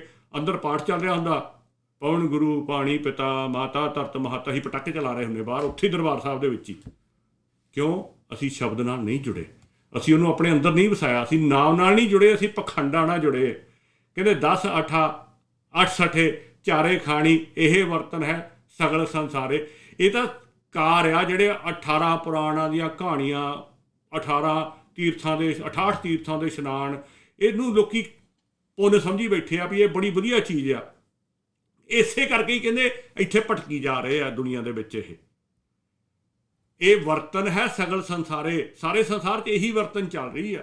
ਅਸੀਂ ਸਮਝੀ ਜਾਂਦੇ ਵੀ ਆਹ ਸਾਰਾ ਕੁਛ ਇਹ ਜੋ ਕਰ ਰਹੇ ਠੀਕ ਆ। ਨਹੀਂ, ਇਹ ਗੁਰਮਤ ਨਹੀਂ ਆ। ਕਹੇ ਰਵਿਦਾਸ ਨਾਮ ਤੇਰੋ ਆਰਤੀ, ਸਤ ਨਾਮ ਹਾਰ ਭੋਗ ਤੁਹਾਰੇ। ਸੱਚ ਰੂਪੀ ਨਾਮ ਦਾ ਭੋਗ ਜਿਹੜਾ ਆ ਉਹ ਲਾਉਣਾ ਆ ਮੈਂ ਤੈਨੂੰ। ਇਹੀ ਅਸਲੀ ਨਾਮ ਆ ਮੇਰੇ ਵਾਸਤੇ, ਇਹੀ ਮੇਰੇ ਵਾਸਤੇ ਆਰਤੀ ਆ। ਤੇਰੇ ਗੁਣਾਂ ਦੀ ਜਦੋਂ ਮੈਂ ਵਰਤੋਂ ਕਰਦਾ, ਬਾਕੀ ਸਾਰਾ ਕੁਛ ਤਾਂ ਵਰਤਨ ਹੈ ਸਗਲ ਸੰਸਾਰੇ। ਇਹ ਸਾਰੇ ਸੰਸਾਰ ਦੀ ਵਰਤਨ ਆ। ਤੂੰ ਜਿੰਨੀ ਮਰਜ਼ੀ ਪਖੰਡ ਕਰ ਲਾ, ਕਰਮਕਾਂਡ ਕਰ ਲਾ, ਸਿੱਖਾ ਬ੍ਰਾਹਮਣ ਦੇ ਨਾਲ ਮੁਕਾਬਲਾ ਨਹੀਂ ਕਰ ਸਕਦਾ ਪਖੰਡਾਂ ਦੇ ਵਿੱਚ। ਉਹ ਤੇਰੇ ਨਾਲ ਕਿਤੇ ਗਾਹ ਆ। ਉੱਥੇ ਤੂੰ ਇੱਕ ਦੀਵੇ ਜਗਾਉਣੇ, ਉਹਨੇ ਪਤਾ ਨਹੀਂ ਕਿੰਨੇ ਜਗਾਉਣੇ, ਕਿੱਡੇ ਚਮੁਖੀਏ ਜਗਾਉਣੇ ਉਹਨਾਂ ਨੇ ਦੀਵੇ।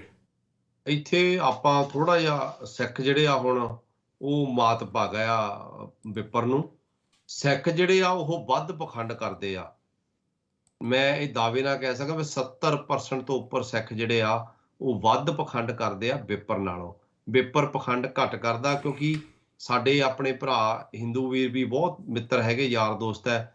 ਮੈਂ ਕਈ ਵਾਰ ਦੇਖਿਆ, ਉਹਨਾਂ ਨਾਲ ਗੱਲਬਾਤ ਵੀ ਕਰਦੇ ਆ। ਉਹ ਪਖੰਡਵਾਦ ਜਾਂ ਉਹਨਾਂ ਨੂੰ ਗਿਆਨ ਹੀ ਹੈ ਨਹੀਂ, ਉਹਨਾਂ ਨੂੰ ਕੋਈ ਕੀ ਕਰਨਾ ਕੀ ਨਹੀਂ। ਮਾੜਾ ਮੋਟਾ ਦੀਵਾਲੀ ਆ, ਦੀਵਾਲੀ ਵਾਲੇ ਦਿਨ ਉਹ ਸਭ ਕੁਝ ਕਰੀ ਜਾਂਦੇ ਆ, ਠੀਕ ਨਹੀਂ, ਕੱਲਾ ਦੀਵਾ ਜਗਾਉਂਦੇ। ਸਾਡੇ ਤਾਂ ਅਸੀਂ ਤਾਂ ਜਾ ਕੇ ਉੱਥੇ ਦੀਵਾ ਜਗਾਉਣ ਦੀ ਕੋਸ਼ਿਸ਼ ਕਰਦੇ ਆ ਜਿੱਥੇ ਗਿਆਨ ਦਾ ਸਭ ਤੋਂ ਵੱਡਾ ਪ੍ਰਕਾਸ਼, ਜਿਹੜਾ ਕਹਿੰਦੇ ਵੀ ਅੰਦਰ ਦਾ ਗਿਆਨ ਤੁਹਾਡਾ ਜਾਗਰਤ ਕਰਨ ਵਾਲਾ ਚੀਜ਼ ਜਿਹੜੀ ਆ ਗੁਰੂ ਗ੍ਰੰਥ ਸਾਹਿਬ ਅੰਦਰੋਂ ਜਗਾਉਣ ਵਾਲਾ। ਜਿਹੜਾ ਇੱਕ ਵਾਰ ਤੁਸੀਂ ਗਿਆਨ ਲੈ ਲਿਆ, ਤੁਹਾਡੀ ਬੱਤੀ ਕਦੀ ਸਾਰੀ ਜ਼ਿੰਦਗੀ ਬੁਝਣੀ ਨਹੀਂ ਆ।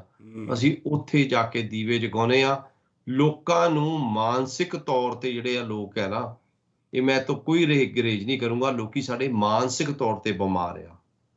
ਮਾਨਸਿਕ ਤੌਰ ਤੇ ਜਦੋਂ ਬੰਦਾ ਬਿਮਾਰ ਹੁੰਦਾ ਉਹਨੂੰ ਡਰ ਲੱਗਦਾ ਆ ਕਿ ਜੇ ਮੈਂ ਆਹ ਕੰਮ ਨਾ ਕੀਤਾ, ਦੀਵਾਲੀ ਵਾਲੇ ਦਿਨ ਘਰੇ ਦੀਵਾ ਨਾ ਜਗਾਇਆ, ਅਪਸ਼ਗਨ ਹੋ ਜਾਣਾ। ਕਿਉਂ? ਕਿਉਂਕਿ ਉਹ ਮਾਨਸਿਕ ਤੌਰ ਤੇ ਆ। ਅਸੀਂ ਕਦੀ, ਮੇਰਾ ਖਿਆਲ ਕਿੰਨੇ ਸਾਲ ਹੋ ਗਏ ਸਾਡੇ ਘਰੇ ਨਾ ਮੋਮਬੱਤੀ ਨਾ ਦੀਵਾ, ਹੁੱਦਾਂ ਮੋਮਬੱਤੀਆਂ ਪਈਆਂ ਹੋਣਗੀਆਂ ਕਿਤੇ ਲਾਈਟ ਚਲ ਜਾਏ। ਮੈਨੂੰ ਲੱਗਦਾ ਤੁਸੀਂ ਕਦੀ ਦੀਵਾ ਜਗਾਇਆ? ਕਿੰਨੇ ਸਾਲ ਹੋ ਗਏ ਭਾਜੀ ਤੁਹਾਨੂੰ ਆਪਣੇ ਘਰ? ਤਾਂ ਹੀ ਆਪਣੇ ਘਰ ਭਾਈ ਲక్ష్ਮੀ ਨਹੀਂ ਆਉਂਦੀ, ਆਪਾਂ ਦੀਵਾ ਨਹੀਂ ਜਗਾਉਂਦੇ, ਉਹਨੂੰ ਦਿਖਦਾ ਨਹੀਂ ਤੇ ਉਹ ਆਉਂਦੀ ਨਹੀਂ, ਤੇ ਆਪਾਂ ਤਾਂ ਹੀ ਤਾਂ ਆਪਣਾ ਹਾਲ ਮਾੜਾ ਆ। ਤੇ ਜਿਹੜੇ ਦੀਵੇ ਜਗਾਉਂਦੇ ਆ ਇਹ ਕਰੋੜਾਂ ਅਰਬਾਂ 'ਚ ਖੇਲਦੇ ਆ, ਮਿਲੀਅਨਾਂ 'ਚ ਖੇਲਦੇ ਆ। ਮੈਨੂੰ ਲੱਗਦਾ ਇਹ ਤਾਂ ਵੱਡੇ ਵੱਡੇ ਜਗਾਉਂਦੇ ਹੋਣੇ, ਬਾਦਲ ਹੋਣੀ, ਕੈਪਟਨ ਹੋਣੀ ਦੀਵੇ, ਇਹਨਾਂ ਦੇ ਘਰ ਤਾਂ ਬਹੁਤ ਲక్ష్ਮੀ ਆਉਂਦੀ ਆ।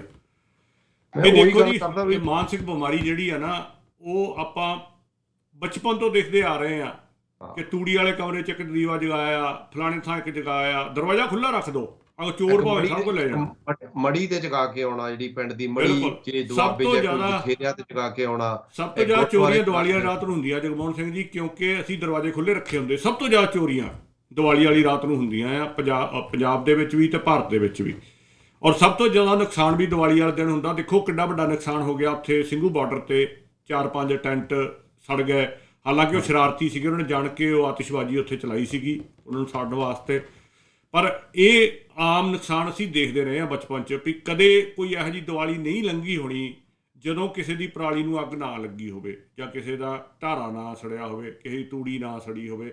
ਹਮੇਸ਼ਾ ਲੱਗਦੀ ਆ, ਪਰ ਅਸੀਂ ਫਿਰ ਮਨਾਈ ਜਾ ਰਹੇ। ਅਸੀਂ ਉਹਨੂੰ ਚੱਕ ਕੇ ਇੱਥੇ ਲੈਣ ਦਾ ਇਹਨਾਂ ਕੰਟਰੀਆਂ 'ਚ। ਗੁਰਦੁਆਰਿਆਂ ਵਿੱਚ ਪਟਾਕੇ ਚੱਲਦੇ ਆ, ਗੁਰਦੁਆਰਿਆਂ ਵਿੱਚ ਰਸ਼ ਪੈਂਦਾ ਪੂਰਾ। ਗੁਰਦੁਆਰਿਆਂ ਲਈ ਇੱਕ ਬਹੁਤ ਵੱਡਾ ਇਨਕਮ ਦਾ ਸਾਧਨ ਬਣ ਗਿਆ ਹੈ ਇਹ ਦੀਵਾਲੀ ਵਾਲਾ ਦਿਨ, ਅਤੇ ਉਹਨੂੰ ਪ੍ਰਮੋਟ ਕਰੀ ਜਾ ਰਹੇ ਆ ਵੀ ਅਸੀਂ ਪਟਾਕੇ ਚਲਾਵਾਂਗੇ, ਅਸੀਂ ਆਤਿਸ਼ਬਾਜ਼ੀ ਚਲਾਵਾਂਗੇ, ਅਸੀਂ ਉੱਥੇ ਦੀਵੇ ਜਗਾਵਾਂਗੇ। ਕਦੋਂ ਸਮਝਾਂਗੇ ਵੀ ਗੁਰਬਾਣੀ ਸਾਨੂੰ ਕੀ ਕਹਿ ਰਹੀ ਆ? ਅਸੀਂ ਗੁਰਬਾਣੀ ਦੇ ਮੁਤਾਬਕ ਜ਼ਿੰਦਗੀ ਜਿਉਣੀ ਸੀ, ਨਾ ਕਿ ਆਪਣੀ ਤਰੀਕੇ ਦੇ ਨਾਲ ਗੁਰਬਾਣੀ ਨੂੰ ਚਲਾਉਣਾ ਸੀਗਾ। ਅਸੀਂ ਆਪਣੇ ਤਰੀਕੇ ਨਾਲ ਪਹਿਲਾ ਗੁਰਬਾਣੀ ਦਾ, ਗੁਰੂ ਸਾਹਿਬ ਦਾ ਜਿਹੜਾ ਪਹਿਲਾ ਆ ਸਿਧਾਂਤ ਹੀ ਗੁਰਦੁਆਰੇ ਫੇਲ ਕਰ ਦਿੰਦੇ, ਕਿਉਂਕਿ ਤੁਹਾਨੂੰ ਪਟਾਕੇ ਚਲਾਉਣ ਵਾਸਤੇ ਪਰਮਿਸ਼ਨ ਲੈਣੀ ਪੈਂਦੀ ਆ, ਖੁੱਲਾ ਥਾਂ ਹੋਣਾ ਪੈਂਦਾ ਆ। ਅਸੀਂ ਗੁਰਦੁਆਰੇ ਹੀ ਇਲੀਗਲ ਕੰਮ ਕਰਦੇ ਆ। ਜਦੋਂ ਗੁਰਦੁਆਰੇ ਨੂੰ ਟਿਕਟ ਦੇ ਕੇ ਜਾਂਦੇ, ਇਹਦਾ ਮਤਲਬ ਕਿ ਕੱਲ ਨੂੰ ਜੇ ਤੁਸੀਂ ਕੋਰਟ ਜਾ ਕੇ ਟਿਕਟ ਫਾਈਟ ਕਰੋਗੇ, ਪੇ ਕਰੋਗੇ, ਉਹ ਕਿੱਦਾਂ ਉੱਥੇ ਐਕਸਪਲੇਨ ਕਰੋਗੇ ਤੁਸੀਂ ਜਾ ਕੇ ਵੀ ਸਾਡਾ ਜਿਹੜਾ ਗੁਰਦੁਆਰਾ ਸਾਡਾ, ਜਿਹਨੂੰ ਆਪਾਂ ਕਹਿੰਦੇ ਆ ਇੱਥੋਂ ਸੋਝੀ ਲੈਣੀ ਆ, ਵੀ ਸਭ ਤੋਂ ਵੱਡੇ ਮੂਰਖ ਹੀ ਇੱਥੇ ਆਉਂਦੇ ਆ ਗੁਰਦੁਆਰਿਆਂ 'ਚ। ਬਿਲਕੁਲ ਲੈਣ ਤਾਂ ਸੋਝੀ ਆਉਣਾ ਸੀ, ਪਰ ਅਸੀਂ ਕਰਨ ਕੀ ਚੱਲ ਗਿਆ? ਮੂਰਖਤਾ। ਜਿੱਦਾਂ ਤੁਸੀਂ ਨਾ ਗੱਲ ਕੀਤੀ ਆ ਵੀ ਦੀਵੇ ਬਾਲ ਕੇ ਆਰਤੀ ਕਰਨ ਵਾਲੀ ਆ, ਜੇ ਕੋਈ ਬੰਦਾ ਗੁਰੂ ਗ੍ਰੰਥ ਸਾਹਿਬ ਮੂਹਰੇ ਖੋਲ ਕੇ ਜਾਂ ਵੈਬਸਾਈਟ ਤੇ ਜਾ ਕੇ ਤੁਸੀਂ ਪਾਓ ਬਿਨ ਤੇਲ ਦੀਵਾ ਕਿਉਂ ਜਲੇ, ਠੀਕ ਨੇ, ਸ੍ਰੀ ਰਾਗ ਮਹਿਲਾ ਪਹਿਲਾ 5ਵੇਂ ਪਾਤਸ਼ਾਹ ਦਾ ਸ਼ਬਦ ਆ, ਤੇ ਇਹ 25 ਪੇਜ ਦੇ ਉੱਪਰ ਆ, ਹਨਾ। ਪੋਥੀ ਪ੍ਰਾਣ ਕਮਾਈਏ, ਮਤਲਬ ਇੰਨੇ ਵਧੀਆ ਇਹ ਤੇਲ ਦੀਵਾ ਇਉਂ ਜਲੇ ਕਰ ਚਾਨਣ ਸਾਹਿਬ ਤਾਉ ਮਿਲੇ। ਜਗਮੋਹਨ ਸਿੰਘ ਜੀ, ਆਪਾਂ ਇਹ ਸ਼ਬਦ ਵਿਚਾਰ ਚੁੱਕੇ ਆ ਪਹਿਲਾਂ, ਪਰ ਮੈਂ ਸੰਗਤ ਨੂੰ ਇੱਕ ਗੱਲ ਜ਼ਰੂਰ ਇਸ ਸ਼ਬਦ ਬਾਰੇ। ਕਾਲਾ ਲੈ ਲਓ ਤੁਸੀਂ, ਆਪਾਂ ਬਾਅਦ ਚ। ਹਾਂਜੀ, ਹੈਲੋ। ਹਾਂਜੀ ਇੱਕ ਮਿੰਟ ਹੋਲਡ ਕਰਿਓ। ਜਿਹੜੀ ਮੈਂ ਗੱਲ ਕਰਨ ਲੱਗਾ ਸੀ ਨਾ, ਮੇਰੇ ਸਾਹਮਣੇ ਸ਼ਬਦ ਤਾਂ ਨਹੀਂ ਹੈ ਜਗਮੋਹਨ ਸਿੰਘ ਜੀ, ਪਰ ਜਿਹੜੀ ਵੀ ਸੰਗਤ ਨੇ ਸ਼ਬਦ ਪੜ੍ਹਨਾ ਹੋਵੇ, ਉਹ ਇੱਕ ਗੱਲ ਨੋਟ ਕਰਿਓ ਵੀ ਇਹ ਸ਼ਬਦ ਦੇ ਵਿੱਚ 3 ਜਾਂ 4 ਮੇਰਾ ਖਿਆਲ ਰਹਾਓ ਵਾਲੇ ਬੰਦ ਆਉਂਦੇ ਆ। ਆਮ ਸ਼ਬਦ ਦੇ ਵਿੱਚ 1 ਰਹਾਓ ਵਾਲਾ ਬੰਦ ਆ। ਉਹ ਚਾਰੇ ਤੁੱਕਾਂ ਦੇ ਉੱਤੇ ਸਟ੍ਰੈਸ ਕੀਤਾ ਹੋਇਆ। ਜਦੋਂ ਇਹ ਸ਼ਬਦ ਪੜ੍ਹੋਗੇ ਨਾ, ਤੇ ਉਹ ਚਾਰੇ ਰਹਾਓ ਤਾਂ ਆ ਵੀ ਰੁਕ ਜਾ ਭਾਈ, ਸਮਝ ਲੈ ਇਹਨੂੰ ਵੀ ਦੀਵਾ ਕਿਉਂ ਜਲੇ, ਤੇ ਫਿਰ ਕਹਿੰਦੇ ਦੀਵਾ ਇਉਂ ਜਲੇ, ਇੱਦਾਂ ਜਲਦਾ। ਦੋਨੇ ਚੀਜ਼ਾਂ ਉਹਨਾਂ ਨੇ ਸਮਝਾਈਆਂ। ਹਾਂਜੀ, ਤੁਸੀਂ ਆਉਣੇ ਰਹੋ ਪ੍ਰੀਤਮਿੰਦਰ ਜੀ। ਹਾਂਜੀ, ਵਾਹਿ ਖਾਲਸਾ ਵਾਹਿ ਫਤਿਹ ਦੋਨੇ ਵੀਰਾਂ ਨੂੰ ਜੀ। ਪਹਿਲਾਂ ਧੰਨਵਾਦ ਤੁਹਾਡਾ, ਕਿਉਂਕਿ ਇਸ ਗੱਲ ਦਾ ਬਹੁਤ ਭੰਬਲ ਭੂਸਾ ਪਾਇਆ ਜਾ ਰਿਹਾ ਸੀਗਾ ਵੀ ਉੱਥੇ ਸਿੱਖਾਂ ਦੇ ਨਾਲ ਤਸ਼ੱਦਦ ਹੋ ਰਿਹਾ, ਜਦੋਂ ਕਿ ਇਹ ਇੱਕ ਜਾਤੀ ਲੜਾਈ ਸੀਗੀ, ਹੈ ਨਾ ਜੀ। ਤੇ ਇਹ ਆਪਾਂ ਨੂੰ ਸਮਝਣੀ ਚਾਹੀਦੀ ਹੈ ਗੱਲ। ਤੇ ਦੂਸਰਾ ਇਹ ਜਿਹੜਾ ਭਾਜੀ ਦੀਵਾਲੀ ਦਾ ਤੁਸੀਂ ਲਿਆ ਸ਼ਬਦ, ਬਹੁਤ ਵਧੀਆ ਕੀਤਾ। ਇੱਥੇ ਵੀ ਅਸੀਂ ਤਕਰੀਬਨ ਨੇੜੇ ਤੇੜੇ ਸਾਰੇ ਗੁਰਦੁਆਰਾ ਸਾਹਿਬ ਦੇ ਵਿੱਚ ਦੀਵੇ ਜਗਦੇ, ਇਸੇ ਤਰ੍ਹਾਂ ਨਿਸ਼ਾਨ ਸਾਹਿਬ ਦੇ ਥੱਲੇ ਸ਼ਬਦ ਹੀ ਪੜ੍ਹੇ ਗਏ। ਪਰ ਇਹਨਾਂ ਦੀ ਕੋਸ਼ਿਸ਼ ਇਹ ਹੈ ਭਾਜੀ ਵੀ ਜਿਵੇਂ ਆਪਾਂ ਇੱਕ ਵੱਖਰੀ ਸੋਚ ਲੈ ਕੇ ਚੱਲੇ ਸੀਗੇ ਗੁਰੂ ਦੇ ਸਿੱਖ, ਹਨਾ। ਮਹਾਰਾਜ ਨੇ ਆਪਾਂ ਨੂੰ ਇਹਨਾਂ ਪਖੰਡਾਂ ਚੋਂ ਬਾਹਰ ਕੱਢਿਆ ਸੀ। ਇਹਨਾਂ ਦੀ ਕੋਸ਼ਿਸ਼ ਹੈ ਵੀ ਆਪਾਂ ਖਿੱਚ ਧੂ ਕੇ ਦੁਬਾਰਾ ਇਹਨਾਂ ਨੂੰ ਫਿਰ ਉੱਥੇ ਲੈ ਕੇ ਆਈਏ, ਉਸੇ ਗੰਦੇ ਮਤਲਬ ਕਿ ਟੋਭੇ ਦੇ ਵਿੱਚ ਲਿਆ ਕੇ ਸਿੱਟੀਏ, ਜਿੱਥੇ ਮਤਲਬ ਕਿ ਆਪਾਂ ਜਿੱਥੋਂ ਨਿਕਲਣ ਦੀ ਕੋਸ਼ਿਸ਼ ਕੀਤੀ ਸੀਗੀ। ਮੇਰਾ ਤਾਂ ਇਹਨਾਂ ਦਾ ਇਹੀ ਅੰਦਾਜ਼ਾ ਹੈ ਵੀ ਇਹ ਜਿੰਨੇ ਵੀ ਦੇਖੋ ਦੀਵਾਲੀ ਆਪਾਂ ਸ਼੍ਰੀ ਦਰਬਾਰ ਸਾਹਿਬ ਇਕੱਠ ਕਰਨ ਲੱਗੇ ਸੀਗੇ, ਕਿਸੇ ਵੇਲੇ ਆਪ ਨੂੰ ਜ਼ਰੂਰਤ ਸੀਗੀ ਵੀ, ਕਿਉਂਕਿ ਚਲੋ ਸਿੱਖਾਂ ਦਾ ਇਕੱਠ ਹੁੰਦਾ ਸੀ ਪਰ ਉੱਥੇ ਗੁਰਮਤ ਦੀਆਂ ਵਿਚਾਰਾਂ ਹੁੰਦੀਆਂ ਸੀ। ਠੀਕ ਹੈ ਨਾ ਜੀ। ਹੁਣ ਵੀ ਗੁਰੂ ਘਰਾਂ ਦੇ ਵਿੱਚ ਇਕੱਠ ਕਰ ਲਓ, ਇਕੱਠ ਕਰਨਾ ਮਾੜੀ ਗੱਲ ਨਹੀਂ ਗੀ, ਪਰ ਉੱਥੇ ਗੁਰਮਤ ਦੀ ਵਿਚਾਰ ਤਾਂ ਹੁੰਦੀ ਕੋਈ ਨਹੀਂ ਜੀ, ਉਹ ਤਾਂ ਪਖੰਡ ਹੁੰਦੇ ਆ। ਇਸ ਕਰਕੇ ਮੈਂ ਵੀ ਇਹ ਨੋਟ ਕੀਤਾ ਹੈ ਕਿ ਇਕੱਠ ਬਹੁਤ ਜ਼ਿਆਦਾ ਹੁੰਦਾ, ਮਨ ਇਸ ਕਰਕੇ ਦਿਲ ਕਰਦਾ ਜਾਣ ਨੂੰ, ਚੱਲ ਆਪਾਂ ਸੰਗਤ ਨੂੰ ਮਿਲਾਂਗੇ, ਪਰ ਉਹ ਸੰਗਤ ਨਹੀਂ ਹੁੰਦੀ ਜੀ, ਉਹ ਕੋਈ ਹੋਰ ਹੀ ਤਰ੍ਹਾਂ ਦਾ ਇਕੱਠ ਹੁੰਦਾ ਆ। ਤੇ ਵਾਹਿਗੁਰੂ ਕਿਸੇ ਦਿਨ ਆਪਾਂ ਨੂੰ ਸਮਰਥ ਬਖਸ਼ਣ। ਸਾਰਾ ਤੁਸੀਂ ਆਪਦਾ ਜ਼ੋਰ ਜਾਰੀ ਰੱਖੋ ਜੀ। ਧੰਨਵਾਦ ਤੁਹਾਡਾ ਦੋਨਾਂ ਵੀਰਾਂ ਦਾ, ਇਹੀ ਕਹਿਣਾ ਸੀਗਾ ਜੀ। ਮਿਹਰਬਾਨੀ। ਧੰਨਵਾਦ। ਹਾਂ ਜਗਮੋਹਨ ਸਿੰਘ, ਸੌਰੀ ਮੈਂ 3 ਜਾਂ 4 ਵਾਰੀ ਕਿਹਾ, 2 ਵਾਰੀ ਰਹਾਓ ਆ, ਪਹਿਲਾਂ ਕਿਉਂ ਜਲੇ ਤੇ ਫਿਰ ਇਉਂ ਜਲੇ ਇਸ ਸ਼ਬਦ ਦੇ ਵਿੱਚ। ਉਹ ਦੂਸਰਾ ਸ਼ਬਦ ਹੈ ਜਿਹੜਾ ਮੇਰੇ ਦਿਮਾਗ 'ਚ ਆ ਰਿਹਾ ਸੀ, ਉਹਦੇ 'ਚ 4 ਵਾਰੀ ਰਹਾਓ ਦਾ ਬੰਨ ਹੁੰਦਾ, ਉਹਦੇ 'ਚ ਵੀ ਜਗਣ ਦੀ, ਦੀਵਾ ਜਗਣ ਦੀ ਅੰਦਰ ਗੱਲ ਆ। ਖੈਰ ਬਹੁਤੇ ਜਿਹੜੇ ਵੀਰਾਂ ਨੂੰ ਸਮਝ ਵੀ ਆ ਨਾ ਇਸ ਗੱਲ ਦੀ ਕਿ ਦੀਵਾਲੀ ਸਾਡਾ ਤਿਉਹਾਰ ਨਹੀਂ ਆ, ਬਹੁਤ ਸਾਰੇ ਵੀਰ ਜਿਹੜੇ ਪਿਛਲੇ ਕੁਝ ਸਮੇਂ ਤੋਂ ਕਲੀਅਰ ਹੋ ਗਏ ਆ ਵੀ ਇਹ ਵਿਪਰ ਦਾ ਤਿਉਹਾਰ ਹੈ, ਇਹਨੂੰ ਖਿੱਚ ਧੂ ਕੇ ਸਾਡੇ ਨਾਲ ਜੋੜਿਆ ਗਿਆ ਬੰਦੀ ਦਿਵਸ ਦੇ ਨਾਲ। ਬੰਦੀ ਦਿਵਸ ਦਾ ਇਸ ਦਿਨ ਦੇ ਨਾਲ ਕੋਈ ਸੰਬੰਧ ਨਹੀਂ ਆ, ਉਹ ਫਰਵਰੀ 'ਚ ਜਾ ਕੇ ਆਉਂਦਾ, ਜੇ ਤੁਸੀਂ ਤਰੀਕਾਂ ਸਹੀ ਚੈੱਕ ਕਰੋ। ਅਤੇ ਉਦੋਂ ਪਹੁੰਚੇ ਸੀਗੇ ਉਹ। ਜੇ ਆਪਾਂ ਕਹੀਏ ਵੀ ਦੀਵਾਲੀ ਵਾਲੇ ਦਿਨ ਉਹਨਾਂ ਨੂੰ ਉੱਥੋਂ ਛੱਡਿਆ ਗਿਆ ਸੀ, ਉੱਥੋਂ ਕੱਢਿਆ ਗਿਆ ਸੀ, ਇਸ ਕਰਕੇ ਅਸੀਂ ਦੀਵੇ ਜਗਾਉਂਦੇ ਹਾਂ। ਅਤੇ ਫਿਰ ਵੀਰੋ ਗੁਰੂ ਤੇਗ ਬਹਾਦਰ ਸਾਹਿਬ ਵੀ ਜੇਲ੍ਹ 'ਚ ਰਹੇ ਸੀਗੇ, ਉਹਨਾਂ ਦੀ ਸ਼ਹੀਦੀ ਤੋਂ ਪਹਿਲਾਂ ਉਹਨਾਂ ਨੂੰ ਵੀ ਛੱਡਿਆ ਗਿਆ ਸੀ। ਉਹ ਤਰੀਕ 'ਤੇ ਕਦੀ ਅਸੀਂ ਦੀਵੇ ਜਗਾਏ ਆ? ਸਾਨੂੰ ਪਤਾ ਵੀ ਨਹੀਂ ਹੋਣਾ ਵੀ ਉਹ ਤਰੀਕ ਕਦੋਂ ਆ। ਗੁਰੂ ਨਾਨਕ ਪਾਤਸ਼ਾਹ ਨੂੰ ਜੇਲ੍ਹ ਦੇ ਵਿੱਚ ਰੱਖਿਆ ਗਿਆ ਸੀ। ਅਸੀਂ ਗੱਲਾਂ ਤਾਂ ਬੜੀਆਂ ਕਰਦੇ ਹਾਂ, ਉੱਥੇ ਚੱਕੀ ਆਪਣੇ ਆਪ ਪਿਸਣ ਲੱਗ ਪਈ ਬਾਬਰ ਦੀ ਜੇਲ੍ਹ ਵਿੱਚ ਗੁਰੂ ਨਾਨਕ ਪਾਤਸ਼ਾਹ ਦੀ। ਜਿੱਦਣ ਗੁਰੂ ਨਾਨਕ ਪਾਤਸ਼ਾਹ ਜੇਲ੍ਹ 'ਚੋਂ ਬਾਹਰ ਆਏ ਆ, ਕੀ ਅਸੀਂ ਦੀਵੇ ਜਗਾਏ ਸੀ? ਨਹੀਂ ਸੀ ਜਗਾਏ। ਹੁਣ ਜਿਹੜੀ ਗੱਲ ਸਮਝਣ ਵਾਲੀ ਆ ਉਹਦੇ ਪਾਸੇ ਤਾਂ ਅਸੀਂ ਹੁੰਦੇ ਨਹੀਂ। ਗੁਰੂ ਹਰਗੋਬਿੰਦ ਪਾਤਸ਼ਾਹ ਗਵਾਲੀਅਰ ਦੀ ਜੇਲ੍ਹ ਦੇ ਵਿੱਚ ਕੈਦ ਨਹੀਂ ਸੀਗੇ, ਨਜ਼ਰਬੰਦ ਸੀਗੇ। ਇਹ ਵੀ ਗੱਲ ਇੱਕ ਕਲੀਅਰ ਕਰ ਲਓ। ਬਿਲਕੁਲ, ਉੱਥੇ ਉਹ ਨਜ਼ਰਬੰਦ ਸੀਗੇ। ਉੱਥੇ ਸਿਰਫ ਰਾਜੇ ਉਸ ਜੇਲ੍ਹ ਦੇ ਵਿੱਚ ਰੱਖੇ ਜਾਂਦੇ ਸੀਗੇ, ਜਿਹੜੇ ਵੱਡੇ ਵੱਡੇ ਰਾਜੇ ਹੁੰਦੇ ਸੀ, ਔਰ ਉਹਨਾਂ ਲਈ ਬਕਾਇਦਾ ਉੱਦਾਂ ਦਾ ਹੀ ਇੰਤਜ਼ਾਮ ਉੱਥੇ ਸੀਗਾ। ਕੋਈ ਉਹ ਆਮ ਜੇਲ੍ਹ ਵਰਗੀ ਜੇਲ੍ਹ ਨਹੀਂ ਸੀਗੀ।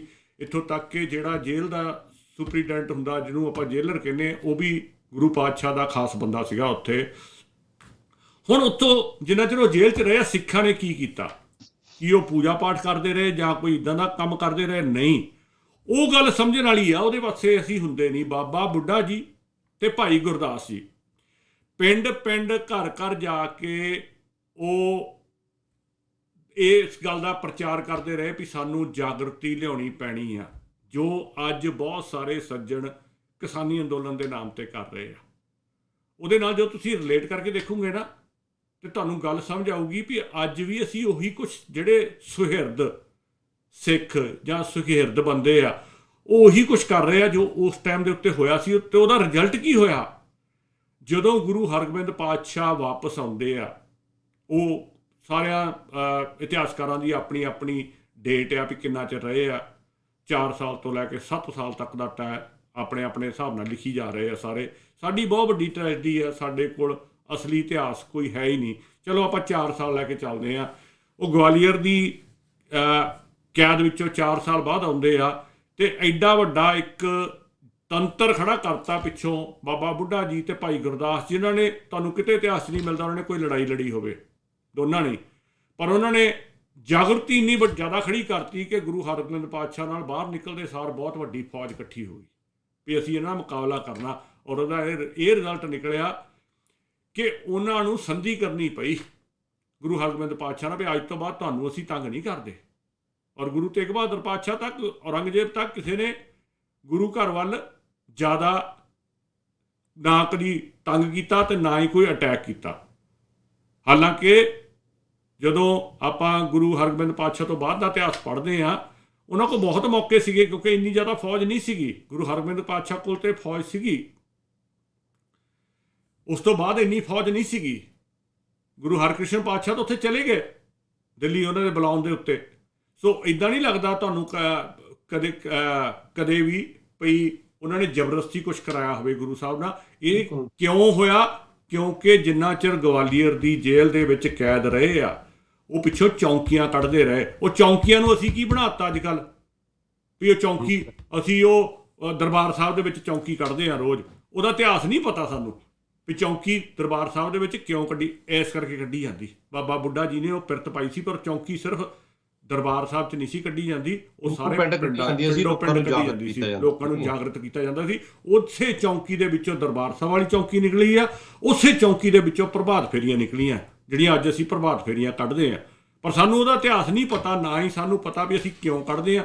ਅਸੀਂ ਬਸ ਦੇਖੋ ਦੇਖੀ ਉੱਥੇ ਜਲੇਬੀਆਂ ਖਾਣੀਆਂ ਹੁੰਦੀਆਂ ਆ, ਉਹ ਬਿਸਕੁਟ ਖਾਣੇ ਹੁੰਦੇ ਆ, ਸਵੇਰੇ ਸਵੇਰੇ ਚੱਲ ਜਾਂਦੇ ਆ ਚਾਹ ਪੀਣ ਲਈ ਪ੍ਰਭਾਤ ਫੇਰੀ ਦੇ ਵਿੱਚ, ਤੇ ਸ਼ਬਦ ਵੀ ਨਹੀਂ ਪੜ੍ਹਦੇ ਅੱਜ ਕੱਲ੍ਹ ਤਾਂ, ਕੱਚੀਆਂ ਧਾਰਨਾ ਲਾ ਕੇ ਤੇ ਉਹ ਡਰਾਮੇ ਜੇ ਕਰਕੇ ਤੇ ਆ ਜਾਂਦੇ ਆ, ਇਤਿਹਾਸ ਭੁੱਲ ਬੈਠੇ ਆ।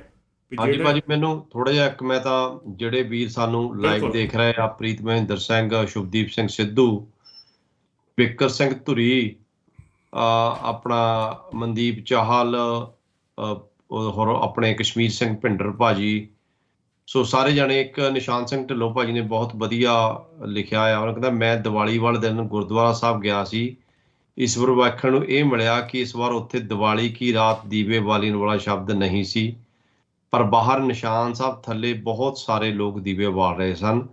ਇੱਕ ਮਾਲਟਨ ਵਾਲੇ ਗੁਰਦੁਆਰੇ ਵਿੱਚ ਤੰਬੂ ਲੱਗਾ ਹੋਇਆ ਸੀ ਦੀਵੇ ਜਗਾਉਣ ਵਾਸਤੇ। ਦੀਵੇ ਜਗਾਉਣ ਇੱਕ ਤੰਬੂ ਸਿੱਖਾਂ ਨੇ ਅਲੱਗ ਲਾਤਾ ਵੀ ਉੱਥੇ ਗੁਰੂ ਸਾਹਿਬ ਦਾ ਵਾਲਾ ਦੀਵਾ ਜਿਹੜਾ ਆ ਉਹ ਨਾ ਰੌਸ਼ਨੀ ਲਿਓ ਪਰ ਤੰਬੂ 'ਚ। ਇੱਕ ਗੱਲ ਇਹਨਾਂ ਨੇ ਹੋਰ ਬਹੁਤ ਵਧੀਆ ਲਿਖੀ ਹੈ ਢਿੱਲੋਂ ਸਾਹਿਬ ਨੇ, ਜਿਹੜੀ ਦਰਸ਼ਕਾਂ ਨੂੰ ਦੱਸਣੀ ਚਾਹੀਦੀ ਆ।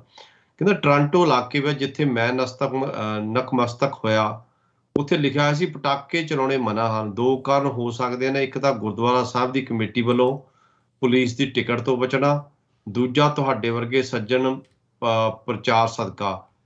ਪ੍ਰਦੂਸ਼ਣ ਫੈਲਾਉਣ ਭਾਵ ਦੀਵਾਲੀ ਸਿੱਖਾਂ ਦਾ ਤਿਉਹਾਰ ਨਹੀਂ ਹੈ। ਪ੍ਰਦੂਸ਼ਣ ਨਹੀਂ ਫੈਲਾਉਣਾ, ਹਾਂਜੀ, ਮਤਲਬ ਵੀ ਪ੍ਰਦੂਸ਼ਣ ਫੈਲਾਉਣਾ ਪਹਿਲੀ ਵਾਰ ਤਾਂ ਇਹੀ ਮਾੜੀ ਗੱਲ ਹੈ, ਕਿਉਂਕਿ ਕਹਿ ਰਹੇ ਆ ਹੁਣ ਅੱਜ ਕੈਪਟਨ ਚਰਨ ਸਿੰਘ ਹੁਣੀ ਵੀ ਕਹਿ ਕੇ ਗਏ ਆ ਵੀ ਪਾਣੀ ਸਾਡਾ ਪ੍ਰਦੂਸ਼ਿਤ ਹੋ ਗਿਆ, ਖਾਦਾਂ ਪਾ ਪਾ ਕੇ ਅਸੀਂ ਆਪਣਾ ਜਿਹੜੀ ਆ ਦਾਲ ਸਬਜ਼ੀਆਂ ਖਾਣ ਦਾ ਸਮਾਨ ਪ੍ਰਦੂਸ਼ਣ ਕਰਤਾ। ਹੁਣ ਕਿਤੇ ਨਾ ਕਿਤੇ ਅਸੀਂ ਉਹ ਸਾਰਾ ਜਿਹੜਾ ਸਟਰਕਚਰ ਜਿਹੜਾ ਪੰਜਾਬ 'ਚ ਅਸੀਂ ਕਹਿੰਦੇ ਮਾੜਾ ਹੋ ਰਿਹਾ ਆ, ਉਹ ਕਿਤੇ ਨਾ ਕਿਤੇ ਉਹੋ ਹੀ ਸਟਰਕਚਰ ਅਸੀਂ ਫਿਰ ਅਮਰੀਕਾ ਜਾਂ ਕੈਨੇਡਾ ਲਿਆ ਕੇ ਉਹੋ ਹੀ ਜਿਹੜੀ ਗੰਦਗੀ ਉੱਥੇ ਫੈਲਾਈ ਆ ਉਹ ਲਿਆ ਕੇ ਇਹਨਾਂ ਦੇਸ਼ਾਂ ਦੇ ਵਿੱਚ ਵੀ ਅਸੀਂ ਗੰਦਗੀ ਫੈਲਾਉਣਾ ਚਾਹੁੰਦੇ ਆ। ਹੁਣ ਜਿਹੜੇ ਬੰਦੇ ਦੀਵੇ ਬਾਲ ਕੇ ਜਾਂਦੇ ਆ, ਮੇਰਾ ਉਹਨਾਂ ਨੂੰ ਬੇਨਤੀ ਆ, ਜੇ ਕਿਤੇ ਸੁਣਨ ਇਹ ਗੱਲ ਨੂੰ ਜ਼ਰੂਰ ਨੋਟ ਕਰਨ ਵੀ ਤੁਸੀਂ ਦੀਵਾ ਵੀ ਬਾਲ ਗਏ, ਸਰੋਂ ਦਾ ਤੇਲ ਦੀ ਬੋਤਲ ਵੀ ਉੱਥੇ ਹੀ ਰੱਖ ਕੇ ਆਪ ਘਰ ਨੂੰ ਚਲੇ ਗਏ, ਕੀ ਤੁਸੀਂ ਸਵੇਰ ਨੂੰ ਉੱਥੇ ਆਏ ਆ ਦੁਬਾਰਾ ਵੀ ਜਾ ਕੇ ਅੱਜ ਗੁਰਦੁਆਰੇ ਹੁਣ ਸਫਾਈ ਕਰਾਈਏ, ਕਿਉਂਕਿ ਪ੍ਰਸ਼ਾਦਾ ਵੀ ਤੁਸੀਂ ਛਕ ਗਏ ਆ, ਗੁਰਦੁਆਰੇ ਦੀਵਾ ਵੀ ਜਗਾ ਗਏ ਆ। ਕੀ ਤੁਸੀਂ ਕਿਹਾ ਵੀ ਅੱਜ ਸਵੇਰ ਨੂੰ ਜਿਹੜਾ ਉੱਥੇ ਗੰਦ ਪਿਆ ਹੋਣਾ ਆ, ਜਿਹੜਾ ਤੇਲ ਡੁੱਲਿਆ ਹੋਣਾ ਸਾਰਾ, ਉੱਥੇ ਜਿਹੜੇ ਦੀਵੇ ਡੇ ਇਕੱਠੇ ਹੋਣੇ ਆ, ਉਹ ਕਿਹਨੇ ਚੱਕਣੇ ਆ, ਉਹਦਾ ਜ਼ਿੰਮੇਵਾਰ ਕੌਣ ਆ? ਉਦੋਂ ਤੁਹਾਡੀ ਜ਼ਿੰਮੇਵਾਰੀ ਬਣਨੀ ਚਾਹੀਦੀ, ਜਾ ਕੇ ਸਵੇਰੇ ਆਪਣਾ ਆਪਣਾ ਦੀਵਾ ਨਾਲ ਲੈ ਕੇ ਜਗਾ ਕੇ ਆਇਆ ਕਰੋ, ਸਵੇਰ ਨੂੰ ਜਾ ਕੇ ਆਪਣਾ ਜਾ ਕੇ ਦੀਵਾ ਚੱਕ ਕੇ ਵਾਪਸ ਘਰ ਨੂੰ ਲਿਆਂਦਾ, ਅਗਲੇ ਸਾਲ ਕੰਮ ਆਜੂ ਰੀਸਾਈਕਲ ਦੇ ਵਿੱਚ, ਕਿਉਂਕਿ ਤੁਸੀਂ ਹਟਣਾ ਤਾਂ ਹੈ ਨਹੀਂਗਾ, ਖਾਨਾ ਤਾਂ ਤੁਹਾਡਾ ਜਿਹੜਾ ਬੰਦ ਆ।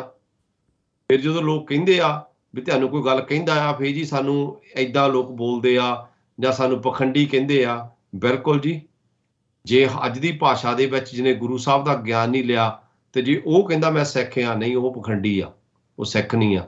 ਸਿੱਖ ਉਹੀ ਆ ਜਿਹਨੇ ਗੁਰੂ ਦਾ ਗਿਆਨ ਲੈ ਕੇ ਆਪਣਾ ਅੰਦਰ ਦਾ ਦੀਵਾ ਜਗਾ ਕੇ, ਗੁਰੂ ਸਾਹਿਬ ਦਾ ਗਿਆਨ ਅੰਦਰ ਪਾ ਕੇ, ਆਪਣਾ ਅੰਦਰ ਦਾ ਗਿਆਨ ਰੂਪੀ ਦੀਵਾ ਜਗਾ ਕੇ, ਯਾਰਾਂ ਦੋਸਤਾਂ ਦਾ ਦੀਵਾ ਜਗਾਇਆ, ਰਿਸ਼ਤੇਦਾਰਾਂ ਦਾ ਦੀਵਾ ਜਗਾਇਆ, ਇੱਕ ਦੂਜੇ ਨੂੰ ਹੌਸਲੇ ਬੁਲੰਦ ਕਰਨ ਦੀ ਸਿੱਖਿਆ ਦਿੱਤੀ, ਗੁਰੂ ਸਾਹਿਬ ਦੇ ਪੂਰਨਿਆਂ ਤੇ ਚੱਲਣਾ, ਇਸ ਤਰੀਕੇ ਨਾਲ ਚੱਲਣਾ, ਨਾ ਕਿ ਦੀਵਾ ਜਗਾ ਕੇ ਛੋਟਾ ਜਿਹਾ ਛੁੱਟੀ ਕਰਕੇ ਆਪਣਾ, ਜਿੱਦਾਂ ਆਪਾਂ ਕਹਿੰਦੇ ਨਾ ਵੀ ਕੋਈ ਸਿਆਣੀ ਮਾਈ ਆ ਜਾਏ, ਕੋਈ ਉਹ ਮੱਤਾ ਦੇਣ ਲੱਗ ਪਏ, ਉਹ ਆਪਾਂ ਕਹਿੰਦੇ ਯਾਰ ਇਹਨੂੰ ਮਾਈ ਨੂੰ ਮੱਥਾ ਟੇਕੋ, ਇੱਥੋਂ ਜਾਵੇ ਵੀ ਅਸੀਂ ਕੋਈ ਸਿਆਣੀ ਗੱਲ ਨਾ ਸਾਨੂੰ ਮਿਲ ਜਾਏ। ਤਾਂ ਸਾਡਾ ਵੀ ਜਿਹੜਾ ਮੱਥਾ ਟੇਕਣਾ ਉਹ ਇਸ ਹਿਸਾਬ ਨਾਲ ਬਣ ਗਿਆ ਇਸ ਟਾਈਮ ਵੀ ਗੁਰੂ ਸਾਹਿਬ ਅਸੀਂ ਤੈਨੂੰ ਮੱਥਾ ਟੇਕਿਆ, ਤੂੰ ਸਾਨੂੰ ਸਿਆਣੀ ਮੱਤ ਨਹੀਂ ਦੇਣੀ, ਮੱਤ ਅਸੀਂ ਆਪਣੀ ਹੀ ਯੂਜ਼ ਕਰਨੀ ਆ, ਜਿਹੜੀ ਮਨਮੱਤ ਆ, ਤੇਰੀ ਮੱਤ ਅਸੀਂ ਨਹੀਂ ਲੈਣੀ। ਅਸੀਂ ਸਿੱਖ ਆ, ਅਸੀਂ ਅਕਲ ਦੇ ਪੱਕੇ ਬੈਰੀ ਆ, ਜੇ ਅਸੀਂ ਤੇਰੀ ਅਕਲ ਲੈ ਲਈ ਗੁਰੂ ਸਾਹਿਬ ਤੇਰੇ ਤੋਂ ਸਮੱਤ ਬਖਸ਼ੀ, ਅਸੀਂ ਚੰਗੇ ਸੋਹਣੇ ਤੇ ਸਿਆਣੇ ਇਨਸਾਨ ਬਣ ਜਾਵਾਂਗੇ, ਉਹ ਨਹੀਂ ਅਸੀਂ ਬਣਨਾ। ਅਸੀਂ ਆਪਣੀ ਮੱਤ ਜਿਹੜੀ ਆ ਉਹ ਲਾਗੂ ਜ਼ਰੂਰ ਕਰਨੀ ਆ। ਜੇ ਕੋਈ ਕਮੇਟੀ ਵੀ ਚਾਹੇ ਭਾਜੀ, ਬਹੁਤ ਪ੍ਰੋਬਲਮ ਇਹ ਵੀ ਹੈ, ਜੇ ਕਮੇਟੀ ਵੀ ਚਾਹੁੰਦੀ ਹੈ ਨਾ ਵੀ ਇੱਥੇ ਪਟਾਕੇ ਨਾ ਚੱਲਣ, ਦੀਵੇ ਨਾ ਜਗਣ, ਤੇ ਲੋਕ ਜਿਹੜੇ ਆ ਉਹ ਕਮੇਟੀ ਦਾ ਵੀ ਵਿਰੋਧ ਕਰਨ ਲੱਗ ਪੈਂਦੇ ਆ। ਇਹ ਨਵੇਂ ਆ ਗਏ ਉੱਠ ਕੇ, ਇਹ ਨਵੀਆਂ ਗੱਲਾਂ ਦੱਸਣ ਲੱਗ ਪਏ, ਕਿਉਂਕਿ ਉਹਨਾਂ ਨੇ ਆਪਣਾ 1% ਵੀ ਧਿਆਨ ਗੁਰੂ ਸਾਹਿਬ ਦੀ ਬਾਣੀ ਪੜ੍ਹਨ ਵੱਲ ਨਹੀਂ ਦਿੱਤਾ। ਜਦ ਉਹ ਜ਼ਿੰਦਗੀ 'ਚ ਪੈਦਾ ਹੋਇਆ ਉਹਨਾਂ ਨੇ ਕਦੀ ਗੁਰੂ ਸਾਹਿਬ ਦਾ ਕੋਈ ਸ਼ਬਦ ਕੱਢ ਕੇ ਆਪਣੇ ਜੀਵਨ 'ਚ ਨਹੀਂ ਲਾਗੂ ਕੀਤਾ। ਅਸੀਂ ਬਾਰ-ਬਾਰ ਇਸ ਪਲੇਟਫਾਰਮ ਤੋਂ ਕਹਿੰਦੇ ਆ, ਬਾਰ-ਬਾਰ ਬੇਨਤੀਆਂ ਕਰਦੇ ਆ, ਉਹ ਭਲਿਓ ਲੋਕੋ, ਉਹ ਸਿੱਖੋ, ਉਹ ਉੱਠੋ, ਉੱਠ ਕੇ ਆਪਣੇ ਗੁਰੂ ਦੀ ਬਾਣੀ ਆਪ ਪੜ੍ਹੋ, ਸਮਝੋ, ਆਪਣੇ ਜੀਵਨ 'ਚ ਲਾਗੂ ਕਰੋ, ਆਪਣਾ ਦੀਵਾ ਜਗਾਓ, ਉਸ ਪ੍ਰਕਾਸ਼ ਤੋਂ, ਉਸ ਜੋਤ ਤੋਂ ਆਪਣੇ ਅੰਦਰ ਵਾਲਾ ਦੀਵਾ ਜਿਹੜਾ ਆਪਣੀ ਅੰਦਰ ਵਾਲੀ ਜੋਤ ਜਗਾਓ, ਨਾਲ ਆਪਣੇ ਰਿਸ਼ਤੇਦਾਰਾਂ ਦੀ, ਭਰਾਵਾਂ ਦੀ ਬਣਾਓ, ਜੋਤ ਜਗਾਓ।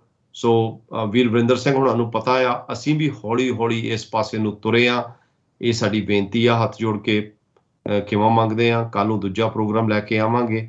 ਸੋ ਭਾਜੀ, ਵਾਹਿਗੁਰੂ ਜੀ ਕਾ ਖਾਲਸਾ, ਵਾਹਿਗੁਰੂ ਜੀ ਕੀ ਫਤਿਹ ਮੇਰੇ ਵੱਲੋਂ। ਬਹੁਤ ਕੁਝ ਤਾਂ ਤੁਸੀਂ ਕਹਿ ਦਿੱਤਾ।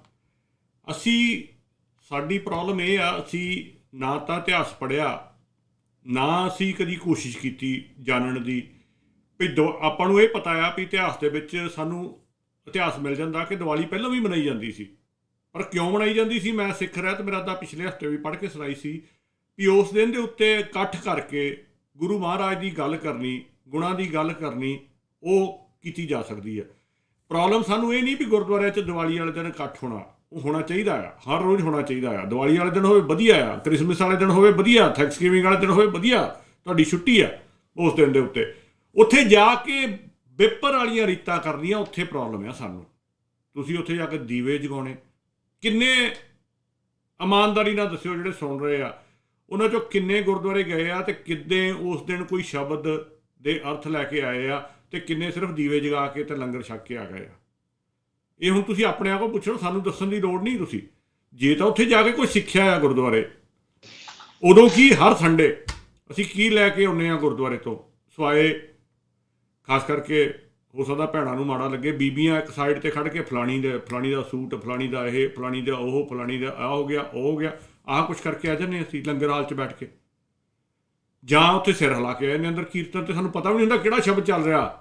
ਉਹ ਸ਼ਬਦ ਗੁਰੂ ਗ੍ਰੰਥ ਸਾਹਿਬ 'ਚੋਂ ਵੀ ਆ ਜਾਂ ਕਿਤੋਂ ਹੋਰ ਕਿਸੇ ਗ੍ਰੰਥ 'ਚੋਂ ਪੜ੍ਹਿਆ ਜਾ ਰਿਹਾ, ਸਾਨੂੰ ਇਹ ਵੀ ਨਹੀਂ ਪਤਾ ਹੁੰਦਾ। ਪਰ ਅਸੀਂ ਸਿਰ ਹਿਲਾ ਕੇ ਵਾਹਿਗੁਰੂ ਵਾਹਿਗੁਰੂ ਕਰਦੇ ਉੱਥੋਂ ਨਿਕਲ ਕੇ ਆ ਜਾਂਦੇ ਹਾਂ, ਕਿਉਂਕਿ ਸਾਨੂੰ ਖੁਦ ਨੂੰ ਇੰਨੀ ਸੋਝੀ ਨਹੀਂ ਆ, ਅਸੀਂ ਆਪਣੇ ਆਪ ਨੂੰ ਇਸ ਕਾਬਲ ਨਹੀਂ ਬਣਾਇਆ ਕਿ ਸਾਡਾ ਆਹ ਦੀਵਾ ਜਗ ਸਕੇ।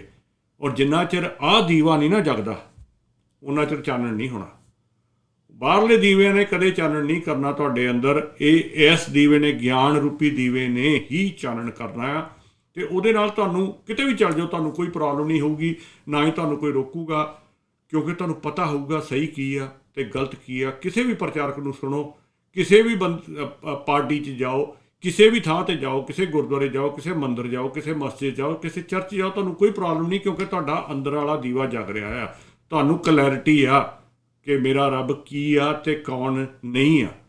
ਕੱਲ੍ਹ ਨੂੰ ਹਾਂਜੀ, ਇੱਕ ਗੱਲ ਤੁਹਾਨੂੰ ਥੋੜ੍ਹਾ ਜਿਹਾ ਰੋਕਦਾ ਭਾਜੀ, ਅਸੀਂ ਖੁਦ ਕੋਈ ਤਿਉਹਾਰ ਹੁੰਦਾ ਆ, ਦੀਵਾਲੀ ਹੋਵੇ ਜਾਂ ਕੋਈ ਗੁਰਪੁਰਬ ਹੋਵੇ, ਜ਼ਰੂਰ ਗੁਰਦੁਆਰੇ ਜਾਈਦਾ। ਦੀਵਾਲੀ 'ਤੇ ਵੀ ਗਏ ਆ।